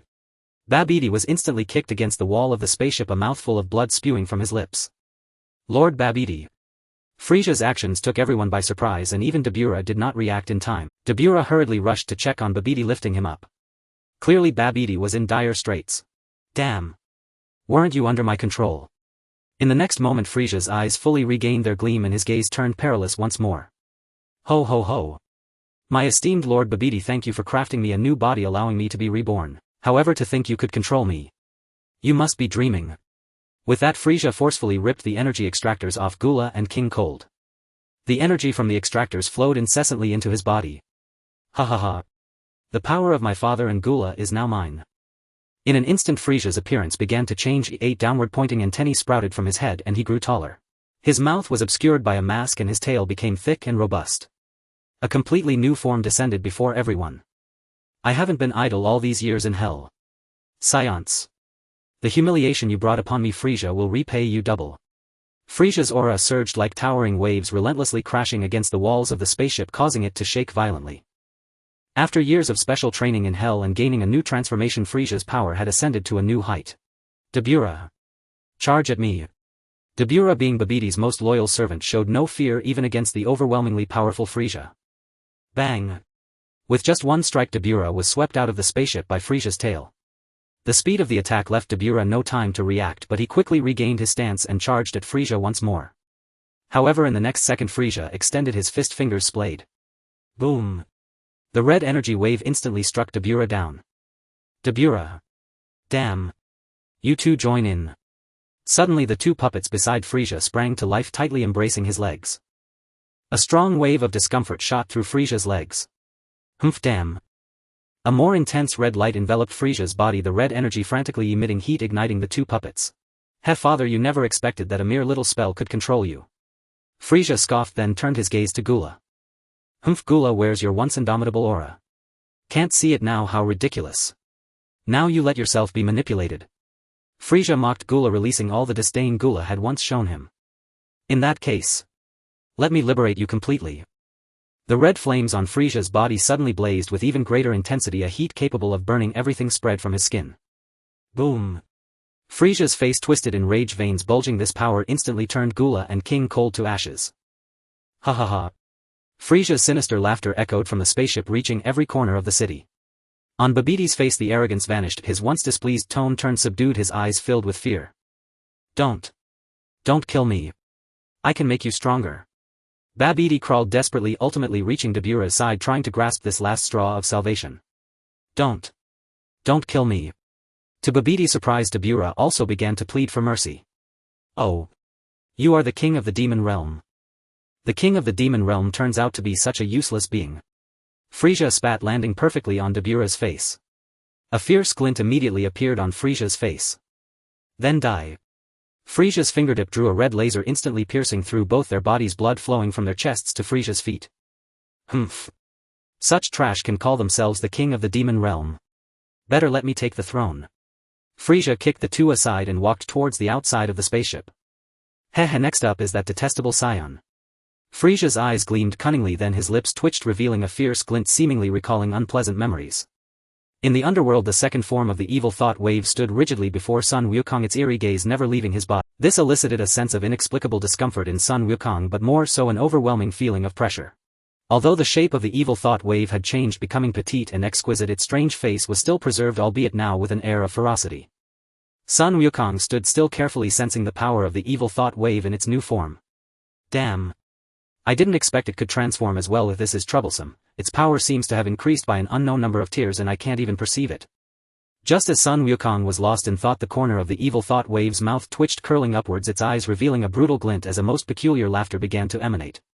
Hee hee. Suddenly a blood-red hole appeared above Sun Wukong's head and a fist descended from the heavens, smashing down towards him with the force of a star-shattering blow. Oh no. Sun Wukong was all too familiar with this move. As long as he remained alert and reacted quickly, increasing his speed, he would be able to evade it. Boom. However, Sun Wukong underestimated the power and speed of the evil thought wave's punch in its second form, even though he had reacted as swiftly as possible. The residual force of the punch that struck the ground sent Sun Wukong's body flying. It was too fast. This guy's abilities are so strange, he can actually traverse space. Rumbling. Countless fists emerged from places Sun Wukong least expected it. Wherever he attempted to stand again, a fist would inexplicably appear. Ha!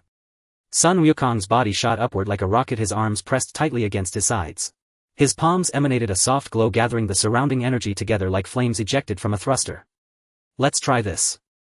Sun Wukong crossed his hands over his forehead, and the two streams of energy that had long been gathered erupted from his palms at that moment. A vertical yellow beam shot towards the location of the evil thought wave. However, just as Sun Wukong thought he was about to hit, an unexpected event occurred. Suddenly a mass of white foam appeared in front of the evil thought wave, which the next second transformed into a white hole. The white hole stood before the evil thought wave, absorbing all of Sun Wukong's magical flash. Sun Wukong was stunned, he had never seen such a move before. Be careful. Mr. Wukong. Rib Soup's excited voice came from below, alerting him. Sun Wukong's attention was entirely drawn to the white hole, unaware that in the next second a mass of foam began to coalesce behind him. Eventually the foam transformed into a white hole identical to the one before the evil thought wave, and the energy wave absorbed by the former shot out furiously from the latter. Not good. At that moment Sun Wukong realized why Rib Soup had warned him. That beam of light surged towards the back of Sun Wukong so close. Just as the beam was about to engulf Sun Wukong, a glimmer of light emanated from his body and a protective shield desperately shielded him. Boom. Even with the protection of the shield, Sun Wukong's body could not escape this heavy blow. Strange. It was truly bizarre if the evil thought wave's moves were as terrifying and eerie as its smile, leaving one at a loss.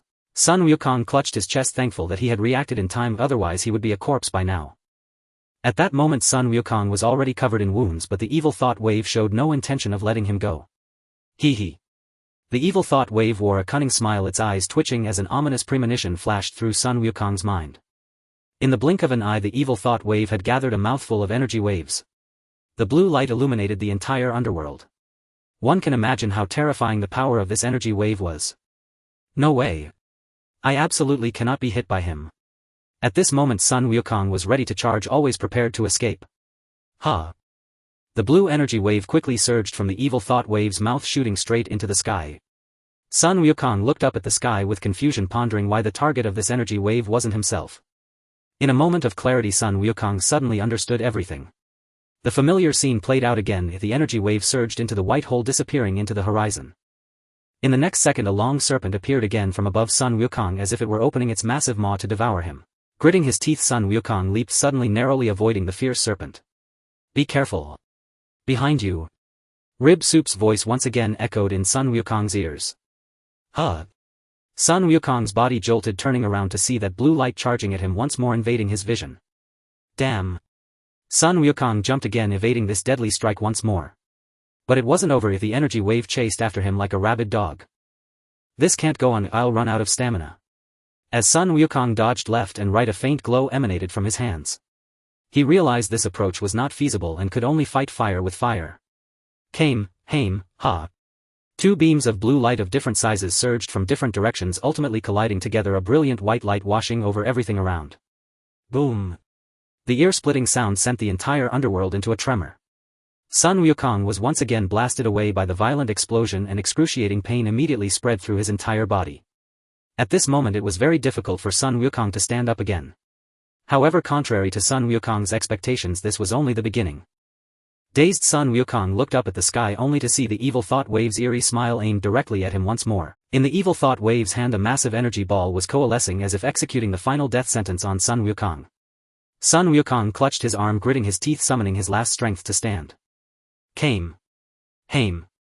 But his body swayed unsteadily, unable to support him for further combat. Crash, Sun Wukong fell.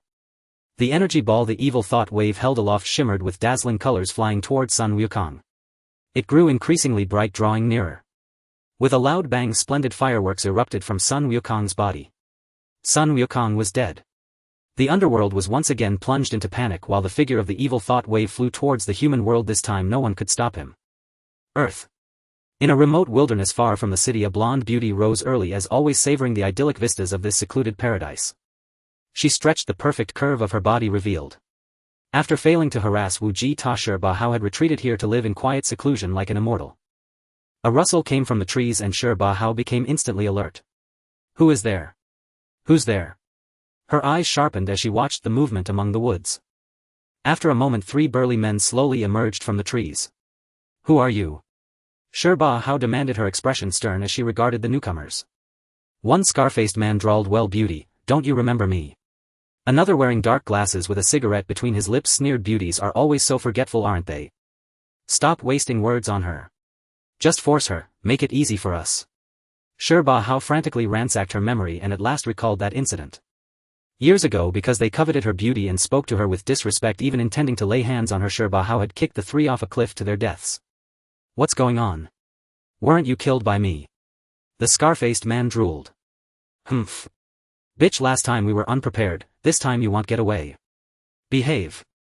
The scar-faced man drew a dagger from his waist while the dark-glassed man produced a pistol from his hip and trained it on Shirba Hao. Humph. Let's see what you do this time. Shirba Hao sneered. These desperados treated life with contempt. Though she did not know how they had returned, she would send them back to hell. Shirba Hao clenched her fist, fury burning in her eyes. With a single thunderous blow the three men collapsed in an instant. You scum! Tell me, how did you come back to life? Bao's boot pounded them, pinning them to the ground. The scar-faced man began to panic. Honestly, I don't know why we returned from hell. Bao could not comprehend what had occurred and accused them of lying outright. Bao rose and drew her legs back like coiled springs. With a powerful kick the three men tumbled over the cliff again, their wails echoing off the ravine. Having dealt with the three villains, Bao turned back toward her wooden cabin. A rustle in the grass once more caught her attention. She halted and walked toward the patch of grass. Come out. Let's see who it is this time. Bao shouted angrily, but no one answered. With no other choice, Bao went to investigate. The crisp rhythmic sound of footsteps reached Sha Lu's ears. He could no longer remain calm as the gap between them closed. Bao crouched and craned her head to peer into the grasses. Her body froze as a pair of ferocious eyes stared back at her, locking in a deadly gaze.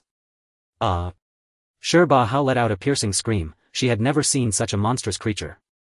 Bao. Sha Lu called her name, and in that instant Bao stood dumbstruck as Sha Lu's bulk emerged fully from the undergrowth. Although Bao was an android, she remained human enough that the sight of a malformed creature filled her with primal terror. Seeing her reaction, Sha Lu's ugly thick tail transformed into a gaping bloodthirsty maw and darted toward Bao. Bao reacted, covering her mouth as she limped away in panic, but it was already too late. Boom! An energy blast sped toward Bao's back. She fell to the ground as Sha Lu wore a triumphant grin and struck at her again with its tail. Ha ha ha. Sha Lu's laughter rang through the forest. Bao was consumed by Sha Lu. Elsewhere, the Tian Shendian. Unlike usual, two unfamiliar figures stood atop the Tian Shendian: Jia Wang Xin Xian and Jia Baite. Who is the god of earth? Jia Baite arranged by Ke statue and anxiously questioned those around him. At the sound, Dende hurried forward to greet the two superiors. I am, may I ask? Dende, upon seeing them and the statue of Baiku, froze, his body held fast by a mysterious pressure. You. Who are you? I am Jia Baite, attendant to the Jia Wang Shen. This is Jia Wang Shen Xian, the highest deity of the cosmos, Jia Baite announced with affected mystery. Jia Wang Shen. Lord Jia Wang Shen. My name is Dende, I am the god of earth. Dende dropped to his knees involuntarily. Seeing this, Jia Wang Shen Xian spoke. What has happened on your earth? Why is there so much resentment? Such accumulation of hatred greatly facilitates the resurrection of Mo Renbuo. Recalling the terror of Mo Renbuo, Jia Wang Shen Xian was momentarily shaken. I am sorry. This is my failure. Dende hurriedly apologized. Hey! I say. Bu Erma's voice interrupted the exchange. As the Jia Wang Shen, do you not know what has befallen Earth? And you still have the nerve to call yourself the Jia Wang Shen? Bu Erma's sharp rebuke struck at Jia Wang Shen's pride. You woman! Seeing Bu Erma's disrespect, Jia Baite grew angry and started toward her, but was stopped by Jia Wang Shen Xian the next moment. Jia Baite. Xian shook his head to signal restraint. Madam, I apologize for my earlier lapse. He then bowed deeply to Bu Erma. Bu Erma snorted and turned her back to Xian. I forgive you then. Dende was stunned. He could not imagine Bu Erma reacting so indulgently. Dende, tell us what happened on Earth. Dende then recounted the matter of the wave of malignant intent to them. What? These are all dead evildoers. This is catastrophic, yet for Ba Bai Di it could be advantageous. Hearing this, Jia Baite flustered and became uncertain what to do. Ba Bai Di? Who is that? Lord Jia Wang. Jia Wang Shen Xian forced a calm demeanor and related the story of Mo Renbuo to those present. A shocking piece of news reached their ears and agitation rippled through the Tian Shendian. What is this? Why does it look so much like Baiku? Bu Erma placed her hand on Baike's statue. Don't touch. This man was turned to stone by de Bula's saliva. Dende could scarcely believe what he heard. You mean he's Uncle Baiku? He cried, staring at Jia Wang Shen Xian as if needing denial. Jia Wang Shen Xian nodded. Yes. Only when de Bula dies will the petrification be undone. What? This is Baiku. Bu Erma quickly withdrew her hand, fearful of damaging the statue. She could not accept that Baiku had fallen. Dende. Can you hear me? Your Majesty Jia Wang. At that moment a transmission from Jia Wang arrived, surely no good news, and Dande's expression began to harden. I am the Supreme Kai, speak freely. Whatever it is, tell me directly, and Supreme Kai Shin's voice resonated instantly across the mental link of every being present in the sacred sanctuary. Supreme Kai. Lord Supreme Kai. How did you come to Earth? I have arrived to investigate the matter of Majin Buu and what? Majin Buu and the Grand Kai recoiled in shock. And this is dire. No sooner has one crisis subsided than another erupts. Neville Buu has shattered the netherworld's restraints and breached the mortal realm. What? In that instant Supreme Kai Shin lost all divine composure and collapsed to the ground. And then the Grand Kai delivered yet another earth-shattering revelation. And furthermore, Son Gohan has been defeated by evil Buu. Not those words, Mr. Popo's eyes trembled violently. Gohan, a warrior of such stature, had truly fallen. Gohan, and Bulma's eyes welled with tears. For years Gohan had trained daily alongside Gotenks. She had long regarded him as her own son. Mr. Popo's gaze turned toward the hyperbolic time chamber. The last hope rested solely within its walls. Son Gohan. Who is he? Supreme Kai Shin voiced his question. He is the son of a Saiyan and an Earthling, possessing extraordinary power. Supreme Kai Shin and Dabura listened intently as the Grand Kai explained. No. NMR. Popo's cry shattered Supreme Kai Shin's thoughts. Dabura and Supreme Kai Shin both whirled toward him, his pupils dilated, his stare locked rigidly on the distant horizon. What is it, Mr. Popo? NMR. Popo's face was etched with terror, his voice stammered, Frieza. Frieza is en route to the lookout. Frieza. That galactic tyrant. Supreme Kai Shin slowly rose to his feet, his aura as the universe's highest deity reignited, his eyes blazing with renewed confidence. Leave it to me, a wretch like Frieza, I could erase him with a single hand. Hearing those words, Mr. Popo's shattered hope mended once more, his eyes shimmering with desperate anticipation. Lord Supreme Kai will intervene. At last, Earth is saved. High above the city. Humph. Damned Saiyans, I shall exact my vengeance today. Frieza recalled the torment he endured in hell after his death at Gotenks' hands, a life steeped in humiliation defined by that singular unbearable defeat. To seize his chance at revenge he underwent ceaseless cultivation in the netherworld, even mastering energy sensing. Now resurrected at last, fate had granted him his long-awaited opportunity. Frieza closed his eyes, focusing intently on Gotenks' energy signature, but no matter how deeply he probed it remained utterly undetectable. Curses. Could he be dead? Impossible. Only I may slay him. Frieza erupted in furious rage, trembling with impotent fury. The next instant his entire frame convulsed. Frieza's gaze snapped upward into the sky. Dare you spy upon His Majesty? His body shot forward like a razor-edged blade, flying straight toward the unseen observer, his countenance twisted with murderous intent, eager to drag the intruder from the shadows and obliterate him. Frieza flew directly toward the lookout. Upon the sacred platform of the lookout, Supreme Kai Shin stood poised and unwavering, awaiting Frieza's arrival. A gentle breeze stirred his bangs, his upturned lips radiated unshakable self-assurance. He's here. Thud. Heavy footfall echoed, then Frieza's sinister grin emerged into view. F. Frieza. Mr. Popo's eyes quivered. This Frieza bore no resemblance to the monster he remembered. Bulma trembled uncontrollably, shrinking behind Dabura. Supreme Kai Shin showed no fear, speaking with quiet disdain. So, you are Frieza, N.O. You're the one who dared covet His Majesty. Frieza dismissed Supreme Kai Shin entirely, his eyes gleaming with open mockery. I am the Supreme Kai Frieza. Supreme Kai Shin offered a calm, confident smile. Frieza chuckled silently, gazing at him with amused contempt. Supreme Kai Shin narrowed his eyes, stung by the insult. Did I grant you permission to introduce yourself? Frieza's eyes bulged wide, overwhelming bloodlust erupted from his gaze, silencing everyone present in sheer dread. In the next breath Frieza launched himself skyward, blasting forward like a lethal spear, hurtling straight at Supreme Kai Shin, his eyes ablaze with slaughterous intent. Then today, I shall become a godslayer. Boom. With blinding speed Frieza's tail struck Supreme Kai Shin full force, sending him crashing into the lookout's stone wall. Instantly Frieza realized this so-called deity was nothing but hollow grandeur, his strength paled in comparison leagues beneath Frieza's own. What is this? Is divine power truly so feeble? Frieza's fists rained down mercilessly, Supreme Kai Shin could not raise a hand in defense. Overwhelming might stripped the god of his luster, reducing him to broken flesh. Frieza's laughter grew increasingly unhinged. Boom. Supreme Kai Shin was hurled airborne once more, his body now felt as though forged from 10,000 tons of molten silver. Spurt.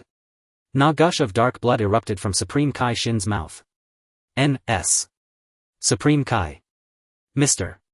Popo's face contorted in disbelief, the universe's highest deity shattered before Frieza in an instant. Hope evaporated like mist. Curses. Lord Supreme Kai Rendabura clenched his fists ready to charge Frieza headlong. Cough, cough. Supreme Kai Shin spat blood. Dabura, don't, Dabura mastered his fury, and in the blink of an eye appeared beside the fallen deity. Lord Supreme Kai and Supreme Kai Shin lay gravely wounded, on the verge of expiration. Whoosh. Dabura activated instant transmission, vanishing from sight. What? The Supreme Kai and his allies have fled. Bulma's eyes widened in utter disbelief, she could scarcely fathom that the Cosmo Supreme Deity had been routed so ignominiously by Frieza. Ha ha ha ha. The Supreme Kai reduced to a clown when Frieza's unrestrained laughter thundered across Earth once more. Below, in the city. Strange, why do these revived Frieza Force soldiers seem fewer and fewer? We haven't even eliminated many ourselves. Krillin scratched his head puzzled, turning to Tien Shinhan and Yamcha. Tien and Yamcha exchanged glances, they too sensed something deeply amiss. Everyone, please hurry to the lookout. It's urgent. Frieza. Frieza is already at the lookout. Gotenks and Trunks are training inside the hyperbolic time chamber, they'll emerge in roughly 36 hours. Mr. Popo. All three cried out in unison. You mean Frieza? Frieza is at the lookout. Where's Piccolo? And Gohan? Krillin immediately thought of Piccolo and son Gohan. They knew Piccolo had long stood guard beside Mr. Popo, but none were aware that Piccolo had already been petrified. Uncle Piccolo has been turned to stone. Brother Gohan, he was slain by evil Bu. NMR. Popo's message drained the color from their faces, Gohan and Piccolo warriors of such caliber had truly perished. Don't give up. As long as we wait for Trunks and Uncle Gotenks, we still hold hope. Everyone, hurry to the lookout. Atop the celestial hall Fulisai stalked toward Dende like a predator closing in. Dande's body betrayed him, his legs trembling, eyes wide with terror, he collapsed to the ground and involuntarily slid backward. The more Dende shrank into fear, the more exhilarated Fulisai became. He chuckled, ho ho ho, your deity has already been driven away by me. How does this helplessness feel? Fulisai smiled maliciously and pressed forward step by step. Meanwhile inside the city ship Babidi still clung to one final breath, he had not yet died. He kept his gaze fixed on the fleshy cocoon of Morinbo, knowing that if he were to survive, Morinbo must be resurrected and his wounds. His eyes flicked to Dabula, who likewise hovered on the brink of life, then to the progress bar on the monitor measuring the energy. Only a little remained. In that instant he became a gambler, pouring the last sliver of his dark magic into motion, forcing Dabula's body to drift toward the cocoon. Dabula's final vestige of energy was wrung dry by Babidi and funneled into the cocoon. The cocoon trembled violently, steam billowed outward in unending sheets, and then the shell split apart with a rupture cleaving into two halves. There was nothing inside. Babidi's eyes bulged with disbelief, emotions churning within him. No, where is my Morinbo? To his astonishment, the steam condensed into a swirl of pink mist that gathered and coalesced until Morinbo was reborn. Babidi glimpsed hope anew, his hands trembled as he reached for Morinbo, emitting a thin, pained murmur, save me. The chubby Morinbo looked at the near-death Babidi and strangely felt a pang of pity. He placed his hands on Babidi's chest, a thread of green light flashed and miraculously Babidi rose to his feet. Wonderful. Morinbo. You are finally alive. I am your master, Babidi. Babidi hugged Morinbo in elation, but the next instant the pudgy creature's stomach began to rumble. I'm hungry, Babidi. Call me master. How rude. Babidi wore a fierce expression that greatly displeased Morinbo. The creature's narrowed eyes curved into crescent moons, its face full of petulance. Humph. If you disobey me, I'll seal you again. Babidi threatened, which only made Morinbo sulk, but at the mention of sealing the creature subsided into obedience. Master, I'm hungry. Babidi produced a chocolate from his hand and offered it to Morinbo. The delighted Morinbo snatched it and shoved it into his mouth. So sweet. Morinbo beamed with simple childlike bliss as the chocolate melted on his tongue. Master. I'm still so hungry. Newly restored Babidi was now depleted of magic and could not perform further transformations. He turned his attention to the puppets Gula and Curd Wang. There are two enormous candies here, if you want them you'll have to get them yourself. He thought himself brilliant. Not only could this test Morinbo's magical aptitude, it would cost him no additional magic. Just as Babidi basked in self-satisfaction, a strange beam emitted from the antenna atop Morinbo's head and struck the two puppets on the ground. In an instant, two colossal lollipops materialized out of thin air. Wonderful. Moranbo is real. Shut up, could you be any quieter? Moranbo barked at Babidi.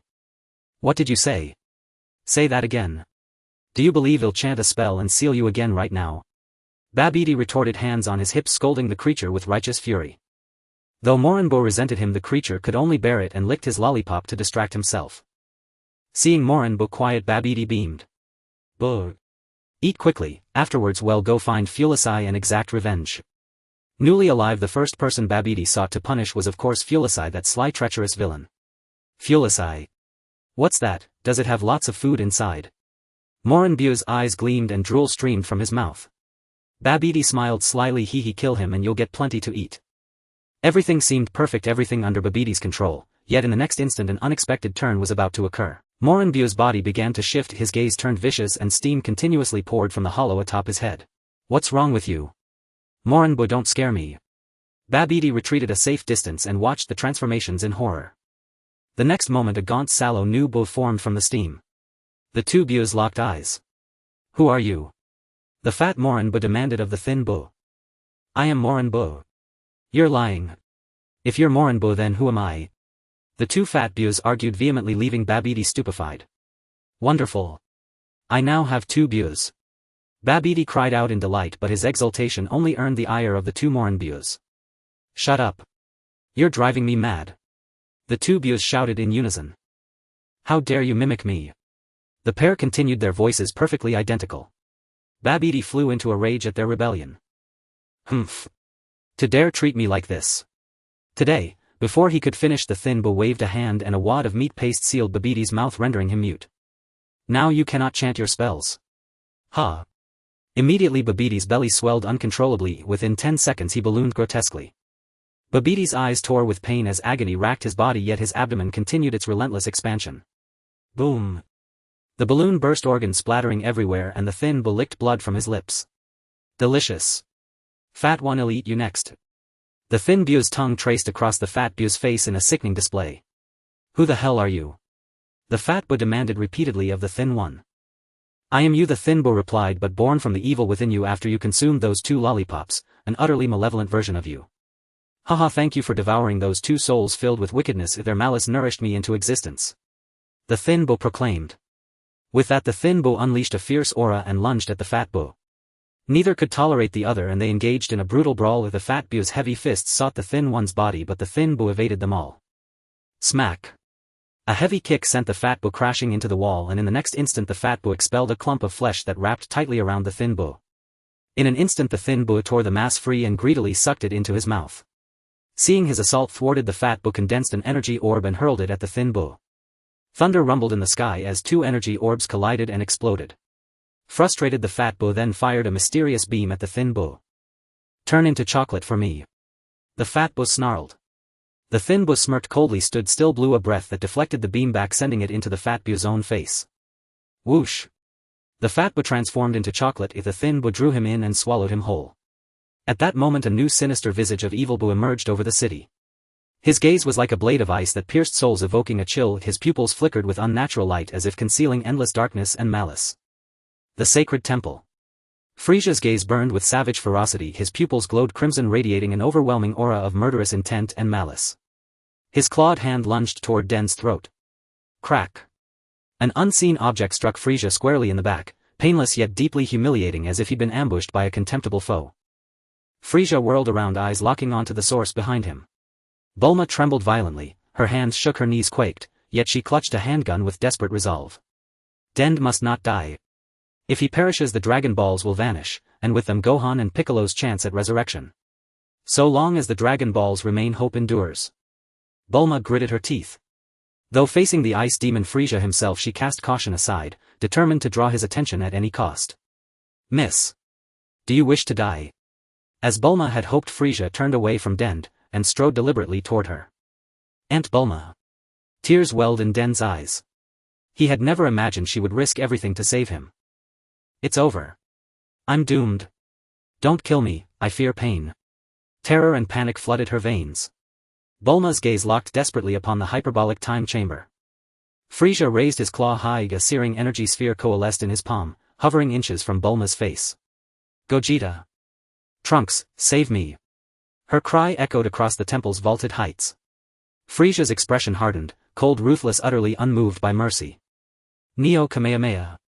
Bulma, move. At that instant Frieza froze mid-motion, paralyzed. Bulma seized the moment, dashing toward Krillin and Yamcha. Are you all right, Bulma? Krillin steadied her trembling form, his eyes unblinking fixed upon Frieza. Frieza strained to crane his neck skyward. A three-eyed bald warrior hovered above, forming a triangular hand seal, his glare burning with righteous fury. See, cursed. What is this technique? Frieza strained with every fiber of his being to break free, but Tien Shinhan's binding held firm, immovable as mountain stone. Everyone, attack now. Tien Shinhan roared through clenched teeth. This technique demanded his very life force. At his command, Krillin and Yamcha unleashed their signature techniques without hesitation. Kamehameha. Destructo Disc. The twin beams intertwined like a serpentine storm, swift, lethal, hurtling toward Frieza's chest. Arg. Veins bulged across Frieza's temples, his body tensed, suddenly gripped by an inexplicable dread. The Kamehameha and Destructo Disc struck true, impacting his torso with devastating force. Boom. Smoke dissipated, revealing Frieza standing unscathed, untouched. Ha, ha, ha. It tickles no more than a breeze. That earlier fear had been utterly unfounded. A mocking smirk curled Frieza's lips as he surveyed them with disdain. Damn it. This monster is impossibly strong, our weakness is our shame. Krillin ground his teeth, cursing his own frailty. In that very instant Frieza's spine began to writhe, his hunched shrimp-like posture straightening once more, the grip of Tien Shinhan's technique beginning to slip. No. High above, Tien Shinhan widened his triangular hand seal, refocusing its power directly upon Frieza. Neo Kamehameha. Boom. Two radiant blasts slammed into Frieza, driving him once more into a grotesque crouch, his features twisted in agony. Damn you. Earthlings, I will slaughter every last one of you. Now, press the assault. They nodded grimly. In the next breath Yamcha launched forward, unleashing his famed Wolf Fang fist. Ada Dada. Powerless to resist, Frieza reeled under Yamcha's furious barrage, blows raining down upon his face like thunderclaps. In this state he was little more than a helpless lamb awaiting the butcher's knife. Man is the butcher, Frieza the meat. Shrike. Yamcha's claws slashed across Frieza's cheek, blood welled instantly trickling down his jaw. Frieza licked the blood from his lip, eyes flaring with incandescent rage. What? Blood. How dare you, filth, desecrate the great king himself.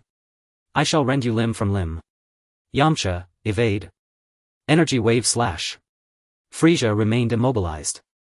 Krillin's razor-edged disc sliced toward him, Frieza's brow knotted in anguish as the spinning spectral ring closed in, poised to cleave him in two.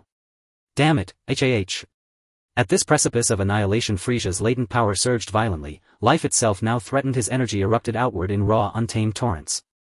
Driven by primal instinct, the will to survive, he erupted into frenzied motion. Crimson aura engulfed his form, swallowing the pale white energy beneath. His coiled frame snapped upright, tense, terrible, transfigured. Boom. Crimson light blazed, Frieza shattered the Neo Kamehameha's hold. Tien Shinhan drifted downward spent, using his final ounce of strength to guide his fall, sparing himself a brutal impact. Frieza raged, unhinged, feral, like a demon newly freed from ancient seals. I will erase every one of you from existence. In the next heartbeat a scarlet energy sphere coalesced in his palm, its lurid ruby brilliance outshining the sun itself, pulsing with apocalyptic might. Ha! With a guttural roar the crimson orb fractured, splintering into countless shards of volatile energy. Like a tempest of falling blossoms they scattered across the temple, each strike detonating with deafening force, gouging craters into sacred stone. You wretched earthlings, you all perished today. Every corner of the temple shuddered beneath the storm's wrath. Crash. Doomed. Yamcha shielded Tien Shinhan as they scrambled, three souls once again adrift in chaos. One energy shard hurtled toward Bulma, her eyes wide with terror. As a mere mortal she had never known such horror. She squeezed her eyes shut. In that darkest instant only one name filled her mind, Gogeta, the invincible warrior. Gogeta, save me. Clack. A sharp clean sound rang out, the energy shard deflected, instantly repelled by a single emerald green arm. Bulma opened her eyes, unharmed, seated exactly where she'd been. Piccolo. Indeed, it was Piccolo, his white cape billowing, his towering frame a bastion between her and annihilation. Everyone, take cover behind me. Hyperbolic time chamber. What's happening? Gogeta and Trunks stared frozen at the chamber door. Crash. Another violent tremor shook the chamber, both men stood rigid, stunned, as a wisp of grey smoke curled from the shattered doorway. What? The time chamber's entrance has been breached. Trunks' face paled in shock. Damn it, something catastrophic must be unfolding outside. Gogeta. Save me. Bulma's voice echoed hauntingly within the chamber. Huh? Bulma's voice. Mom. Dad, it's Mom's voice. The temple. The resurrection of Piccolo left everyone astonished. Uncle Piccolo. Hope reignited in Dandy's eyes. Piccolo, didn't you turn into a statue? Klin was tightly supporting Tenshinhan. I don't know why he suddenly came back to life. At that moment the glow in Frieza's hand began to swell as he channeled more energy into the energy ball. Damn it. This is not the time to talk nonsense. Huh. A wall of light appeared in front of Piccolo, enveloping the group and forming a barrier that provided temporary safety. Fortunately, Piccolo is here. We are saved. Just then countless energy blasts accurately struck the wall of light. Damn it. Piccolo gritted his teeth, raising his aura, and another thicker wall of light appeared. Humph. You are that Namekian. Frieza scrutinized the green-skinned Piccolo as if he had seen him somewhere before. Oh ho ho. I remember now, it was you. Frieza was reminded of faces he had encountered years ago when he came to Earth, memories of the dead resurfacing. Damn. This reminds me of unpleasant memories. Frieza clenched his fist and charged towards the group. You all get out of the way. Piccolo leaped up, channeling his power into his fist, meeting Frieza's powerful punch. Boom. In an instant dust flew everywhere and the two immense powers blinded everyone's eyes, coating the divine temple in dust. The two powerful fists pressed tightly against each other, their arms forming a straight line, neither willing to relent. Frieza's face remained grim, resembling a frenzied beast. No. With my current strength, killing Frieza should be a piece of cake, but why does it feel somewhat strenuous? Piccolo's gaze began to show signs of surprise, unaware that Frieza had undergone a transformation after his resurrection and was no longer the same Frieza who had been defeated by Goku in one hit. It seems I must unleash my true abilities. Piccolo concentrated the power in his fist to its maximum, and in an instant a fierce storm swept out from both sides of his fist. The wind from his punch howled relentlessly, striking Frieza's face as Piccolo's fist was about to smash into Frieza's face. That Namekian. Not bad. Frieza smirked wickedly, unleashing his full power, instantly boosting his strength again and pouring it all into his fist. Boom. A more intense storm erupted from his palm, carrying unprecedented power. Piccolo's fist was forcefully pushed back and his body was sent flying by a surge of energy. I didn't expect Frieza to be so strong now, I underestimated him a bit. Piccolo's brows began to furrow, his expression tense as he removed his headgear, revealing two vibrant green antennae. His hand reached for his cape rip. The cape was torn off, signaling that Piccolo was getting serious. Huh. With a fierce shout, torrents of energy swept in from all directions towards Piccolo's body.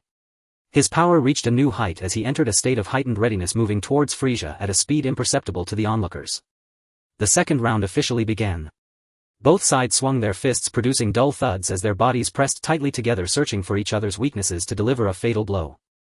However, neither gave the other a chance. Every punch landed with force, and the collision of their bodies even generated sparks. Such power left everyone in the divine temple dumbfounded. Too fast. I can't catch it at all. Yamcha nodded in agreement with Klin's observation. Piccolo delivered a fierce kick to Frieza's abdomen. Frieza struggled to evade these attacks, but Piccolo's speed was truly astonishing. Bang! A punch landed squarely on Frieza's face, causing him to spew a mouthful of acid, the thick liquid splattering onto Piccolo's fist. Damn it! Frieza immediately distanced himself to regain his composure. Great! Piccolo, keep it up. Beat Frieza hard.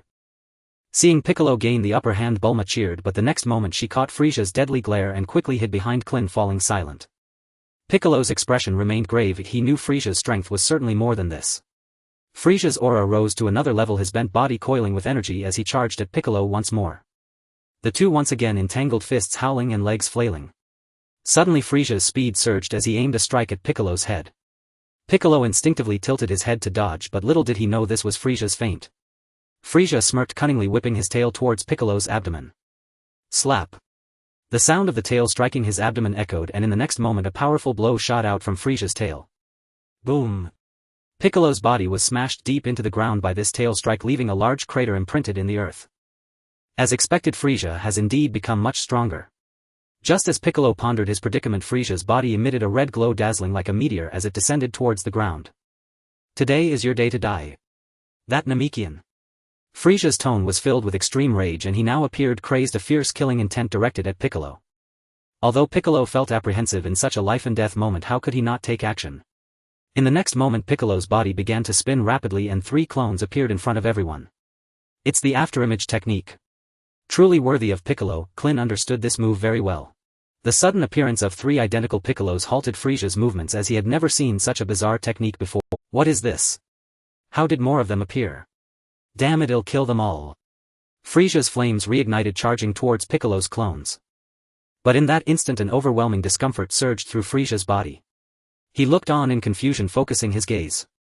The clones clung to Frieza like leeches, moving like zombies, completely oblivious to the pain. At that moment the flames on Frieza's body were extinguished by the clones and his expression shifted from confusion to alarm as he realized he had been tricked. Damn it. Frieza exerted all his strength to break free from the restraints, but it was futile. His eyes filled with resentment, blood vessels visible around his eyes. Demon Convergence Light Cannon. A spiraling laser beam descended from above, piercing through Frieza's body. Regret and unwillingness flashed in Frieza's eyes, driving his heart to swell with the desire to explode. Frieza's hands began to glow faintly. Not good. Piccolo recalled witnessing Goku kill Frieza at King Kai's place. Frieza was in this very state. A green figure appeared before Frieza and their gazes met. Demon Flash. Boom. Frieza's body was blasted away several dozen meters, exiting the Divine Temple and plummeting towards the mortal realm. Great. Piccolo. The crowd rushed forward surrounding Piccolo, the joy of victory unmistakable. In the realm of the King of Worlds. Under the treatment of Gogeta, the King of Worlds Xin has recovered. This trip to Earth was fraught with danger far exceeding his expectations, as Frieza had surprisingly reached such a formidable level. He fixed his gaze on the crystal ball, closely watching the battle between Piccolo and Frieza. Now he sat upright, his eyes wide, completely absorbed in Piccolo's fight. Gogeta. The voice of the King of Worlds Xin began to tremble, but he quickly became ecstatic. The universe. There is hope for the universe. Quickly tell the king to send this person named Piccolo to stop the revival of Majin Buu. Gogeta turned around, asking, "What's wrong?" "My Lord King of Worlds." Xin pointed at the crystal ball where the Frieza who had easily defeated him and left him gravely injured was now being annihilated by Piccolo. Gogeta also felt a sense of disbelief. How could there be such a powerful being on Earth? His eyes nearly fell into the crystal. Gogeta stood there puzzled, asking the King of Worlds, "My lord, why not go directly to Earth and tell them?" Shin's face flushed. This Gogeta. Why bring up such a sensitive topic? The highest deity of the universe was easily defeated by Frieza. If this gets out, where will my dignity go? Cough cough, let the people of Earth handle their own affairs. Alright. I understand, I will notify the king immediately. Whoosh. On King Kai's planet. A figure suddenly appeared before the king. Lord Gogeta. The King of Worlds trembled. King. Please inform Piccolo on Earth to stop the revival of Majin Buu right away. The king stood there hesitant to speak. What's wrong? King. The king maintained a stern face, and seeing this Gogeta urged him, "What's the matter, king? Majin Buu has already been revived." These few words struck at Gogeta's most vulnerable spot, leaving him stiff and tense. Revived. The king nodded, confirming again. I will notify everyone on Earth to stop Majin Buu immediately. Lord Gogeta, is this Majin Buu really as terrifying as you say? Gogeta recounted the deeds of Majin Buu, and the horrifying news left disbelief etched on the king's face. Is there really no way to stop Majin Buu? The king gazed at Gogeta, seeking an answer. Gogeta's heart sank once more. There is no method, but we can have that person named Piccolo use the king's sword to slay Majin Buu. Hope reignited in the king's eyes. The king's sword? That sword can sever all evil. Gogeta spoke with immense confidence. However, only an absolute powerhouse is worthy of wielding this sword. Absolute powerhouse. The king murmured, envisioning the figure of Gogeta. But the situation was urgent. They were still in the hyperbolic time chamber and were unaware of the drastic changes occurring outside. I have someone to recommend, a warrior stronger than Piccolo. The king's resolute words once again filled Gogeta with joy. Someone stronger than Piccolo. The king confidently stated the name of that person, Son Gohan. However, he had already perished while battling against the evil spirit wave and was currently in a state of being dead. Where is he now? In the underworld within the barrier set by the evil spirit wave. Hearing this news, Gogeta smiled. His instant transmission would come in handy again. Although his combat power was lacking, instant transmission allowed him to traverse freely between the 3 realms. I understand, king. Whoosh. In the underworld. Son Gohan was continuously attempting to break through the barrier to stop the evil spirit wave, but after a series of attempts there was no response. Son Gohan collapsed to the ground, helplessly gazing at the sky. A strange large face suddenly appeared before him, startling him as Gogeta materialized. Son Gohan screamed, flustered, "Who are you? The situation is urgent, my apologies. Mr. Son Gohan."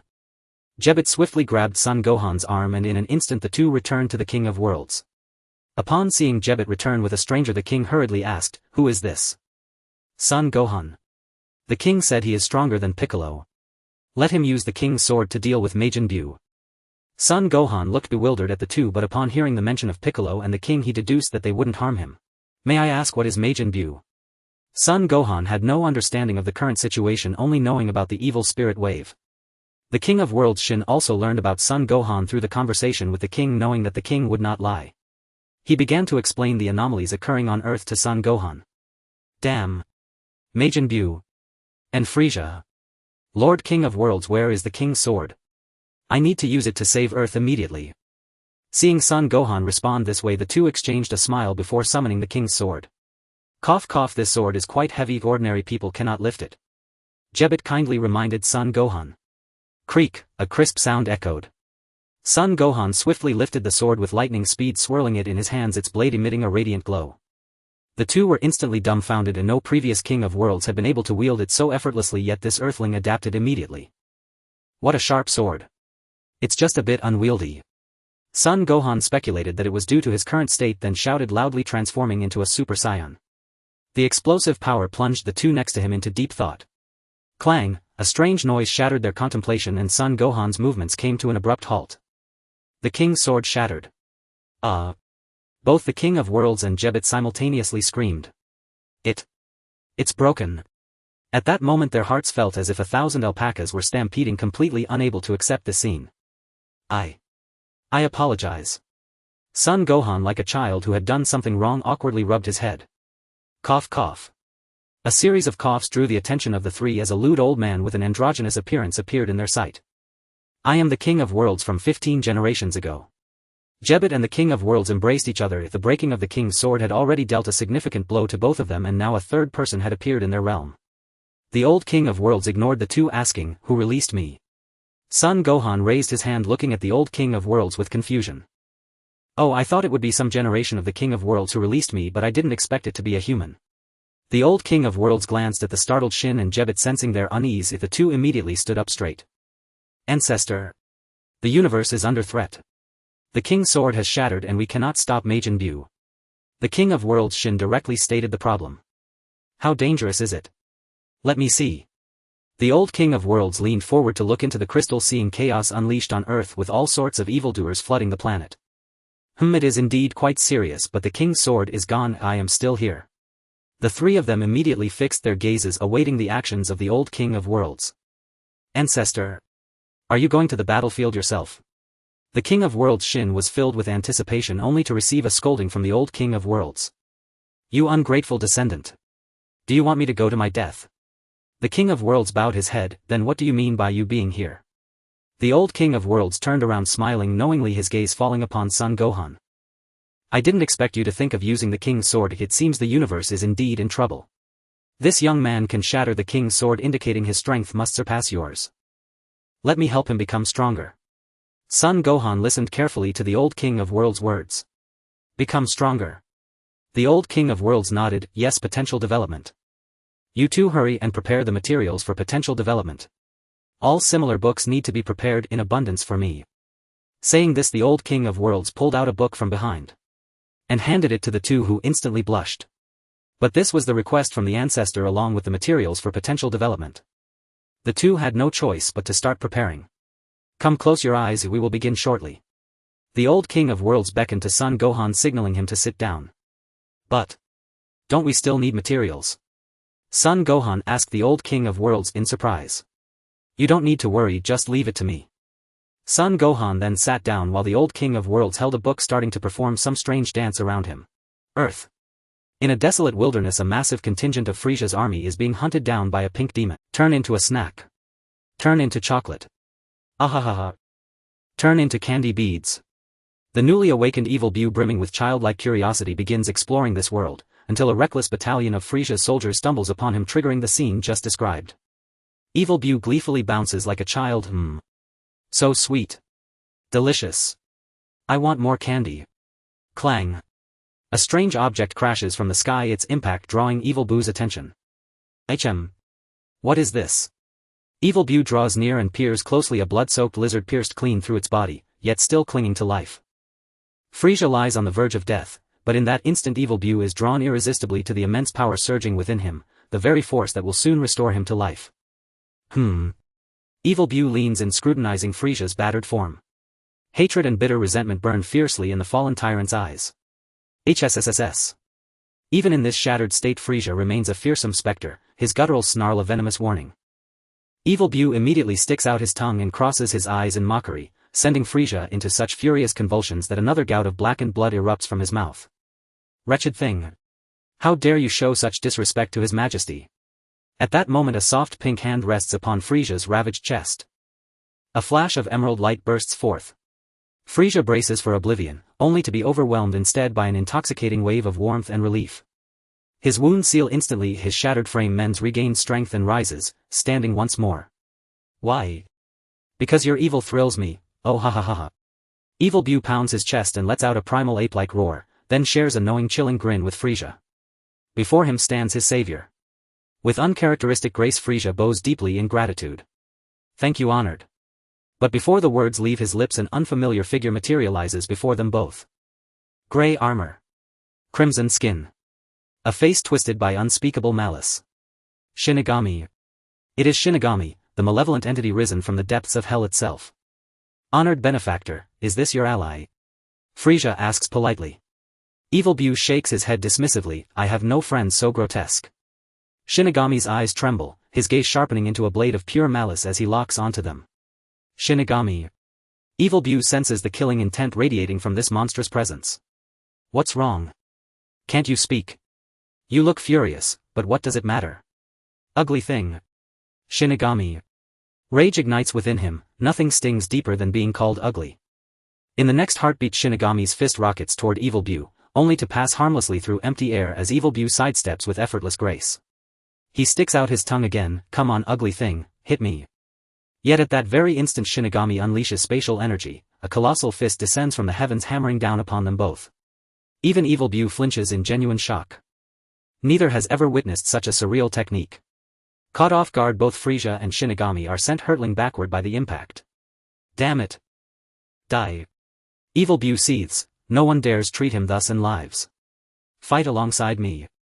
He commands Frieza without hesitation. Though reluctant, Frieza has no choice. The colossal fist looms overhead once more, forcing him to join Evil Bu against Shinigami. From the shadows Piccolo, rushed from the heavenly realm to halt Evil Bu, witnesses the spectacle. What? Didn't I slay Frieza myself? Huh? Who are these two, the pink one and that monster? Such terrifying power. Could it truly be Evil Bu and Shinigami? Frieza roars, a surge of overwhelming aura erupting as he charges straight toward Shinigami. How dare you mock His Majesty? I'll carve you into 1,000 pieces. Pink luminescence spills from his palms, coalescing into two radiant energy-infused discs. With a flick of his wrist he sends them spinning toward Shinigami's form. Shinigami. In an instant Shinigami dissolves into countless shimmering cubes, vanishing entirely from their sight. Piccolo is left utterly stunned, speechless for a full century. Shinigami. That's Shinigami.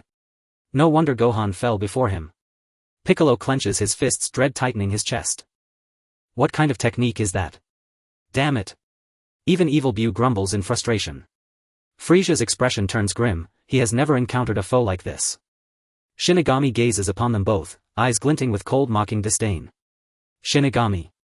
Evil Bu explodes with fury. Damn you. How dare you insult me? Frieza blinks bewildered. Huh. You understand what he says? Evil Bu ignores him entirely, enraged beyond reason he lunges headlong at Shinigami. A compact sphere of radiant pink energy forms in his palm, small in size yet blazing with such brilliance that its destructive potential is unmistakable. Just as he closes in, Shinigami fragments once more into countless pixelated shards, reappearing instantly behind Frieza. Frieza has no time to react, only a bizarre echoing crack from behind. Shinigami. The dazzling energy sphere Evil Bu hurled now emerges from Frieza's own back. Boom! A cataclysmic detonation erupts behind Frieza, the searing flash illuminating his contorted agonized features. It's over, Frieza is surely finished. Piccolo's fists clenched tightly, his breath catching, not in triumph but in unexpected concern. Frieza's body is lacerated, his back drenched in crimson. The blast has left him staggering, barely upright, blood streaming freely. Damn you! You have enraged His Majesty. In the next breath Frieza ascends into the sky, arms raised high, palms gathering a vortex of raw cosmic energy, his signature technique. Planet-destroying ball. With a thunderous cry he hurls the orb directly at Shinigami. Madman! Earth will be obliterated. Piccolo curses Frieza, preparing to intervene, yet freezes mid-motion the very next instant. Shinigami. In his palm Shinigami conjures an energy sphere identical in scale to Frieza's, and with serene precision launches it forward to intercept. The two spheres seem magnetically drawn together, colliding with terrifying inevitability, yet astonishingly no explosion follows.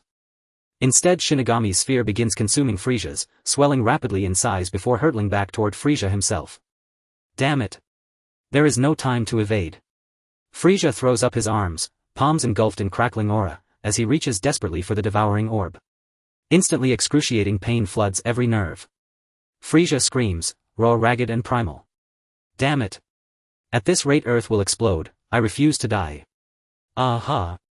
Evil Bu, lend me your strength. Hearing Frieza's desperate cries, Evil Bu abandons hesitation and joins the fray. In the shadows Piccolo breaks into a cold sweat, astonished to find himself genuinely fearing for these two monsters. Hold on Frieza, and Evil Bu. In the realm of the kings of worlds. What? The evil wave is fighting against Frieza and Majin Bu. They're fighting.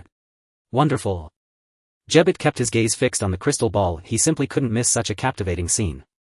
However, King Kai Shing could not feel happy at all, for he knew that no matter who won among the three it would ultimately lead to great trouble. King Kai, why do I feel that the danger level of Majin Bu is far less than that of the evil wave? Gogeta nudged the absent-minded Shing. So what is the current situation? Gogeta placed the crystal ball in front of King Kai with a smile. Look, Frieza and Majin Bu are actually protecting the Earth. What? King Kai could hardly believe his ears. He rubbed his eyes and looked at the crystal ball. It was indeed as Gogeta said. King Kai Shing also joined Gogeta in watching. Planet Earth. With the efforts of Frieza and Majin Bu, the massive energy ball began to move in the opposite direction, ultimately resolving the crisis through their combined efforts. But, damn it! Frieza collapsed to the ground, gasping for breath. Due to Majin Bu's physical nature, he felt no fatigue at all. Majin Bu gazed at the terrifying face of the evil wave, feeling a chill run down his spine. Damn it! This guy is too strange, even more exaggerated than my energy. At this rate there's no way to handle it. It seems I underestimated this world.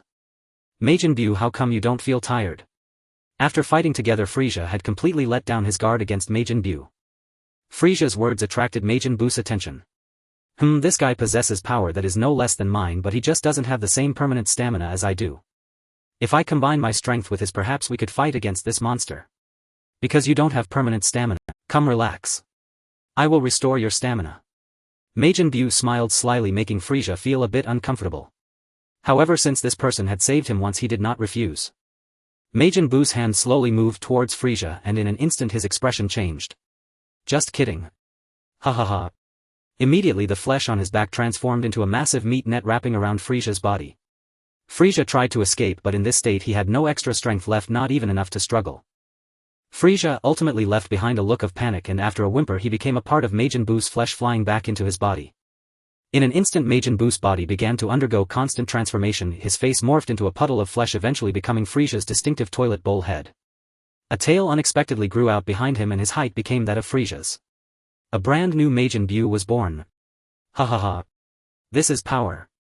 Piccolo was greatly shocked, never expecting that Majin Bu possessed such a terrifying skill. No wonder even King Kai feared him. Ha ha ha, ugly thing. Go die. In an instant a red laser concentrated at the tip of Majin Bu's finger, growing more and more dazzling with time. This was Frieza's unique skill, and now Majin Bu had it too. Countless projectiles were fired towards the location of the evil wave, fierce like a torrential storm. But the next moment it took Majin Bu by surprise. All the heavy rain that was emitted was absorbed by the evil wave, reappearing from another direction in Majin Bu's sight. What? Majin Bu was greatly shocked. What a strange skill. Damn it, if only I could use it for myself. The laser came rushing towards Majin Buu like a torrential downpour. At this moment Majin Buu was unafraid and already had a countermeasure. Humph.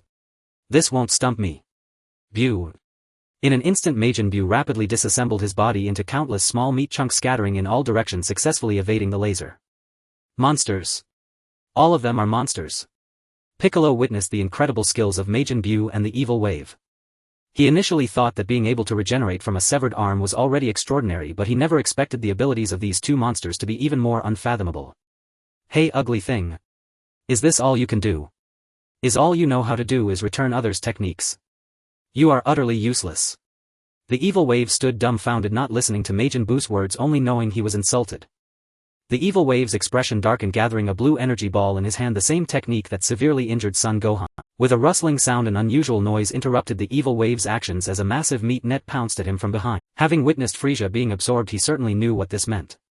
It worked. Oh haha. Majin Buu let out a baboon-like laugh, but the next moment his laughter abruptly stopped.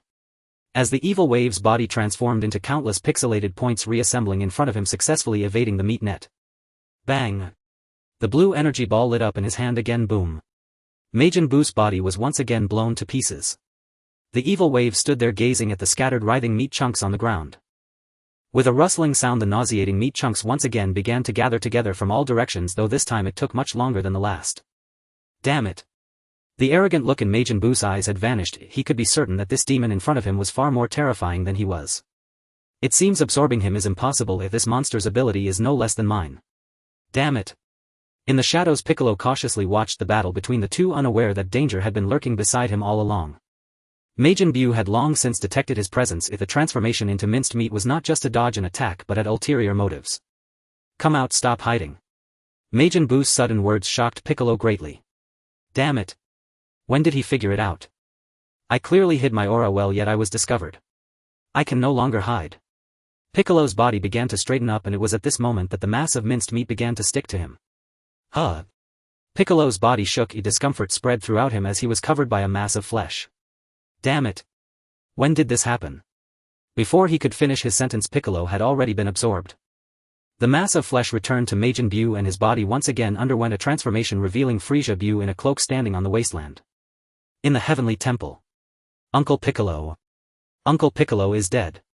Dende collapsed to the ground, unable to comprehend that the once invincible Piccolo had inexplicably died. The others in the heavenly temple were equally incredulous, finding it hard to accept. However, after sensing the aura, they indeed confirmed that Piccolo's presence had vanished. Everyone fell into despair. Inside the hyperbolic time chamber. Dad, it seems something must have happened outside.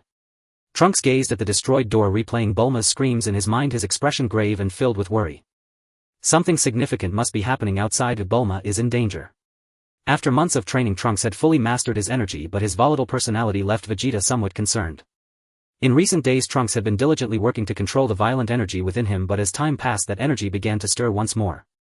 During their battles, there were several instances of Trunks going berserk, even causing Vegeta to feel somewhat helpless on a couple of occasions.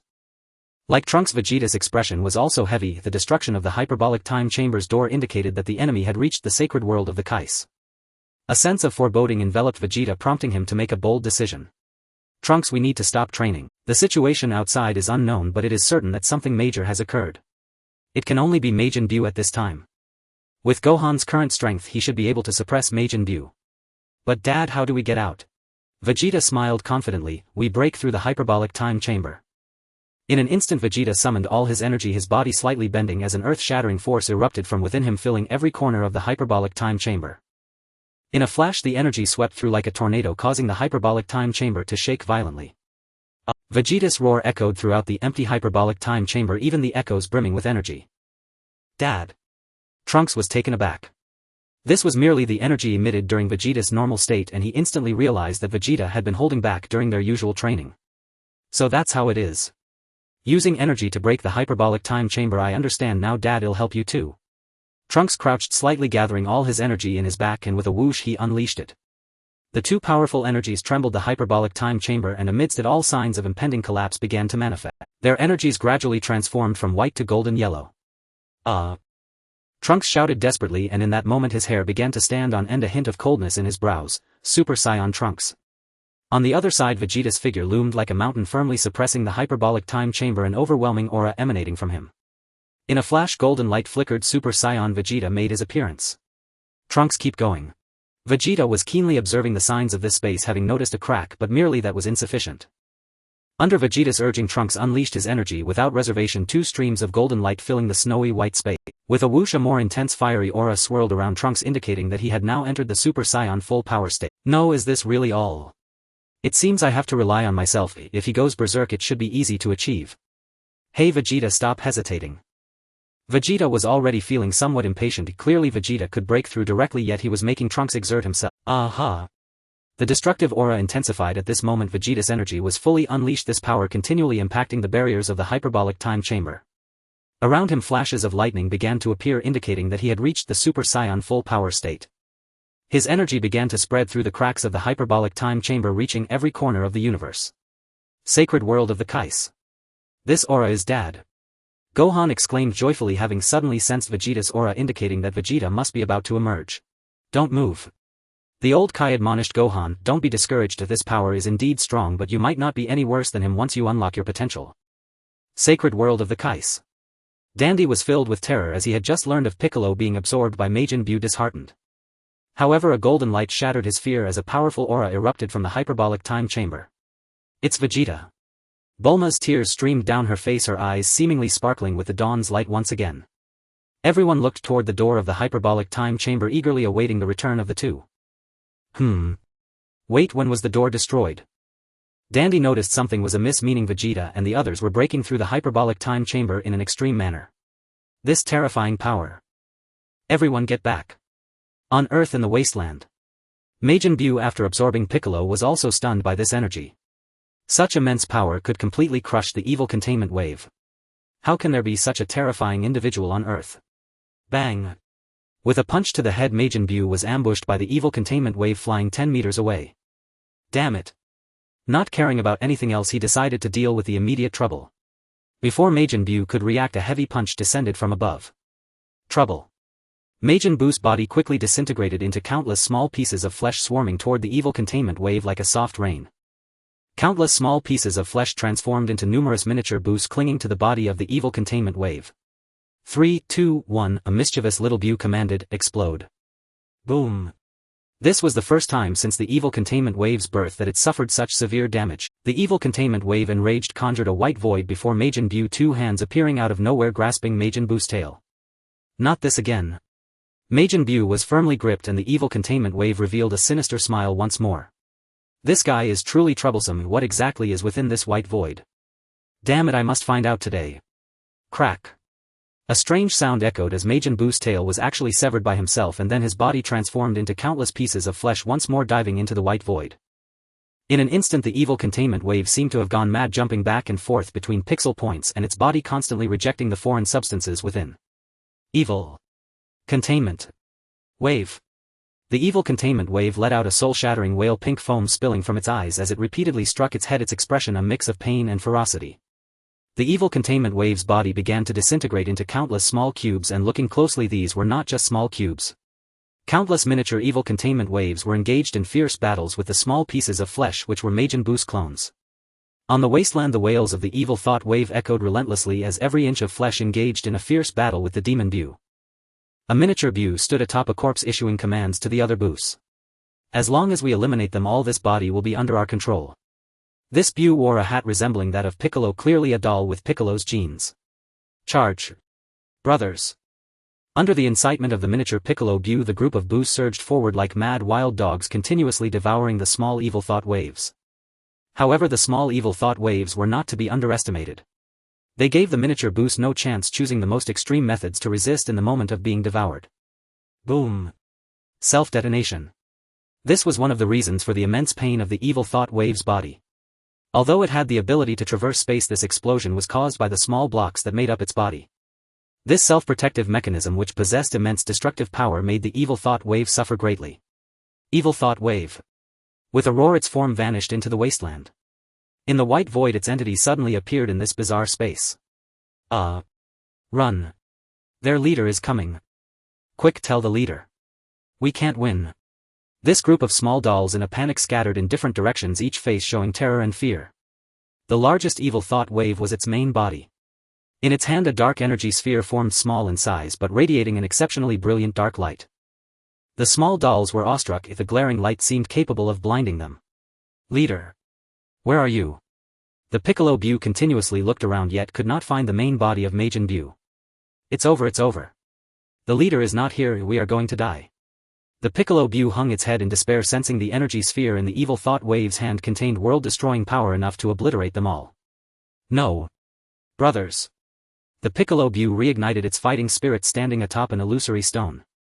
The leader is not here, I am the leader. Listen to my command. Charge at him. At the order of the Piccolo Bu, the frightened small dolls immediately halted, listening intently to its impassioned speech. Since we're all going to die anyway. Everyone together. Second brother is right. Let's all go. In an instant the entire bizarre white void was filled with the voices of the small dolls resisting. Everyone follow me.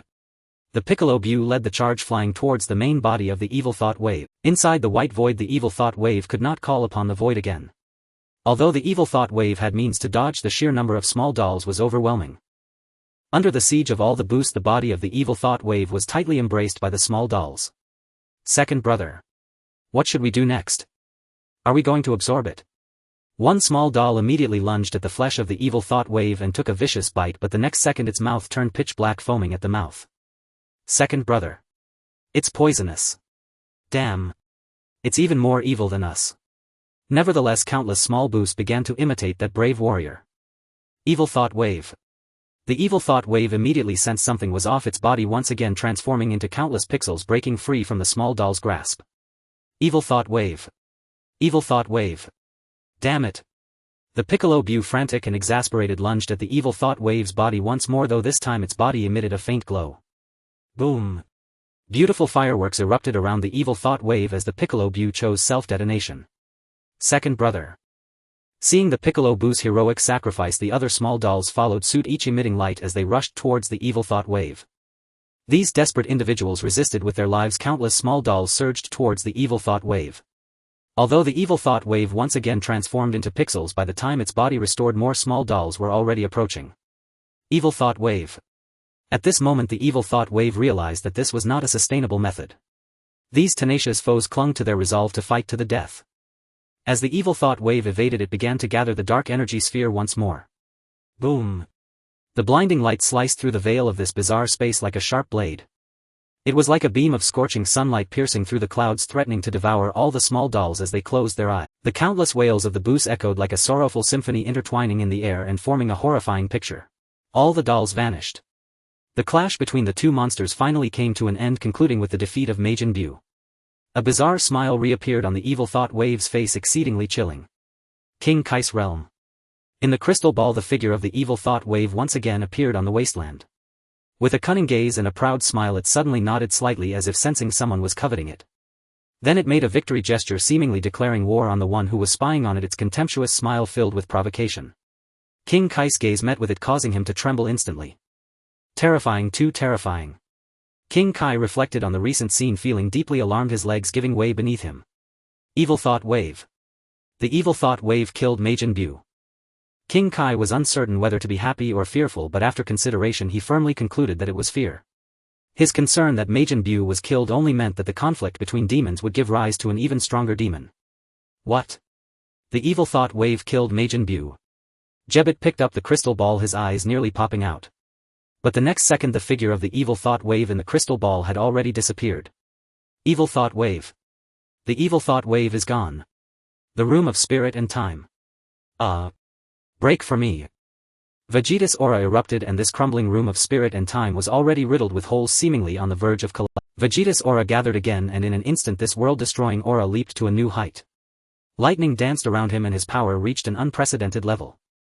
Super Saiyan 2. Boom. Finally the cracks in the room of spirit and time could no longer hold, shattered by this power that could make even gods weep. This pure white space began to shake, and in an instant countless large and small fissures appeared above their heads. Trunks, let's go. Outside the temple everyone was struck by a powerful force. It was a strength that defied description, seemingly emanating from the abyss, filled with endless majesty and dominance. It ruthlessly tore through the air, causing everyone to tremble. Fortunately it came from Gogeta. The unreasonable aura disheveled Bulma's hair, but she paid it no mind, her gaze fixed on the room of spirit and time without a moment's distraction. Boom! The room belonging to the room of spirit and time exploded in an instant, and a young man with flowing purple hair appeared in the sight of the crowd. Trunks! Bulma could not hide her inner joy, her body instinctively running towards Trunks. In that moment it was as if a weight had been lifted from her heart. Her son's appearance eased her anxiety. "Mom, we made it out." With those words everyone released the breath they had been holding, as if all their previous worries had been alleviated. Behind Trunks a towering figure followed closely, radiating a sense of security. His gaze was resolute, piercing like a torch, bringing infinite comfort to those around him. All eyes were once again fixed on him, the man who was invincible, the embodiment of safety. He had returned. Gogeta. Bulma could no longer contain herself and rushed over, hugging Gogeta tightly. Nearly killed by Frieza, upon seeing Gogeta again, all the grievances Bulma had suffered turned into tears, leaving wet streaks on Gogeta's chest. "You finally made it out." Gogeta gently stroked Bulma's hair, holding her close and soothing her emotion. "Thank goodness. I rushed out when I heard you call for help, and it seems you are fine." "I was almost killed by Frieza." Bulma lay delicately in Gogeta's embrace, sobbing uncontrollably. "Frieza. What happened?" "Mr. Gogeta erased the situation. Dende explained everything that had transpired on Earth. Evil energy wave. And Majin Buu at the same time. In just one day Earth had undergone earth-shattering changes." Dende. A sudden voice drew everyone's attention. "Gebet. Dende, who is the one on Earth emitting energy capable of shaking the universe." Seeing Gebet reappear on Earth, Bulma's expression changed drastically. "Get over here," she demanded, hands on her hips, visibly angry. Gebet was somewhat bewildered but still approached Bulma respectfully. "What's wrong?" Smack. A resounding slap landed on Gebet's face. "What's wrong? Is this the demeanor of the highest god of the universe? Just abandoning people and running away?" Bulma stated forcefully, leaving Gebet speechless.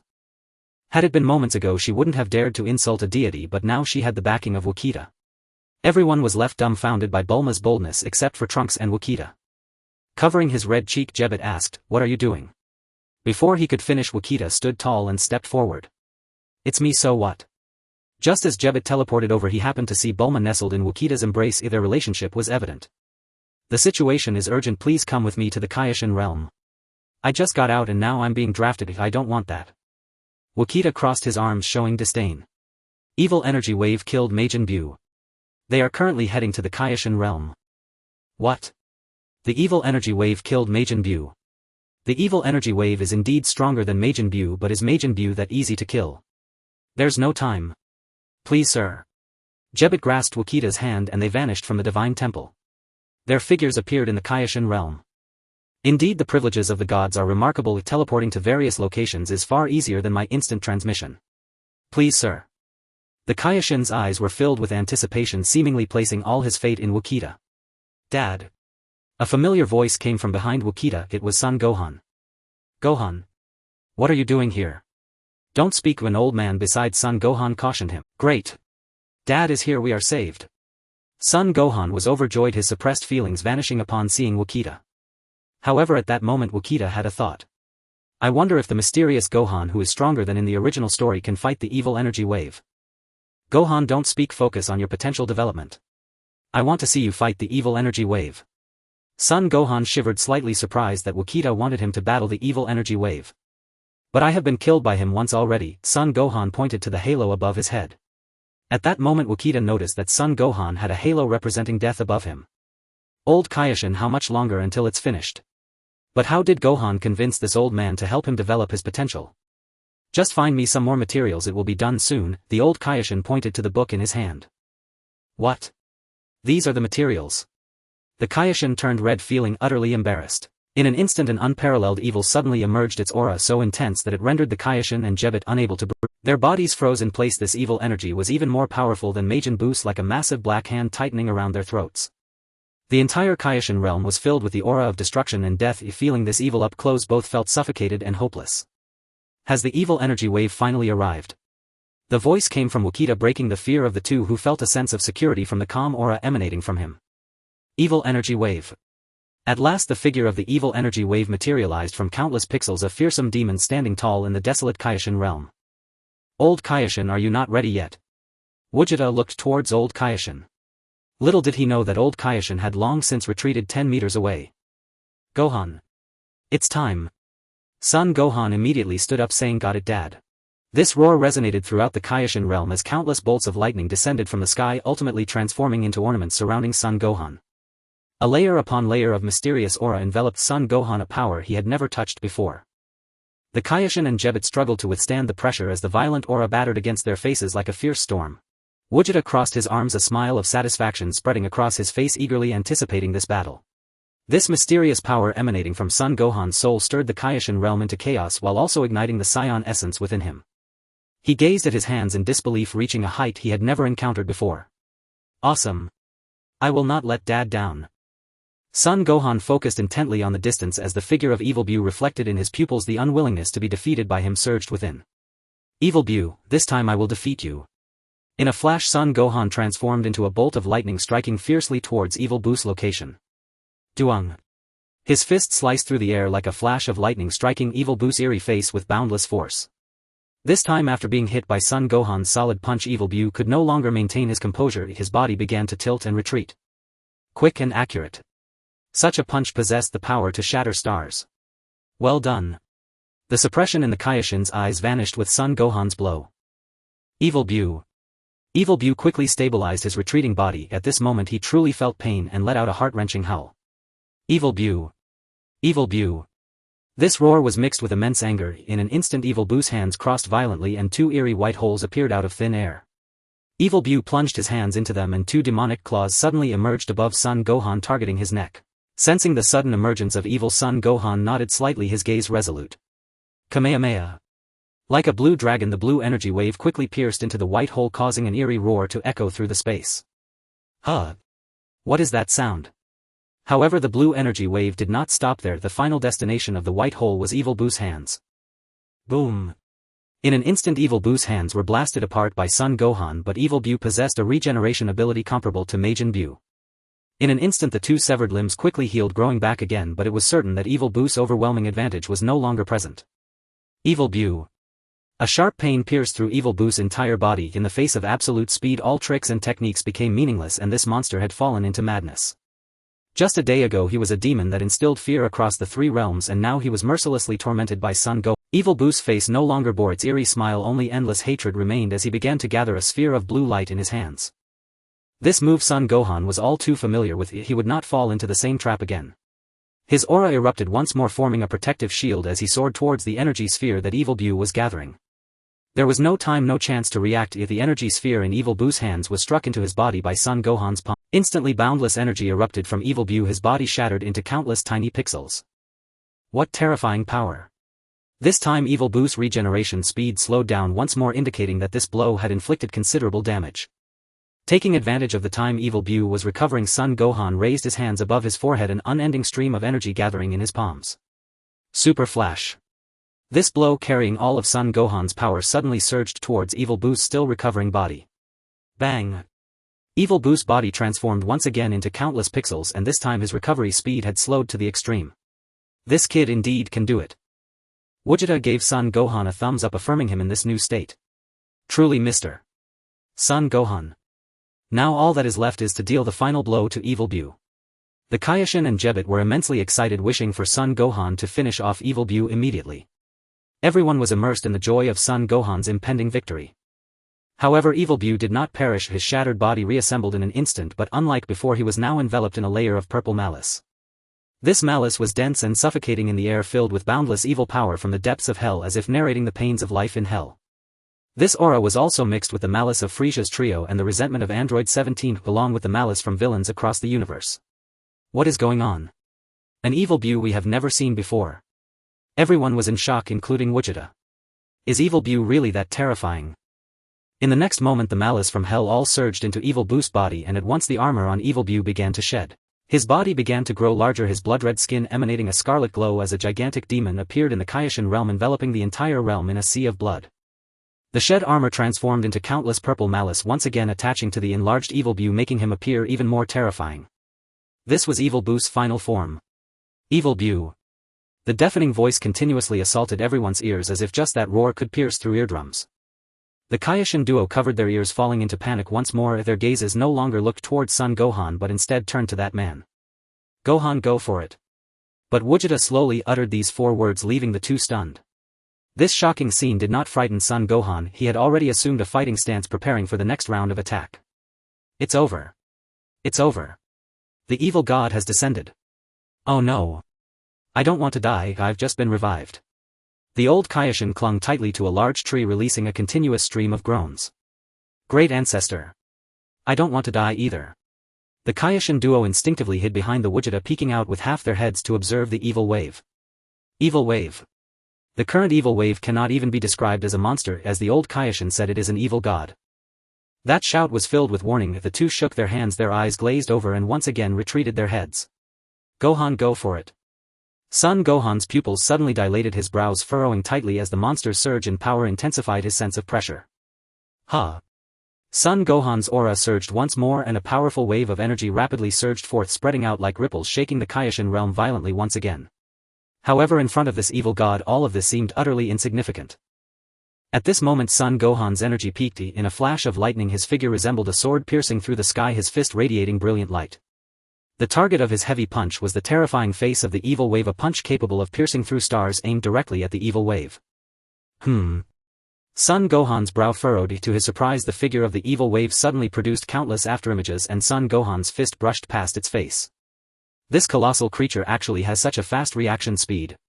Son Gohan recalled how Vegeta transformed into a great ape when he first arrived on Earth. Although his strength increased, his reaction speed slowed down.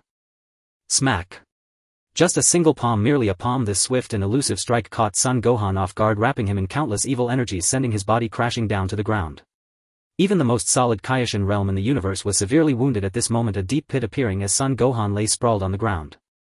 In an instant countless evil energies began to corrode Son Gohan's body, his eyes filled with terror. What is this gas? Son Gohan's movements became frantic, his eyes blurry as the fear within began to erode his body. No. Son Gohan began to speak incoherently. His sudden change left everyone dumbfounded, even Vegeta couldn't sit still. Gohan. What is happening? Evil energy has entered his body. The old Kaioshin's voice shattered everyone's questions. Evil energy has entered his body. The deepest fears within him have been awakened. Son Gohan is currently battling with his nightmares in immense pain. Evil wave. The roar of the evil wave came again, interrupting the old Kaioshin's dialogue. In the sky an unparalleled eerie white hole descended above everyone, a giant arm reaching for Son Gohan's body. Not good. Vegeta could no longer stay put. At this moment Son Gohan had completely lost his will to fight, and a concentrated energy sphere quickly formed in Vegeta's hands. Multicolored light burst forth from his palm, his arm leaning back, and immense energy was once again injected into the energy sphere. Stop it. The concentrated energy sphere swept through the air, carrying destructive power as it rushed toward the giant hand, twisting and spiraling through the air, its contained energy reaching its peak. Boom. In an instant the two giant hands shattered. Evil wave. Evil wave. The earth-shattering wails filled every corner of the Kaioshin realm. Ha. A loud shout, the golden light released the oppressive sky, the blood-red clouds scattered, and a brilliant golden light shot up into the heavens. In the blink of an eye Vegeta had transformed into a Super Saiyan at full power. You all take care of Gohan. The next part is up to me. The old Kaioshin smiled knowingly. This person was finally going to take action. The way to dispel the evil energy is to eliminate the evil wave. The old Kaioshin's voice echoed in Vegeta's ears. Upon hearing this, Vegeta's body flew like a sword toward the evil wave, enveloped in golden flames radiating a murderous glow like a gleaming sword. Whoosh! In the face of the towering evil wave, Vegeta's figure seemed so small, yet this tiny vessel could stir up such powerful ripples. This speed that surpassed lightning caught the evil wave off guard. Even though its body flickered with dozens of afterimages, it could not evade Vegeta's punch. Bang! The massive body of the evil wave began to sway, but it quickly steadied itself and launched a new attack at Vegeta. But Vegeta would not give it a chance. Countless chaotic punches rained down upon the evil wave's body, and painful wails echoed continuously. Is this the power of Mr. Vegeta? The Kaioshin knew that Vegeta was a strong individual, but he never imagined he would be this powerful, astonishingly so. Terrifying. Truly terrifying. Gebet struggled to accept that the evil wave, which could knock Son Gohan out of fighting ability, was now being ruthlessly beaten by Vegeta. The old Kaioshin had now walked up to the two, wiping the sweat from his face, muttering to himself, if I had known, I would have developed his potential earlier. Evil wave. Evil wave. The evil wave swung its massive hands attempting to eliminate Gogeta, but Gogeta's speed was too quick, it couldn't catch him so easily. Kamehameha. A blue dragon spiraled and twisted, striking towards the evil wave's body, but in that instant the evil wave transformed into purple evil energy, vanishing from Gogeta's sight. The Kamehameha missed. It disappeared. But the next second a faint trace of evil energy was sensed by Gogeta. Haha, I felt it. Above. Gogeta's figure vanished again, and 1 second later both Gogeta and the evil wave appeared simultaneously. Boom. Indeed, as Gogeta expected, the body of the evil wave was swiftly pierced by a blue light beam over 10 meters long, and a heart-wrenching scream finally erupted from this monster. The body of the evil wave transformed into countless pixelated points floating in the air, and numerous evil energies spread out from its body, the eerie purple gas lingering in the Kaioshin realm. Great. The evil wave is dead. Gogeta expressed his joy of victory embracing the Kaioshin, yet only the old Kaioshin wore a serious expression. Earth. A desolate wilderness. The sky was dark and the cold wind howled. A bizarre creature covered in spots wielded its terrifying tail, seemingly unsatisfied after absorbing number 18. Now it was greedily searching for high-quality life energy, with the Frieza force stronger than Earthlings being the best choice. Thud. Fully formed Cell randomly selected a lucky member of the Frieza force for absorption. With a sound of footsteps, Cell approached a handsome man. Swish. With one strike, Cell's arm swiftly pierced through the man's chest. The man looked confused and terrified, being pierced through in an instant. The man's body hung on Cell's arm, flailing his hands wildly, his face contorted as suddenly his expression underwent a dramatic change. An ugly toad struggled in Cell's hand. How? Vile. Sabo uttered his last words, transforming into a mere skin. Ah. In the distance a walking pink durian witnessed this horrifying scene, its eyes glazed over, trembling uncontrollably. Monster. Monster. Instinctively afraid, Dodoria turned to flee. But how could Cell give him the chance? Swish. The genes from Piccolo were instantly awakened as Cell's arm pursued the pink durian like a fierce serpent. Dodoria also turned into a mere skin. Cell's footsteps moved towards more members of the Frieza force. Heavenly Temple. Dende was filled with terror as he witnessed Cell's actions. This terrifying monster actually employed such shocking means to bring people to their demise, which was truly hard to accept. Even so, Dende did not feel the sense of crisis brought about by Cell, as the one Cell absorbed were all from the Frieza force. Surprisingly, Dende developed the illusion that Cell was a good person. More and more members of the Frieza force fell victim to Cell's cruel hands as this high-quality life energy flowed continuously into his body. The greedy tail seemed never to be satisfied, driving Cell to continue his search for prey. In just half a day the revived Frieza force had been completely absorbed by Cell. Peace returned to the world once again as these demons from hell had been cleared away by Cell and the Earthlings emerged from their shelter. It seemed that everything was beginning to develop in a positive direction, but far away at the Heavenly Temple, Dende began to have an ominous premonition. Because Cell did not stop his pursuit of life energy, eventually his figure appeared before the Earthlings. A new demon was born. The world turned into a purgatory. In just 10 minutes tens of thousands of humans in a city had already fallen victim. It's over. Dende slumped to the ground, letting out a desperate sigh, taking a deep breath as he recalled the recent events. Lord Dende. What's wrong? Babadadai helped him up. Dende, what's wrong?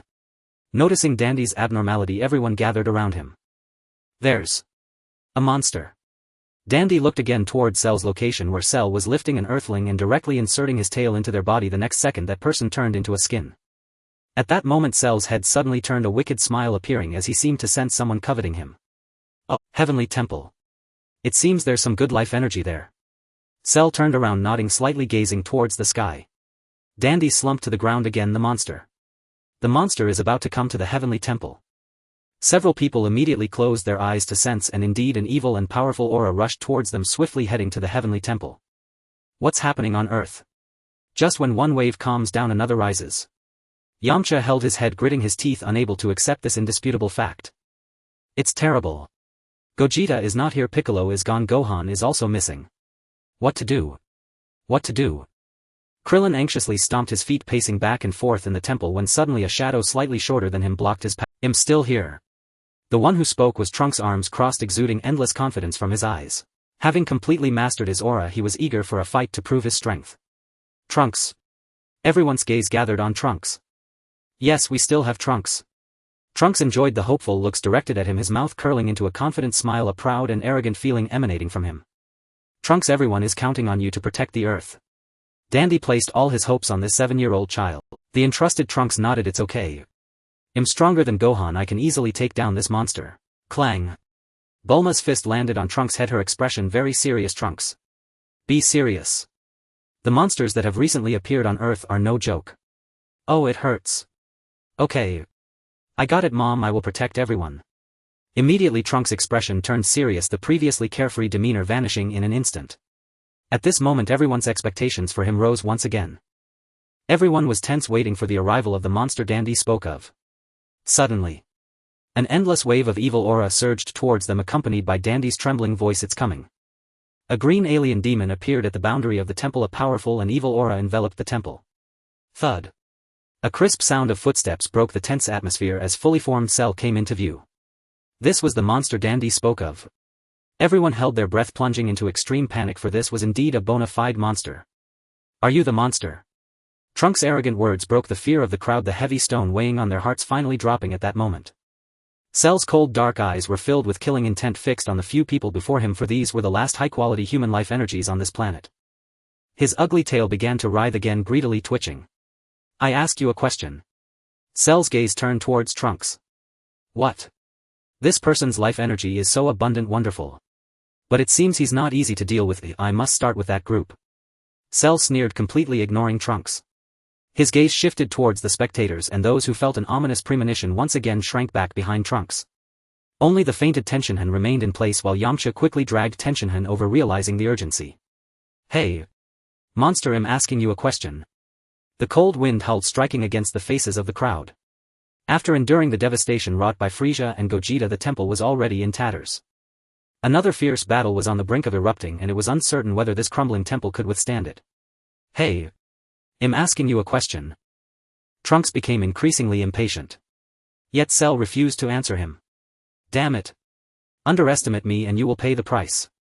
In the next moment Trunks' aura began to surge, concentrating towards his palm, a blinding light illuminating the entire temple. Oh no. Trunks, stop. Krillin was already panicking. However, feeling humiliated, Trunks had no intention of backing down. Yaha. Two crimson energy blasts hurtled towards Cell's body, seemingly about to strike his chest, but in the next moment Trunks' gaze went vacant. Cell gently swayed, slightly tilting to the right, evading both energy blasts completely. Damn. Trunks was somewhat unwilling, but just a second later his clenched teeth relaxed and a proud smile returned to his face. The two crimson energy blasts unexpectedly split into four, curving back around under Trunks' manipulation. Cell narrowed his eyes, realizing that this young boy was no ordinary opponent. If the energy blasts were moving in reverse, once again charging towards his back. Cell desperately dodged, his body beginning to panic. Boom. Ultimately Cell was struck by the final energy blast. This guy Trunks is truly remarkable. Krillin was astounded by this 6-year-old child. That's right. Just look at whose child this is. Bulma said proudly. Trunks, quickly take down this monster. Yamcha felt somewhat embarrassed and instinctively stepped back. After all, Bulma was now that man's wife and her son was desperately protecting his life. Emboldened, Trunks became even more relentless in his assault on Cell, fully embodying the phrase strike when the enemy is weak. Let you look down on me. Let you look down on me. Trunks held a grudge against Cell's cold demeanor, and his speed increased with every shout. Swish. A wave of energy that could shake the heavens and make the gods weep emanated from Cell, engulfing the entire temple, leaving the ground beneath him shrouded in dust. In an instant all of Trunks' energy blasts were deflected, wildly shooting across the temple's various corners. We're doomed. If this continues, the temple will surely collapse. We're fine, but Bulma can't fly, Krillin said anxiously, realizing that the temple's collapse was just a matter of time. Hey! Krillin, don't think about leaving me behind. Bulma warned Krillin in advance, as she also sensed that the temple was on the verge of collapse. Trunks, please change the battlefield. The temple can't take any more of this. Dende shouted at Trunks. As the smoke cleared, Cell's figure slowly emerged in the sight of the crowd, a golden light flashing. If this was Cell's protective shield. You have successfully enraged me. Cell's eyes glowed a fiery red, a murderous intent rushing towards Trunks. I thought you wouldn't speak. Come on. Come and kill me. Trunks playfully made faces and flew towards the mortal realm, seemingly having taken Dende's words to heart. Trunks, go for it. Beat this monster into a pulp. Bulma shouted loudly, as if the fear she felt moments ago had vanished. On the plains a child and a monster's figures appeared. At this moment Cell's rage was at its peak, the unshakable hatred echoing in his mind. If this was the first pain he had felt since his creation. Hey! Why are you silent again? Trunks continued to provoke Cell. Cell's fists were clenched. He knew the best response was with his fists. Swish. With a sound of rushing air, the aura around Cell surged, his body leaning towards Trunks. All his fury coalesced into this punch as if he intended to shred Trunks into pieces. In an instant the fist wind howled, racing past Trunks' ears like lightning. At that moment Trunks' eyes froze. He had no time to dodge. This sudden punch was completely beyond his expectations. Bang! Cell's fist struck hard against Trunks' face. A surge of intense power released upon every inch of Trunks' skin. Trunks was immediately flipped over, his body spinning in the air for dozens of rotations before crashing towards the mountainside like a meteor. Trunks paid a heavy price for his underestimation. Damn it, he cried, clutching his burning face, struggling to steady his swaying body. How dare you hit my face? Yaha. A golden aura spread from within Trunks, his internal energy awakened by this roar. He had transformed into a Super Saiyan. A Saiyan. Cell seemed to understand why this young boy was so arrogant. After all, he was of the Saiyan race. Humph. Cell snorted coldly, decisively ruthless. He was well aware of the Saiyans, and an overwhelming aura erupted forth, carrying the momentum of an unstoppable tide. In an instant the pressure of Cell's aura overshadowed Trunks. Die Saiyan. His body, surpassing the speed of light, charged once again towards Trunks. Humph. I am a Saiyan, so what? Trunks showed no fear of Cell's imposing aura. His fists clenched, the power within ready to unleash, meeting Cell's oncoming attack head-on. Bang! The clash of two earth-shattering powers collided, and in that moment the heavens and the earth began to resonate, an endless series of impacts echoing through the world. Waves of shock rippled through the air, but neither was willing to back down. Each of their other fists also swung towards the other. Bang! Another equally matched force began to diffuse into the air, causing the surrounding atmosphere to boil and become turbulent, with nearby mountains shaking violently. Dada. The duel between the two rose from the ground to the skies. Trunks' heavy punches landed time and again on Cell, the aftermath of their battle even felt by those far away in the Temple of the Gods. The shock waves had already reached the Temple of the Gods, and the violent tremors made everyone realize one thing. That despite the battlefield not being in the temple, this place was not necessarily safe. What an intense battle! It's impossible to see the movements clearly. Krillin sighed in awe, knowing as the strongest earthling that this was a level beyond his reach. Bang! With a strange sound, Bulma took out a miniature robot from the universal capsule, flying it down towards the temple. You'll be able to watch soon. Then Bulma bent down to retrieve a large electronic whiteboard, projecting the scene onto it. Their fists and feet braided relentlessly. Who would have imagined that the clash of blows could even spark flames? Is that all? Shalu's voice shattered the deadlock, a confident smile curling across his lips. What do you mean? Just as Telling's consciousness teetered, a distinctly Saya aura burst from Shalu's body. Then use your Saya power and kill him. In the next instant lightning began to lace Shalu's form in erratic streaks, his face twisted into a feral grimace, uncannily like a Saya transformation. What? You're a Saya too? But none of us Saya are this ugly. Telling's thoughts were riveted by the bizarre spectacle Shalu presented. His eyes brimmed with incredulity. After absorbing so much life energy, Shalu's mastery of invoking the various genes in his body had reached its pinnacle, his being a consummate composite. Cells of Baiku, cells of Fu Li Sa, and cells of Saya. Each had its virtues, but the most promising of all were undoubtedly the Saya cells. With Shalu's snarl, a savage energy was drawn forth from the Saya factors within him and coursed into every limb of his body. In that moment Shalu's chest widened, his frame growing more massive, forming a stark contrast to the Tellings before him. Aha! The roar subsided, signifying another transcendence of Shalu's power. A golden radiance reserved for the Super Saya now cloaked his body. I don't think you're the only one who can transform, Shalu said coldly, fixing Tellings with a hard stare. But you have no hair, right? Your aura changed, yet why do I not see golden hair? Or did something else change instead? Tellings fired off a string of questions, his gaze roving over Shalu. Oh. I know. He peered toward Shalu's groin, pointing, it's here. I've been watching secretly. When one becomes a Super Saya, this place turns golden too. He tugged up his crotch to look, then adopted a solemn expression. That's it. At the celestial temple, Bu Erma said nothing. At such a moment silence was the wisest choice. She wished she could bury herself, her face aflame with humiliation. All eyes turned to her as if to remark, your son is quite the observer, isn't he? Meanwhile Shalu had grown impatient with Telling's prattle. Hey! Why aren't you answering? Don't tell me you don't. Telling's guesses grew ever more absurd as he edged closer to Shalu, desperate to find out. Damn you, brat. Shut up. Shalu's figure vanished in an instant and reappeared right before Telling's. Bang! The punch, saturated with Super Saya force, struck Telling squarely in the gut. Its terrifying power hurled his body away.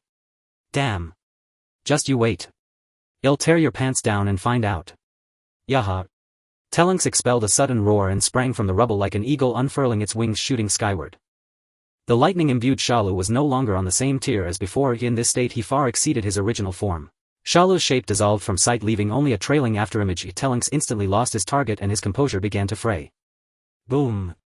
While he remained dazed, Shalu's fist was already pressed against Telynx's abdomen. The overwhelming force was bone-chilling. Damn. Telynx's eyes burned with stubborn defiance laced with regret. As Shalu's fist slowly withdrew, a tremendous crash spread through the air. Telynx's body plummeted in free fall. The thunderous sound came from the brutal collision of his heavy form with the ground. His Super Saiyan state dissolved. Could it be over like this? Telynx lay sprawled, muscles convulsing in spasms that tore at him with pain. Telynx recalled his past mimicking Super Saiyan at 1 year old, learning the gait of the Super Saiyan, rampaging and gravely wounding Sun Wukong. As a Saiyan, that unbowed pride forced him to rise once more. I cannot disgrace my father. I am the son of Gogeta. Shalu's shadow closed on Telynx, now within half a step. Shalu's tail began to twitch, so monstrous a sight stirred Dande's memories within the temple anew. No. Don't. Dande's cry pushed the already taut atmosphere past its limits, and those in the temple grew pale with fear. Telynx. Bu Erma clasped her hands to her chest, praying for a miracle. She knew Telynx's strength ran far deeper than what was visible now. Telynx. Get up. Bu Erma's shout pierced the heavens and traversed miles, echoing in Telynx's ears. Mom. Dad told me to protect you when he's not here. Thud. Shalu's foot came down on Telynx's head, relentlessly trampling his body. Unbeknownst to Shalu, a subterranean tide of energy stirred within Telynx, spreading through every fiber of him. Shalu's gaze gleamed with greed, as siphoning Telynx's energy would elevate his strength yet again. Kid, endure it, you're almost dead. Shalu's grotesque tail revealed a cruel edge. Die. The tail drove straight toward Telynx's body. Whoosh. Blazing flames flared up again, golden fire licking outward as it kindled around Telynx once more. When Shalu's tail brushed Telynx's clothing, a ribbon of golden light wrapped his body and the tail was repelled. Immediately the golden light began to dim, shifting from gold to ink green as innumerable energy factors poured from his body. Ring upon ring of dark green radiance expanded outward from him, while concentric energy circles drew back from the surroundings into his core. Even my father never hit me like this. With Telynx's roar, his pupils vanished entirely and a brutal aura once more welled from him. The energy rings contracted relentlessly until they reappeared in Telynx's palm, a pale green orb as if imbued with a living breath pulsing in his hand. In an instant, boundless pressure enveloped Telynx, a snarling countenance returned to his features. In that moment he went berserk again, entering the transcendent form anew. The king of the gods' realm. The body of the evil spirit wave no longer exists. After the cheers of the king of gods and Gebet, the realm became eerily quiet. It was too quiet, disturbingly so. Often such silence is the most abnormal. The blood-red sky of the king of the gods' realm had not returned to normal despite the disappearance of the evil spirit wave. Everything was shrouded in scarlet, and it was not only the old king of gods who sensed the anomaly. Son Gohan, curled up on the ground, wore an increasingly twisted expression with continuous groans of pain as the malevolent energy tormented him to the brink of despair. Ancestor. Why hasn't Mr. Gohan returned to normal now that the evil spirit wave is dead? The king of gods finally noticed something was wrong. This means that the evil spirit wave is not dead at all. The old king of gods looked serious. The evil spirit wave is formed from evil thoughts. It never had a physical body to begin with. What you see is merely its manifestation through possessing another's body. If that is the case, then the anomalies in the king of the gods' realm have not disappeared, which leaves only one possibility. Could it be? Vegeta's gaze turned towards Son Gohan. He has transferred to Son Gohan. This shocking revelation left the duo of kings of gods in shock. They quickly moved away from Son Gohan and once again rushed behind Vegeta. The old king of gods lowered his head in despair. If Son Gohan is disturbed by malevolent energy, then the responsibility for creating a new demon cannot be separated from him. He has created the mysterious Gohan. The evil spirit wave, I never expected it to be so troublesome. Old king of gods. How do we eliminate the evil spirit wave? Absolute power is necessary. Absolute power. In the movie, the evil spirit wave was defeated by the newly appeared Vegeta within minutes. Could it be that absolute power is indeed the key? A cry of painful despair interrupted the thoughts of several individuals. If the voice belonged to Son Gohan. Inside Son Gohan, countless malevolent energies spread around him, continuously taunting and provoking him. Son Gohan used all his strength but could not drive them away. Damn it! Evil Flash! Kamehameha! After Son Gohan's ultimate technique struck the malevolent energies, they began to vanish, but countless more started to spread. Terrifying and eerie laughter filled the entire interior, driving Son Gohan to the brink of madness. Damn it! Get away! Son Gohan's hands waved frantically at the swarm of demons, and countless malevolent energies began to gather, transforming into former enemies. Frieza, Cooler King, Cold Android 17, Broly, and the evil spirit wave. All those who had caused him psychological pressure began to expand in his interior, their mocking laughter incessantly tormenting his mind. Damn it! With Son Gohan's roar, these former enemies began to dissolve into a cloud of smoke and scatter away. Son Gohan slightly raised his head. All the malevolent energies coalesced once more. At that moment it became the darkest hour of Son Gohan's heart. For in front of him the malevolent energy finally transformed into someone he knew all too well. Vegeta. The one who truly instilled fear in him. It was his father, and the memories of his death incessantly attacked him. Years ago the scene of Vegeta controlling Vegeta's body and defeating him with absolute dominance constantly replayed in his mind. The nightmare deep within him was not those defeated enemies, but the one person he knew best and the one he feared most. 7 years ago the seed of this mental trauma had already been planted in his heart. That experience which had pushed him beyond his limits and yet he could not overcome became his eternal nightmare. He. The manifestation of Vegeta formed from malevolent energy completely defeated Son Gohan. Son Gohan collapsed to the ground, his eyes vacant and hollow. Taking the opportunity, the malevolent energy surged into his body, and at that moment Son Gohan was completely under its control. In the outside world an extremely evil aura emanated from Son Gohan's body as if it were about to ignite his very being. Thick black smoke spread from within him, drifting towards the blood-red sky, and his weary body was forcibly moved by a mass of black smoke. Hunched back, limp limbs and a drooping head, there was no sign of life in him, and he appeared like a living corpse. This is... Such a phenomenon had left the King of Gods speechless. Run! Lord King of Gods! Gogeta blocked the two Kings of Gods and then teleported away in an instant. Please! Mr. Vegeta! Gohan! Wake up! Damn it! The ultimate power, does it mean I have to kill Son Gohan? Gohan! Vegeta! What happened to Gohan? Such a sinister aura. Inside, Son Goku was also shaken by the terrifying malevolent energy emanating from Son Gohan. The malevolent energy is corrupting him, he should lose control soon. The mastermind behind all this, Vegeta, also approached. This kid is being corrupted by malevolent energy. Vegeta, let me handle him. Vegeta rubbed his fists, eager to try. What are you thinking? Do you think I don't know your mind? Last time you controlled the body you left me with a big mess. There's no time for nonsense, Vegeta. There will be plenty of opportunities like this in the future. Son Goku was extremely anxious if this was his own flesh and blood. Vegeta. How do we resolve this? Vegeta's expression became serious. Defeat Son Gohan, who is being corrupted by malevolent energy. Son Goku stood stunned. Vegeta knew this was an incredibly difficult decision and silence spoke volumes. Is there no other way? Son Goku asked urgently. Vegeta shook his head, not at the moment. Son Gohan. Wake up. The deafening voice surged towards Son Gohan with an authoritative tone. It was this roar that made the sleeping Son Gohan open his eyes once more. Inside. Gohan has woken up. Great. Son Goku beamed, casting aside the earlier tension. However, the next second his expression instantly froze and his brow furrowed once more. No, he is not Gohan. Son Gohan's eyes slightly opened, and beneath the heavy eyelids hid a pair of exceedingly evil eyes. The crimson pupils seemed ready to dye the entire eye socket red. Endless evil radiated from Son Gohan's body. The scattered remnants of the evil spirit waves, purple malevolent energy in the air, began to rapidly gather around Son Gohan's body. At that moment all the evil in the world converged here. Son Gohan's lips curled up, revealing a cold smile. His face darkened to the extreme, giving off the most chilling feeling. Son Gohan's lips slightly parted, the muscles on his face twisted, and the kindness in his eyes completely vanished, replaced by endless treachery and evil. Hello, Vegeta. As Son Wukong's malicious eyes opened, a thick black mist instantly escaped from his body. In an instant the King Kai's realm underwent a tremendous transformation, thick evil and terror enveloping the skies above, with oppressive energy continuously escaping outward. Witnessing Son Wukong's complete transformation, Wukong could confirm that he had not overcome the nightmares within. At this moment evil had fully taken over his body. The evil thoughts combined with his body, giving birth to a new form more powerful than the evil wave, evil Son Wukong. Wukong crossed his arms, appearing unperturbed, as if he still did not take evil Son Wukong seriously. Hello, Wukong. The voice of evil Son Wukong reached Wukong's ears. It seems he has been completely corrupted. What's wrong, you disrespectful thing? Realizing that Sun Wukong was no longer the one who once admired him greatly, Wukong no longer restrained his words. Disrespectful. I am your son Wukong.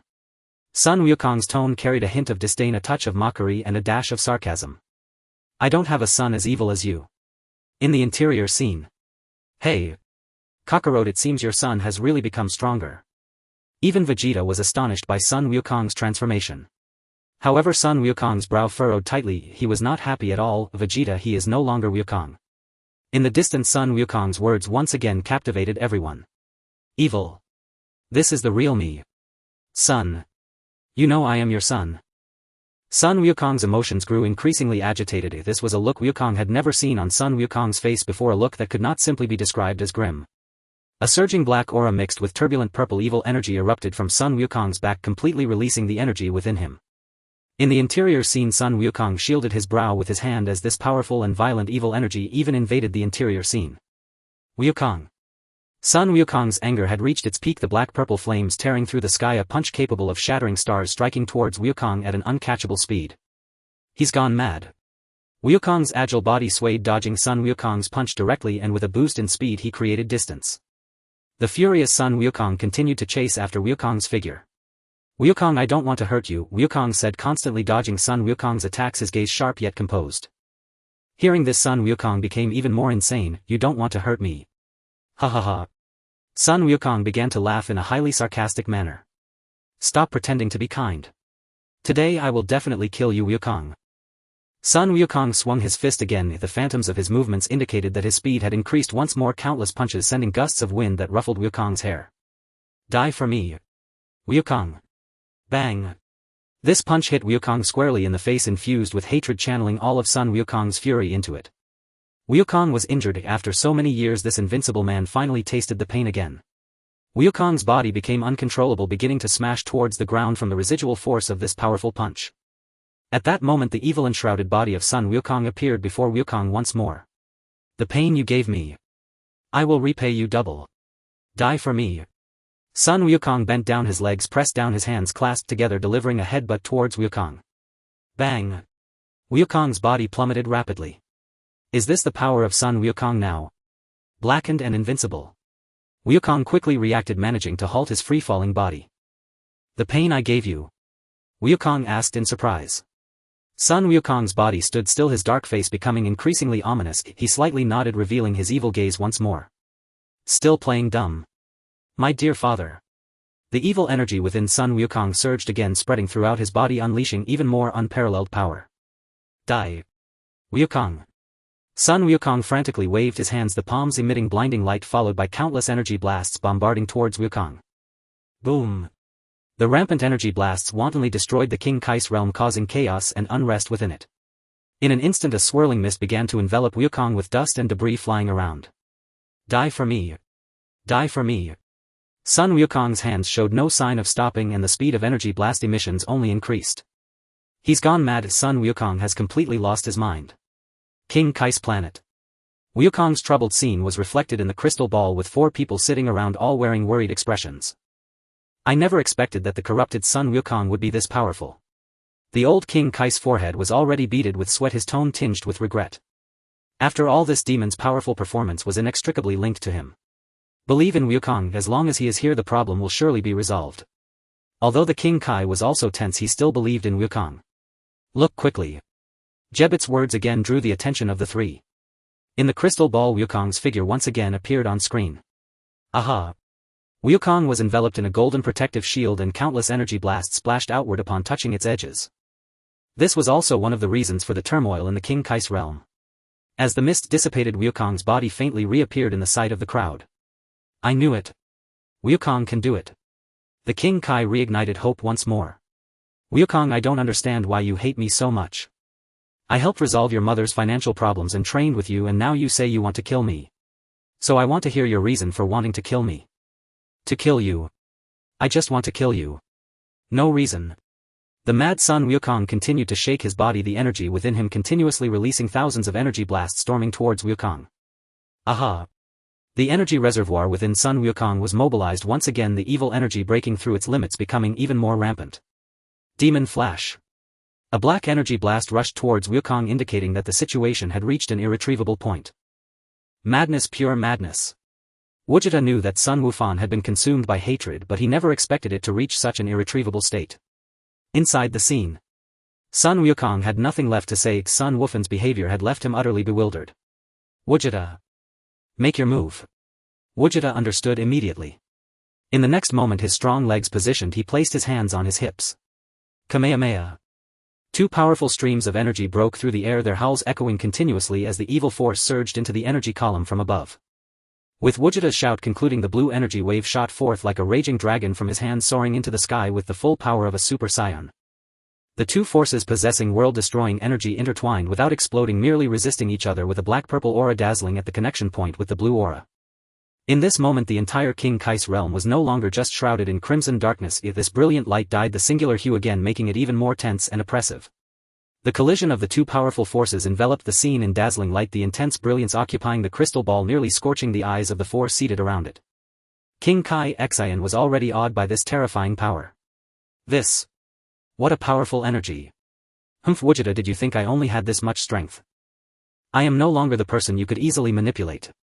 Aha. Sun Wufan's hoarse shout ended as an even more surging power continuously flowed into this black giant python. The black energy column expanded tenfold in an instant. Such powerful evil energy. No, Gogeta. We must stop Wufan. Sun Wukong remained resolute. If this evil power harms the world in the future, the consequences would be unimaginable. Sun Wukong's expression had completely let go. In the face of familial ties, he resolutely chose the greater good. Vegeta stepped in front of Sun Wukong, placing a hand on his shoulder. Just like you, Sun Wukong, just like your son. Vegeta recalled many years ago when Sun Wufan faced Gogeta, who was controlling his body with a firm expression, ready to protect Earth. Good. Since even Sun Wukong said so, I won't hold back. Gogeta gritted his teeth, feeling slightly overwhelmed by Sun Wufan's sudden surge of power. The black-purple energy column began to overpoweringly consume the Kamehameha, gradually drawing closer to Gogeta's hands. This was an unprecedented pressure that Gogeta had never encountered before. Boom. Finally, this black-purple giant python successfully swallowed the Kamehameha completely. In an instant, light burst forth like a boiling and raging tsunami, engulfing the entire King Kai's realm, which became an ocean of light at that moment. The crystal ball was once again submerged in the sea of light, the countless halos rising once more, severely injuring the eyes of the few present. Even as deities, they could hardly bear it. Boom, boom, boom. The deafening explosion erupted repeatedly, devastating the King Kai's realm. This planet, the strongest in the universe, truly lived up to its name, as such damage did not destroy it. Ha ha ha. I killed Gogeta. The sinister Sun Wufan's maniacal laughter echoed through the heavens and earth, his laughter filled with madness. His confident expression, this incredibly powerful evil force, convinced him that Gogeta was already dead. Mr. Gogeta. Gogeta and King Kai Xian were already in a state of panic as the insane laughter of the sinister Sun Wufan created the illusion that Gogeta had indeed perished. Ka, the sound of rocks being blasted apart interrupted the laughter of the sinister Sun Wufan, and his expression froze instantly. His body shook, greatly shocked. Not dead. Amid the flying debris, dust swirled, and the attack from the sinister Wufan had indeed struck Gogeta. Gogeta's clothes were now in tatters, his muscular body exposed as he brushed off the dust from his body while stepping out from the rubble, appearing in Sun Wufan's line of sight. The shocked expression of the sinister Sun Wufan vanished, for he knew that the person before him was exceptionally strong, otherwise he would not be a nightmare in his heart. It was expected that he could stand up again.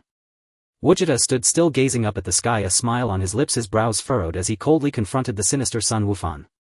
You little brat, kill me. Who gave you the confidence? Is it the sinister wave? Great. Gogeta is not dead. He's standing up again. The King Kai duo's emotions had gone through ups and downs, returning to a state of excitement. Old King Kai also revealed a gratified smile, for he never expected Gogeta to be so formidable, and his guilt vanished in an instant. Gogeta's determined gaze looked down upon the sinister Sun Wufan as an unprecedented sense of oppression surged into Wufan's eyes. With this roar, the surrounding air gradually began to solidify, energy striking the frozen air, and a piercing wave of sound immediately spread out. In an instant, a phenomenon emerged. The cold wind howled, the earth shook, and a golden energy vortex appeared above Gogeta's head. The crimson clouds were pierced by the golden light. How dazzling this ray of golden light was! It dispersed all the oppression enveloping the King Kai's realm. All of Gogeta's energy was gathered and mobilized vaguely. Several bolts of lightning began to cling to his body, and in an instant even more brilliant light spread out in circles. Suddenly Vegeta stretched out his limbs, his body leaning back as countless energies began to surge into his body which he bore. Ha! Several bolts of lightning fully enveloped him, signifying that Vegeta had reached the state of Super Saiyan 2. The golden light struck Sun Wufan's face and his expression began to panic, the nightmare within rising once again in his mind. His gaze was fixed on Vegeta, the golden-haired head, the cold eyes, and that unrestrained pride representing the ultimate energy of lightning. That's right. It is the nightmare within. The image of being immobilized in that memory was attacking his heart once more. The sinister Wufan's pupils were once again filled with fear and hatred.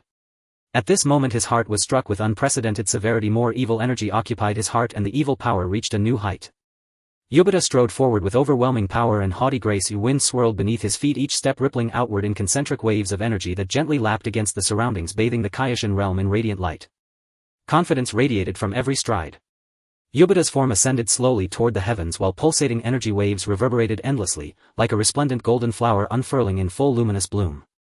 Gohan, have you truly resigned yourself to this?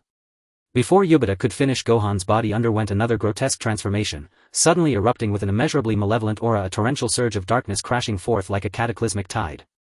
The figure before him bore Gohan's familiar visage, the final perfected manifestation of the nightmare haunting his inner realm, its form now utterly consumed by a denser, purer essence of evil.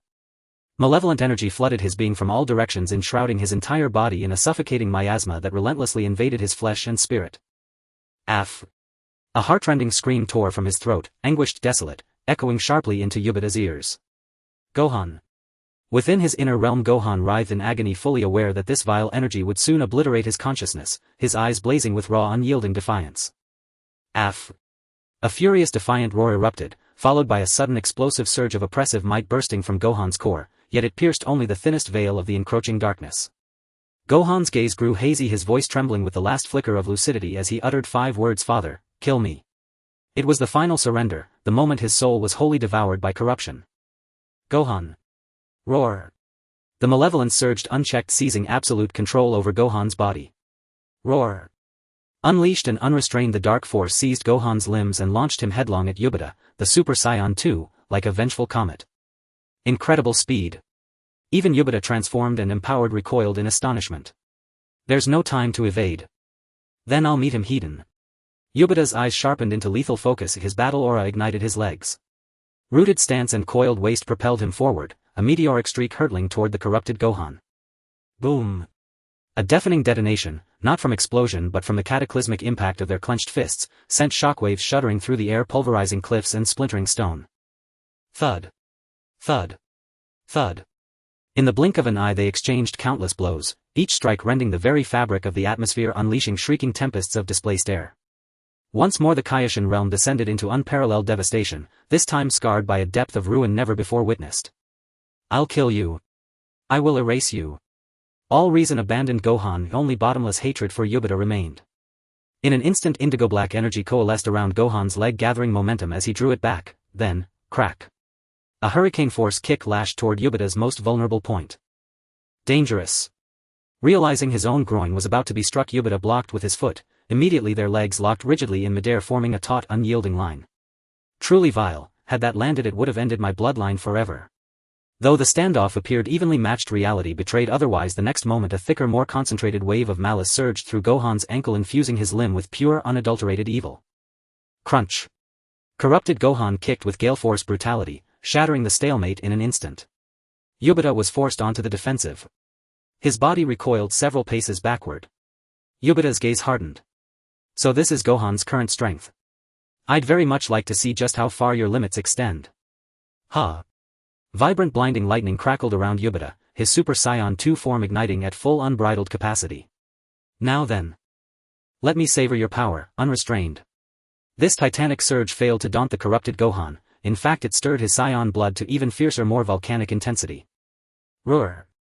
With a bestial bellow Gohan's body erupted in rampant indigo-black malice, he launched himself skyward, a living storm bearing down upon Gogeta. Brutal bone-shattering combat erupted, flesh colliding with flesh, generating thunderclaps that shook the cosmos itself. Such power was beyond comprehension. Terrifying. Saiyans are terrifying. They're the real monsters. Gogeta muttered incessantly, their sheer might had long surpassed that of any god. And yet here stood the divine assembly, gods themselves, huddled around a crystal orb watching mortals save the world. Who truly were the gods? Kaioshin Shin's expression froze, recalling with bitter irony his boast on Earth, to erase Frieza from existence. The power now surging from these Saiyans could shake the foundations of the entire universe. A corrupted Gohan alone possessed the strength to rewrite cosmic order. Yet they were utterly powerless, left only to prey hold on Gogeta. The Kaioshin realm wailed in anguish, a piercing shrieking cacophony born from the violent compression of air by their earth-shattering blows. Above them the sky shimmered with concentric rings of energy pulsing outward across the heavens. I'll kill you. I'll kill you. Gohan's resentment ran infinitely deep, and with every passing second Gogeta recognized a dire truth. Gohan's power draws from his hatred. It mirrored Broly's condition exactly, so long as his hatred burned fiercely his strength knew no bounds. And the sole catalyst feeding that hatred was Gogeta himself. Hey, Gogeta. Are you even capable of this? Vegeta, the architect of this calamity, watched with open disdain, hurling scorn without restraint. Shut your mouth, Vegeta. At that very instant Gogeta unleashed power beyond anything ever seen, his roar shaking the heavens, his aura blazing like a supernova. Crack. Corrupted Gohan was hurled away like a ragdoll. Gogeta entered his ruthless assault phase. Swift as thought he teleported directly before his foe. Final flash. His hands, clasped before his chest, flared open. A blinding incandescent burst erupted, detonating violently across Gohan's body. Roar. That roar declared Gohan's survival. Through the dissipating smoke he stood unscathed, utterly intact. Now his hatred burned with even greater purity. His teeth-clenched lips drawn downward, features twisted into a mask of utter feral distortion. Kill, you.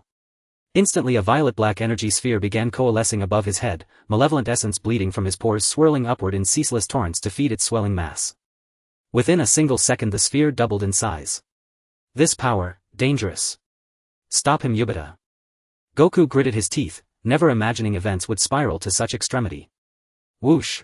Gogeta materialized behind corrupted Gohan, his hand already drawn back, charged with lethal precision for a killing. Ha! He slashed downward toward Gohan's nape. Ha! Gogeta jolted. Gohan's form had vanished before his eyes. Gogeta looked up. There suspended high above loomed Gohan's grinning sinister visage, cradling a colossal massively enlarged energy sphere in both hands. Die. The King of Worlds. Just a few minutes had passed and the King of Worlds had already changed faces dozens of times in succession. However, the only thing that remained unchanged was the eerie and oppressive atmosphere. Although golden light shone, it could not harm the essence. The grotesque figure of Sun Wukong stood rigidly in the air, the black-purple energy sphere in his hand expanding continuously, casting a dazzling light upon the earth. This black-purple glow did not bring vitality to the land, on the contrary a sense of terrifying death pervaded every inch of the King of Worlds. Die, now. In an instant the black-purple energy sphere was hurled by the corrupted Sun Wukong and the black-purple storm instantly swept across the ground, the terrifying power surging outward. Hell.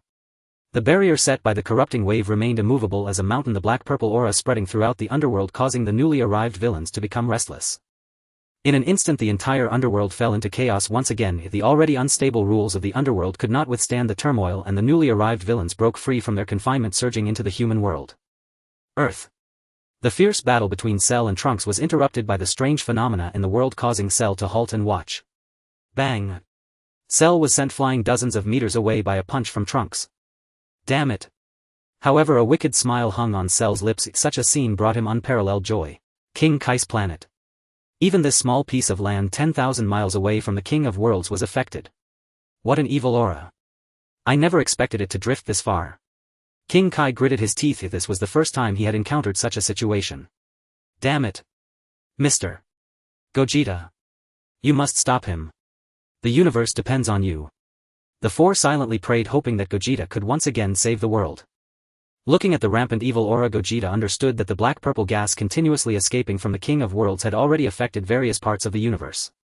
Inside, Sun Wukong realized that the only one who could stop Sun Wukong from committing an unforgivable crime was Gogeta. Gogeta. Please. Sun Wukong bent down, his fist placed on his chest, signaling Gogeta to do his best. Gogeta placed his hands in front of him, his body resembling a bow ready to confront the energy blast that held the power to destroy the world. Aha! This shout of explosive energy signified that Gogeta's power had reached its peak and a tremendous force erupted from his body, the golden flames reaching their zenith at that moment. Come on. I'm ready. Blinding light continuously assaulted Gogeta's eyes, his pupils dilated, his eye sockets constricted, and a sharp burning sensation quickly spread across his eyes. Even so, Gogeta endured the immense pain, striving to open his eyes and observe the trajectory of the energy sphere. The energy sphere gradually approached, emitting a black-purple light that radiated heat even greater than the core of the sun, scorching Gogeta's skin even in such pain he had to endure. A desperate scream erupted from Gogeta, a pain he had never experienced before, yet it only strengthened his resolve to prevent disaster. For even he felt such agony, if he fell those on Earth, his son Trunks and his beloved Bulma would also suffer inhuman torment. It's coming. Gogeta. This power, damn it. This feeling is unbearable. Inside, Goku and Vegeta shielded their brows with their hands, sensing the unprecedented strength. In the next moment, corrupted Sun Wukong injected more energy into the sphere, his hands pushing it forward with all their might. Pain. It's too painful. Dang. At that moment, Gogeta's hands experienced a piercing pain as the energy sphere officially touched his fingertips. Gogeta's palms began to emit steam, the moisture within evaporating, wisps of blue smoke escaping from his pores. This signified that the pain he endured had reached an unprecedented height. The aura within him erupted once more, forming a protective shield between his palms and fingers. Yet even so, it could not halt the relentless advance of the energy blast. Corrupted Sun Wukong showed no signs of retreat. I never expected it. Truly unexpected. Sun Wukong's resentment runs so deep. Gogeta. Hold on. You can do it. The black-purple aura began to close in on Gogeta, and suddenly an extremely ferocious and evil face infused with black aura materialized. What's wrong? Gogeta, ha ha ha. The large face laughed mockingly at Gogeta. Damn it. Get out of my way. In an instant, the Saiyan genes within Gogeta began to converge, more power refilling his nearly depleted energy pool. This was the strength that anger brought. Boom. In an instant, a fierce golden flame erupted from him like a furious fire lotus. Endless energy surged into his arms once more, and suddenly the muscles in his arms began to swell, his hands slowly moving forward. Next, his body ceased to lean back, gradually tilting forward, and the irreversible situation began to shift. I will kill you. A furious roar from corrupted Sun Wukong once again turned the tide, and a terrifying wave of purple-black gas escaped from his body.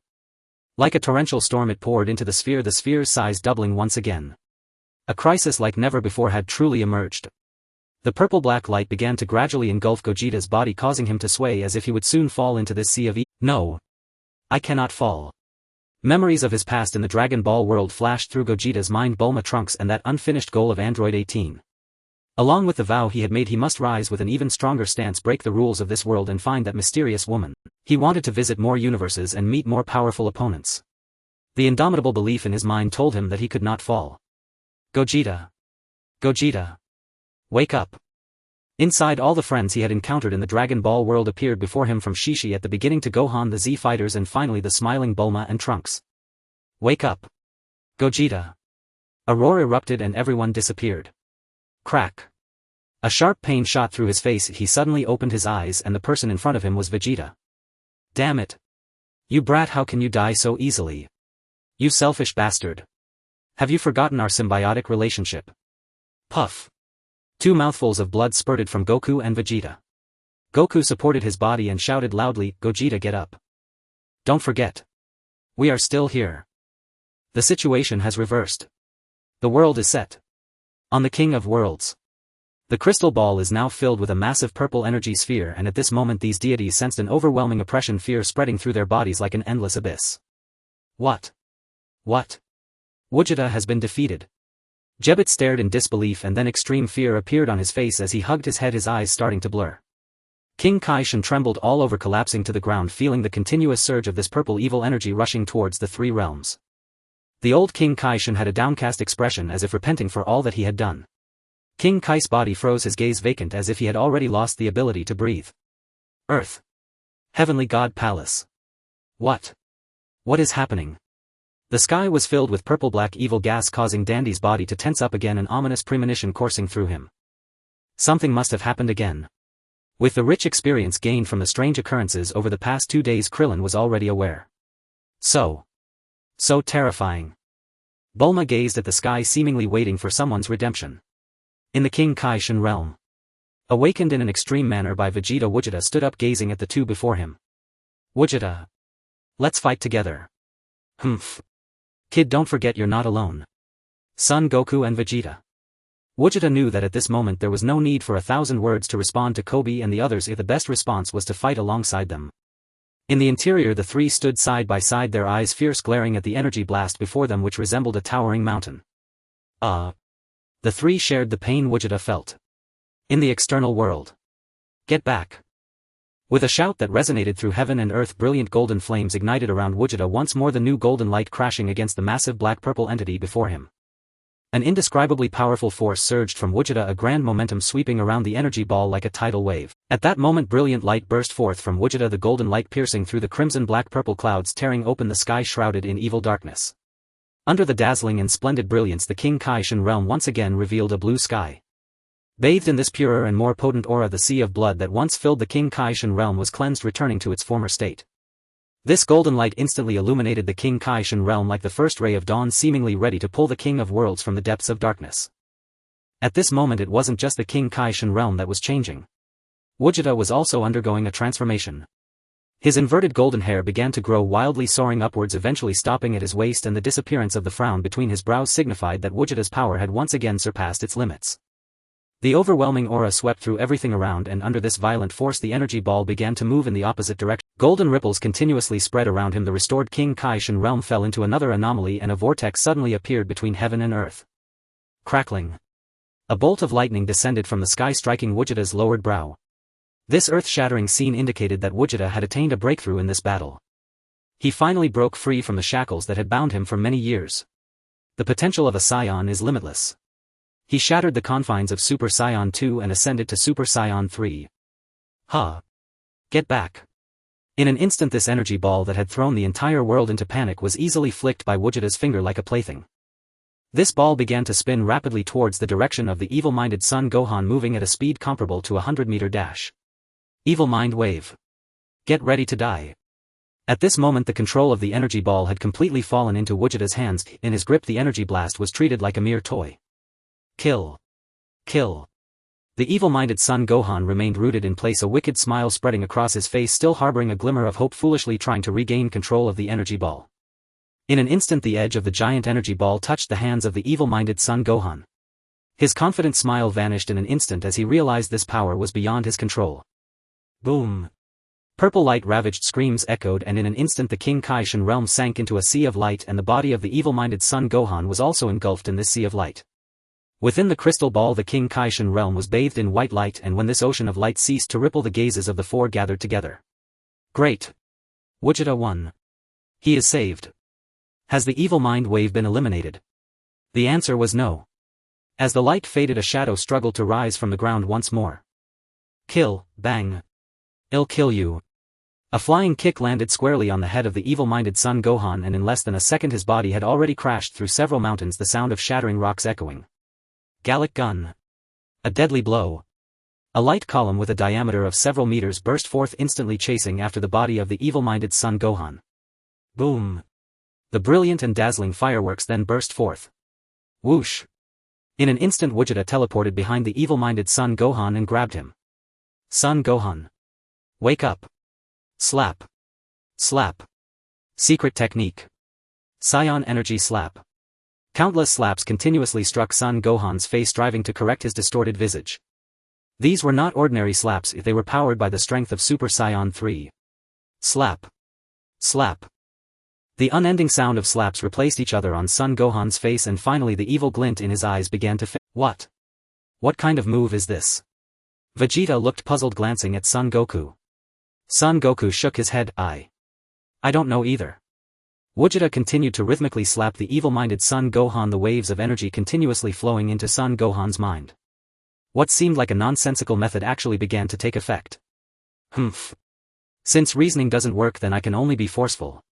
Within Son Gohan's inner world the imposing evil energy was being dispelled by the waves of energy that permeated his body. These golden auras transformed into one Super Saiyan Gogeta after another in Son Gohan's inner landscape.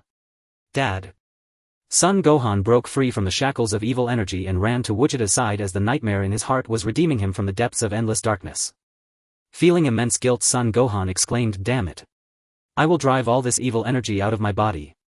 The mysterious state of Gohan activated once more, and in an instant he unleashed his full power, driving away the remaining evil energy alongside Gogeta. In the external world the evil energy enveloping Son Gohan gradually dissipated and his features slowly began to return to normal. This purple-black evil energy no longer held the same might as before. Just minutes ago it had been formidable, but now it shrank into a feeble mass curling up on the ground. The evil mind wave is over. Gogeta declared coldly, his eyes narrowing as he announced the demise of the evil mind wave. Ultimate, Kamehameha. With a lethal strike the fate of the world was sealed. The evil energy vanished into thin air, signaling the complete annihilation of the evil mind wave. The person lying on the ground slowly opened his eyes and began to rise. The person standing on the ground gradually closed his eyes, quickly collapsing to the ground. Damn, this feeling of powerlessness is the sensation of physical exhaustion. Indeed, Super Saiyan 3 is the most exhausting transformation. Gogeta smiled as he fell asleep. Son Gohan gazed at Gogeta. Dad. He knew that Gogeta had saved him once again. Whoosh. King Kai-Shan Jebet and the old King Kai-Shan appeared once more in the King Kai-Shan realm. The three sighed in relief. The evil mind wave had finally been vanquished and the heavy burden in their hearts had been lifted. Great. Mr. Gogeta. Mr. Gohan. King Kai-Shan tightly grasped Son Gohan's hand, a profound sense of gratitude evident in his eyes. You are Son Gohan, right? The person within you is not your nightmare, he is your goal. The old King Kai-Shan seemed to have already seen that the nightmare in Son Gohan's heart was Gogeta and continued to say to Son Gohan, those who cannot face their past will never be able to move forward and will ultimately be tormented by their past for a lifetime. The old King Kai-Shan turned away, picking up his favorite book to read again. Son Gohan's body trembled. Could the nightmare save him from deep waters time and again? He wasn't a nightmare. A bolt of lightning struck his soul, shattering the fears in his mind, and Son Gohan felt at peace. I understand now, Lord Old King Kai-Shan. Just after this brief calm, an urgent voice rang out once. Lord King Kai-Shan. Not good, Earth is in trouble again. Time rewinds 10 minutes earlier. On Earth, in a desolate wasteland. Bang! Two golden meteors streaked across the sky, painting a breathtaking scene as a faintly green glowing object fiercely pursued. Madman. Monster. This Saiyan is a monster. Cell was covered in wounds, showcasing how terrifying Trunks had become in his Super Saiyan form. Even the fully powered Cell was being relentlessly attacked. Cell kept glancing back as the rampaging Trunks was ferociously relentless, his pale pupils merging with his eye sockets, consumed only by the desire to kill. Damn. That little brat. Cell was extremely frustrated, not expecting that the previously immature boy could bring him such hardship. Cell's gaze flickered uncertainly. If the battle against Trunks was overwhelmingly one-sided. He was no match for Trunks, but fortunately Trunks' flying speed was not faster than his. Thinking of this, half of Cell's fear dissipated. He smiled confidently once again, increasing his speed, widening the distance between him and Trunks. Looking at the growing gap, Cell arrogantly remarked, "Hee little brat, although your power is greater than mine, your speed is lacking." Whoosh. Under the vast sky, a golden figure dashed by. This was the effect of Cell utilizing the Saiyan cells to elevate himself to Lightning Cell. Roar. Seeing Cell's retreating figure, Trunks let out a deafening roar, and in an instant the sound wave shook everything around. Hee stinky brat, I won't feel tired. I want to see how long you can chase me. Hearing Trunks' rage-filled roar, Cell displayed a smug smile, thinking to turn around once more to enjoy this exhilarating scene. But in the next moment Cell's face seemed to be overtaken by Piccolo's genes and his face turned green due to the towering energy pillar behind him. Trunks was gathering light within his mouth as the faint green energy particles continued to coalesce. That previous roar was not just a symbol of rage. Swish. This faint green energy beam shot out from Trunks' mouth. Like a dragon emerging from the sea carrying world-destroying energy, its target was the tiny figure of Cell in the distance. What? Cell's eyes were filled with astonishment. Although Trunks' speed was not faster than his, this energy pillar possessed a speed surpassing lightning, charging towards Cell's body. So close. The reflection of the energy pillar was already visible in Cell's eyes. Too fast. No. This little brat is not simple. There was no time to evade. Damn. Kamehameha wave. A blue Kamehameha shot out from Cell's waist, but this attack, which usually seemed to possess world-destroying power, appeared so insignificant beneath this towering energy pillar. Bang. The two energy waves collided, one large and one small, illuminating the wasteland with their different colored beams, creating flashes of lightning at the point of contact, but this lasted only a second. In the blink of an eye, the energy pillar from Trunks' mouth doubled in size. This overwhelming faint green energy pillar was about to completely engulf Cell's Kamehameha. It's over. Bang. Cell's body was swept away by the massive energy pillar into the clouds, disappearing from Trunks' sight, leaving behind a furious Trunks. In the God Temple, the crowd erupted in cheers, with Bulma being the most joyful. She was ecstatic to witness her son defeat the monster. With an excited heart and trembling hands, Bulma couldn't help but cheer. Great. Trunks. I knew you could do it. Everyone look. Trunks has defeated the monster. Bulma turned to the crowd but saw no smiles on their faces, only grave expressions. Bald Krillin interrupted Bulma's cheers. Bulma Cell's energy does seem weaker, but... Krillin's gaze shifted back to the screen. Just then a series of explosions echoed from afar. The energy waves from the explosions shook the God Temple. Boom.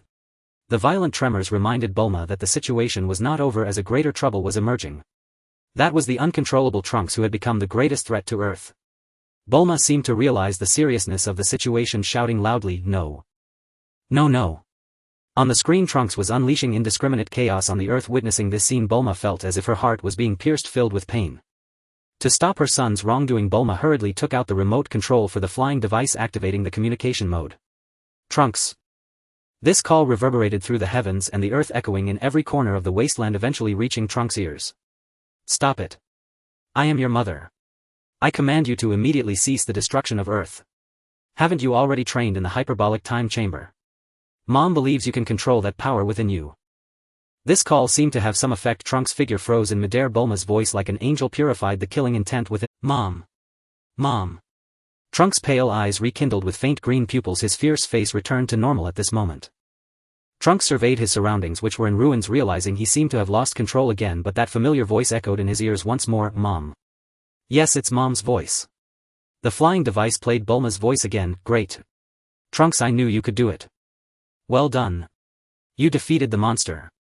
Trunks paused slightly, extending his hands enveloped in faint green light, feeling cautiously, I controlled that power. "Great. Mom. I did it. Dad. I did it. I finally controlled the power within me."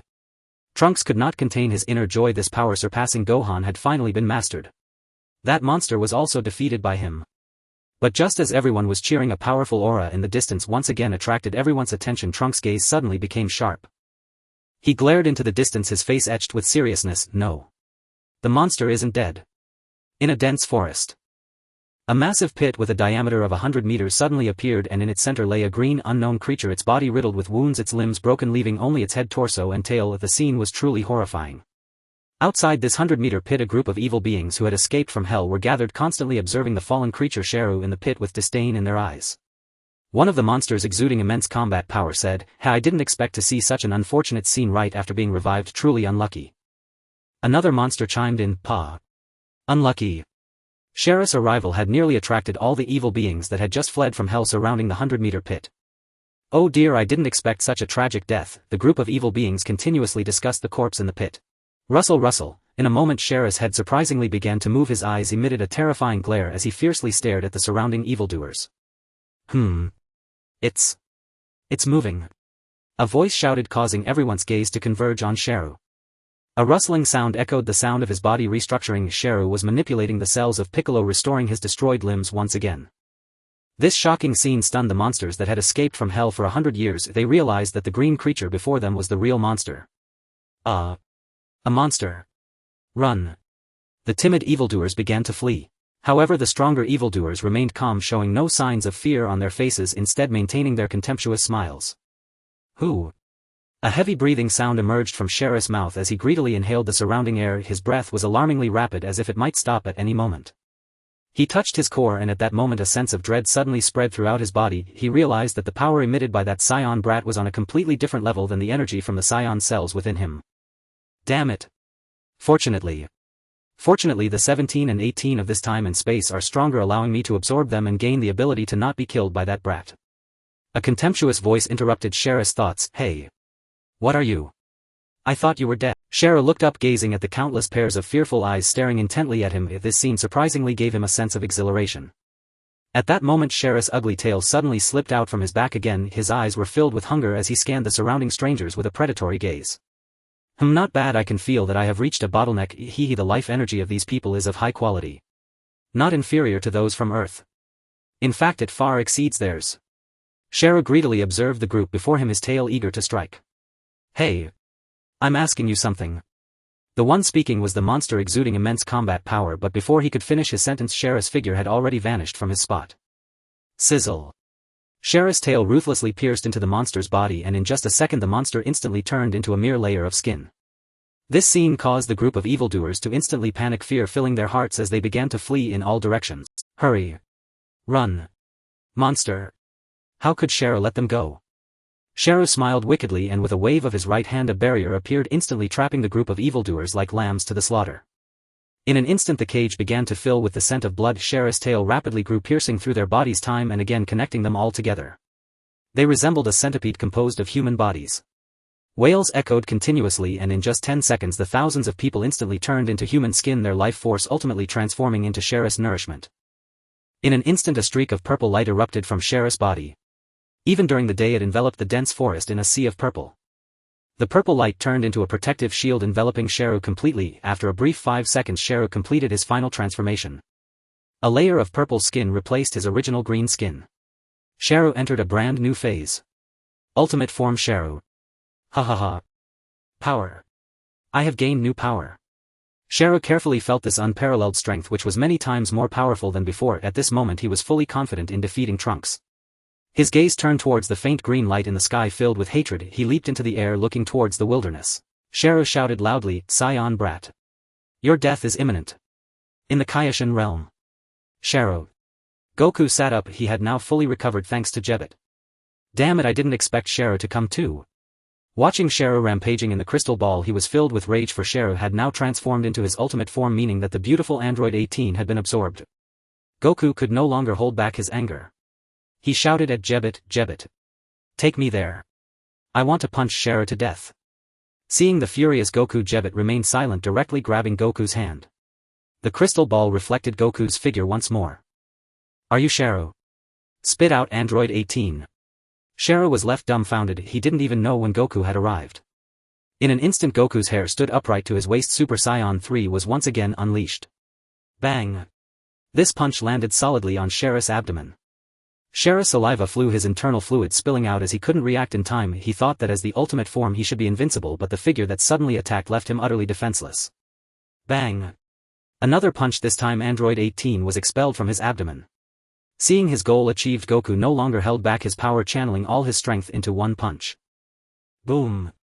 A golden energy-wrapped fist instantly obliterated Sharu. Sharu was killed with one punch. The earth returned to its former peace. Time flew by. 5 years passed and a beautiful cold woman appeared beside Goku. She was android 18. On this day everyone gathered here. Goku's idea of breaking through space had failed, so he found the time machine. Sharu had come in and asked Bulma to repair it. With everyone watching he embarked on a journey through time. The story concludes.